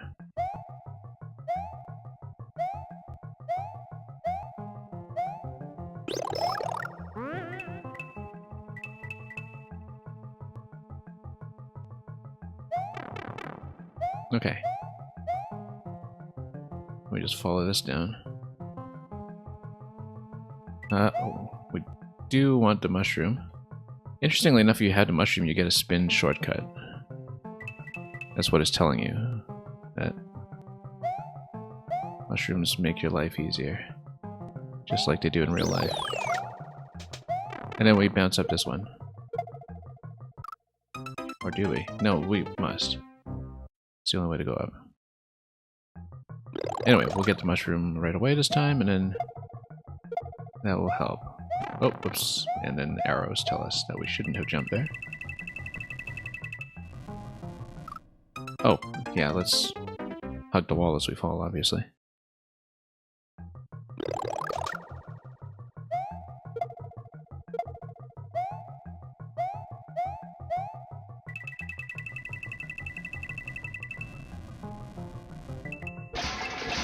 And look at that timing. Oh yeah, because it's...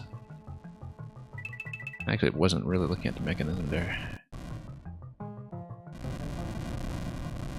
We'll just sneak under the burners, and then we do need to wait for the timing and get this normalized from there, and then we up all the way down. No optional coin collection in this one, but oh, that's actually it for the goal. Expert mode, let's do it.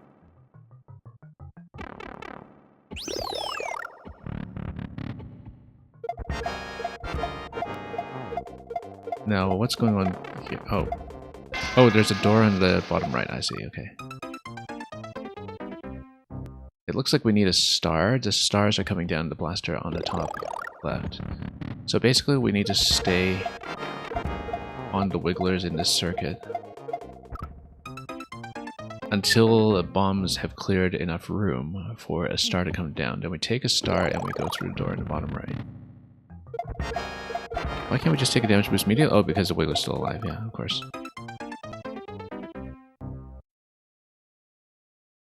Notice how, because there's no scroll stop on either side, you have blasters providing stars and bombs, or bombs, yeah, bombs on either side, and stars that are waiting to bounce out on either side in case you are in a situation where you're kind of favoring one side and the other one's off camera.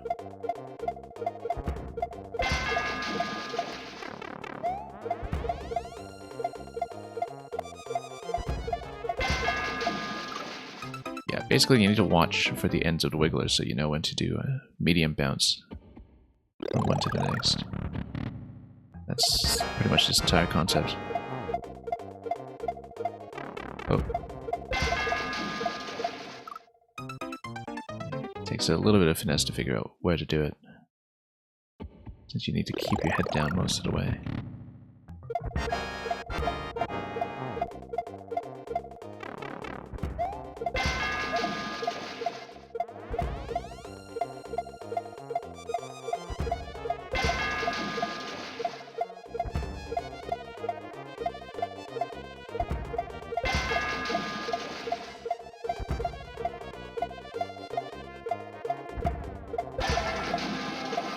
Well, almost. There we go. It wasn't too bad. You just needed to find the bounce height that you needed.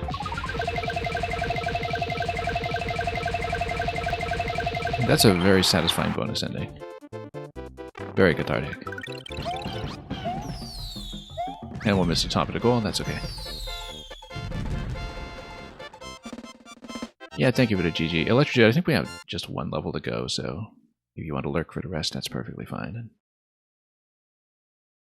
Enjoy your thesis work, presumably. And your Xenoblade soundtrack. Yeah, the bonus room there was entirely just about finding the correct height for the medium bounce that you need to go over the transitions, over the gap. And once we found that, it was very easy to reproduce that timing.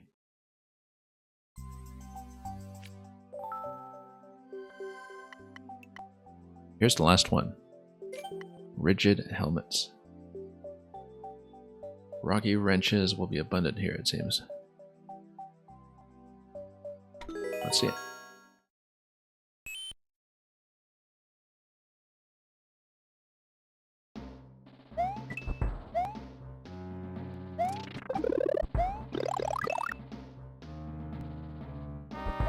Okay.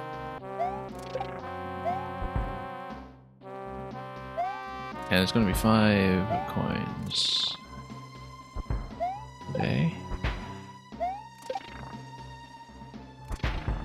And yeah, I mean, I guess we're kind of taking it slowly, but... Oh, I see. Then you just jump on the next cannonball. And that gives you a coin. E-switch, interesting. Why would you want that? Because of these coins over here. This coin, rather. This guy gonna go up for me? Yep. And you can sneak. Yeah, Rocky Wrench is just raising everything. Has been something we've seen repeatedly in this profile as well, especially with the, you know, mold holding blasters and other such mechanics. Oh, nope. I knew it. That was going to be an overshoot.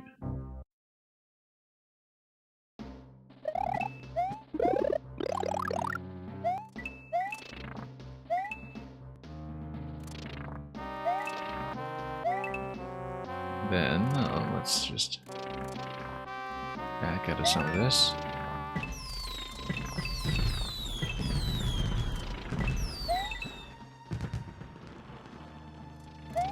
We'll have a little bit of conveyor stacking on this, and notice how they kind of bunch up a little bit to the left as they go as well. And yeah, he's going to go slightly left, isn't he? Yep, that's right. That's exactly what I expected at this point.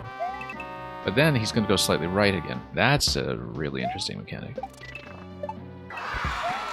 Yeah, because the wrench is affected by the conveyor belt upon landing, and so you see this back and forth motion that's made possible. Anyway, here's the safety coin over here. Expert mode, we will of course be doing it.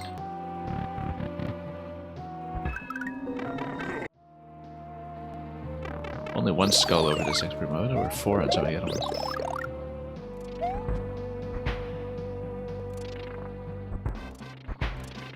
Oh. Sneak under. Then over here as well. Oh, nope. Bad timing there. That was a little bit rough. Oh.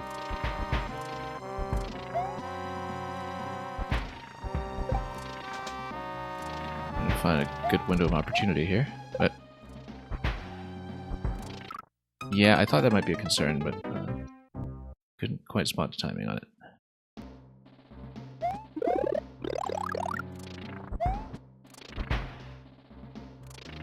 Now, being tall here is actually not great, but no, you can just run underneath. You don't need to crouch. Wasn't sure about the hitbox. Whoops. Speaking of hitboxes.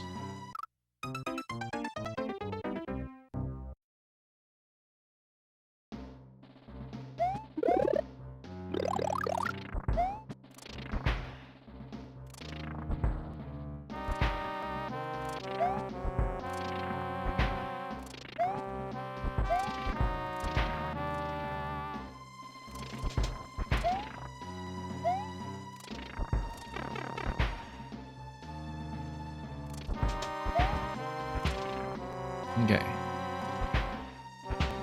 This little wrench here. And it's going to be a back and forth segment again, which will be fun. Because we do need to maintain position.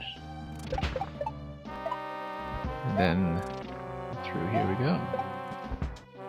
Door over there. I guess something will get loaded down there. Possibly well, probably another mole cannon column. It's actually going to move... Okay, no, that's a reset door, actually. That's a reset door that's going to drop me. So we'll need something resettable at some point. Oh, crash death. Didn't expect that.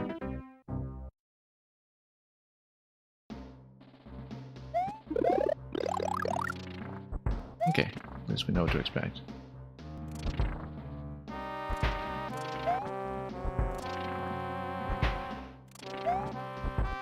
Through here.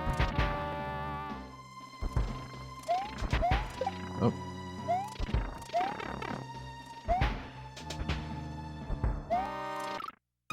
Yeah, I knew that was going to push me a bit inconveniently there. We walked into a bit of a self-inflicted trap.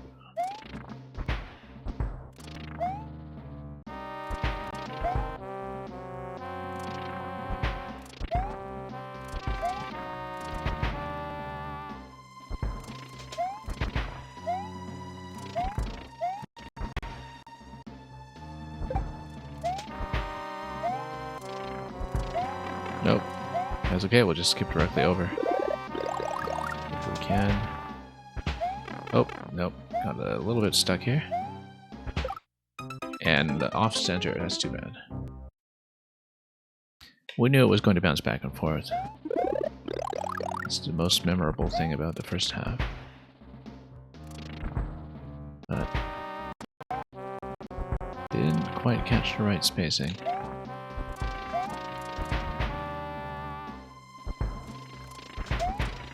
Nope. Straight up.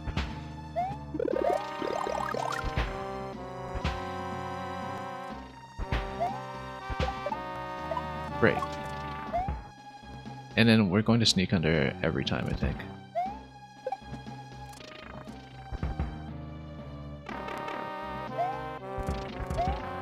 That's okay, we'll dodge like this.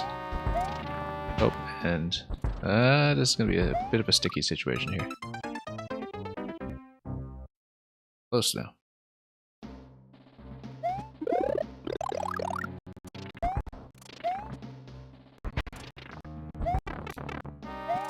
Not so good. It's a fairly simple thing, too.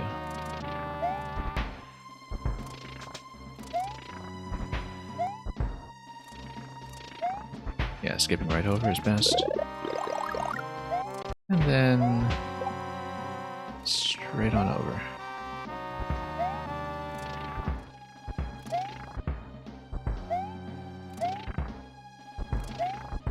just sneak in like this.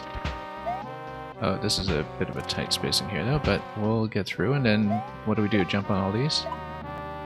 Seems like it. Oh, we missed. Okay.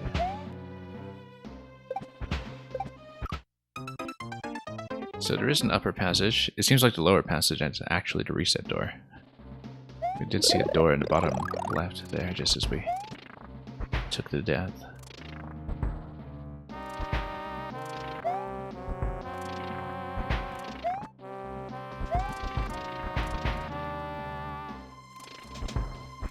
Oh.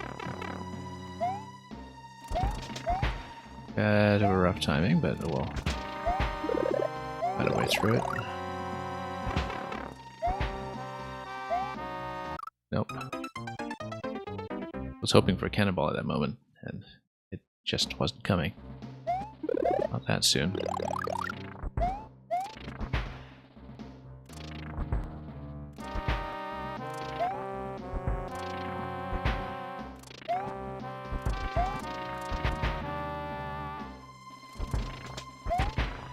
Nope. Should have watched that timing. Let's just head over directly. And stay up here for the time being until we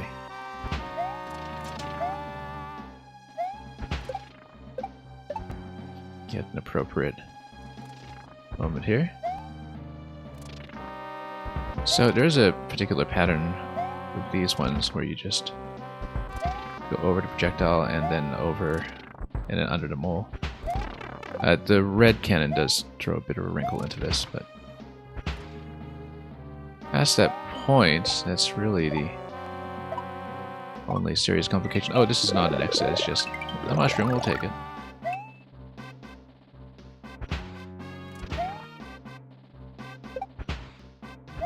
Okay.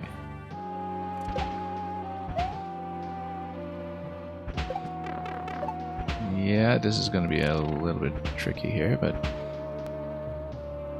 what was that bottom door then? That was...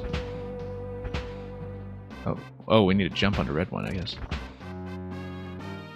I'd rather find any kind of timing here.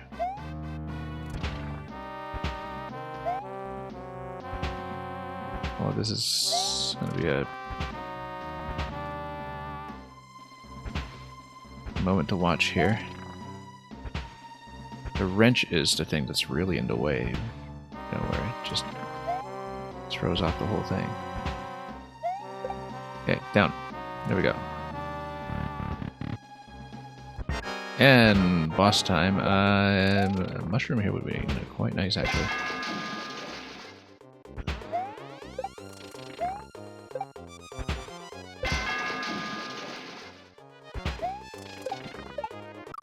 Nope. Yeah, Fireflower eventually comes here, and then you have to nuke these guys for Fireflower. Okay. Well. Judging by this, now I think this might take some time, but that's okay. We'll make a worthy finale. To have a bit of a marathon up to a survival boss.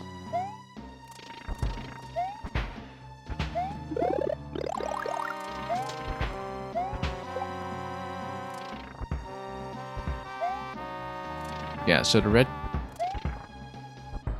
cannon is the thing to look out for when it comes to this pattern here. There we go. And if we know it's coming, we can dodge it rather deftly like that. Now this over here, oh, I should have checked up there to see if there was a progressive power-up, because you don't get fire flower access to any of the moles here anyway, so it's entirely possible that might have been a progressive fire flower or something, which would have simplified things considerably on this end. Missed it.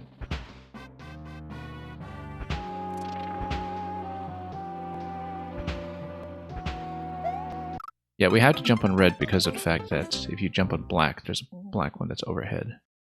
So yeah, last time I skipped down because I thought, oh, we have a mushroom already, we don't need another one, and clearly this level doesn't give you fire flowers, but because the moles are completely walled off in the final descent, it's entirely possible there's an extra power-up we should have gone for, so...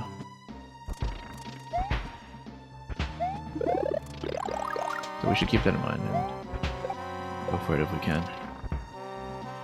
We'll hopefully dodge the red cannonballs quite as deftly this time as we did before.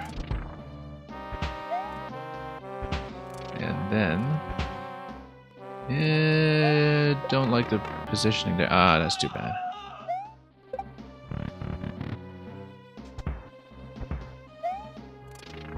Yeah, that wasn't looking good. I saw that there was one cannonball that was going to struck my head there, and that was not great. Luckily, we know where to get another mushroom.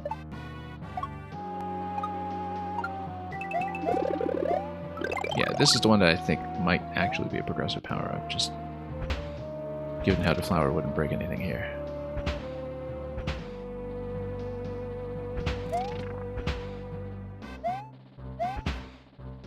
Nope. Too bad. So yeah, you have to jump on red. Oh, shouldn't have gone down right away.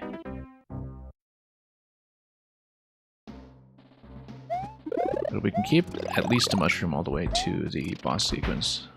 We're potentially in good shape.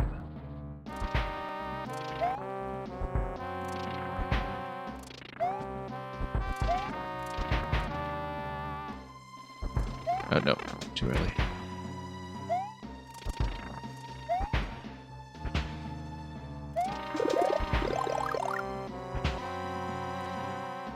Nope. Oh, shouldn't have taken that hit. That was very unfortunate.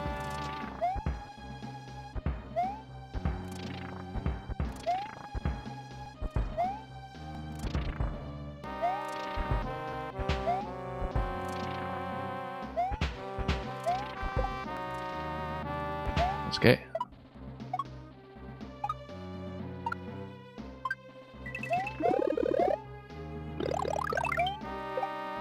We'll even get a 1-up for 100 Mario Challenge.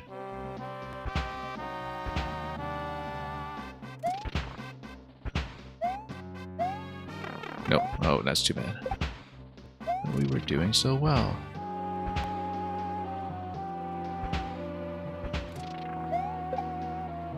Yeah, so having a single red cannonball on the bottom tile actually is sufficient for me to get up column, which is important to know.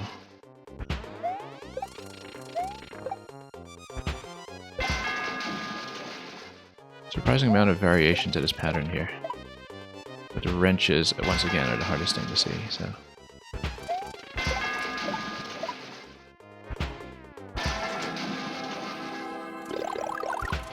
Oh, lost it.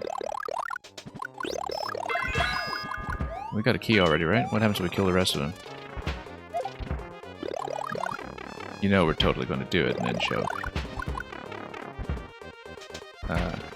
It's okay, we get tons of flowers at this point. We can kill anything we want. Oh, that's just an owl. And that's a help me. You're my only hope. Okay. Whoops. Let's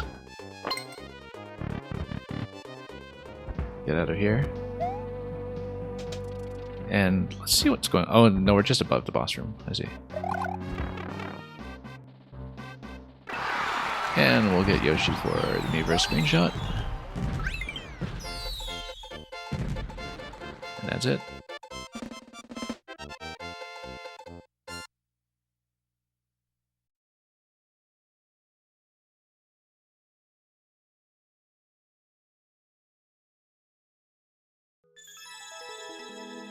And that concludes this week's presentation of every level by Magatoro. Like I said, with just a week remaining in the game, we are unlikely to do any complete big profiles like this one. There were a couple of people I really wanted to get to, but we might have to play them selectively. We are going to do a large sample of many makers that we can. Just a few levels here and a few levels there. Lots of them drafted from recommendations from other people who know Maker 1 very well, and also from our viewers themselves. So we're getting near the end here, but I'm quite glad that if this happens to be our last big profile, that we finished with this one. We saw some really great stuff, and also really saw this interesting course of stylistic development over the course of seeing many of the ideas, clearly some favorite ideas from the maker, just reiterated in many different forms. And it's good that I also got through some of the survival grinds today as well, after failing miserably on a few of the earlier ones in the set. So really happy with that, and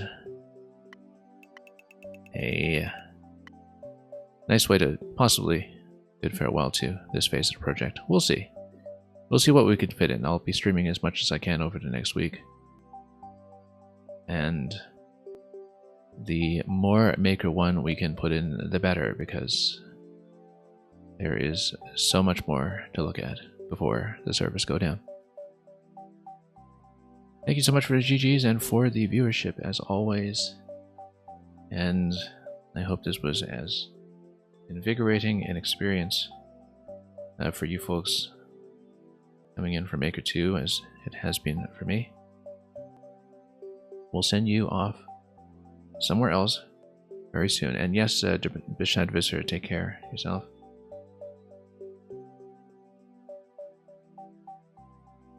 So I'll be looking for some raid target or another, but for now, thanks for watching. Enjoy everything you may be playing in the game of your choice. And, as always, fare thee well.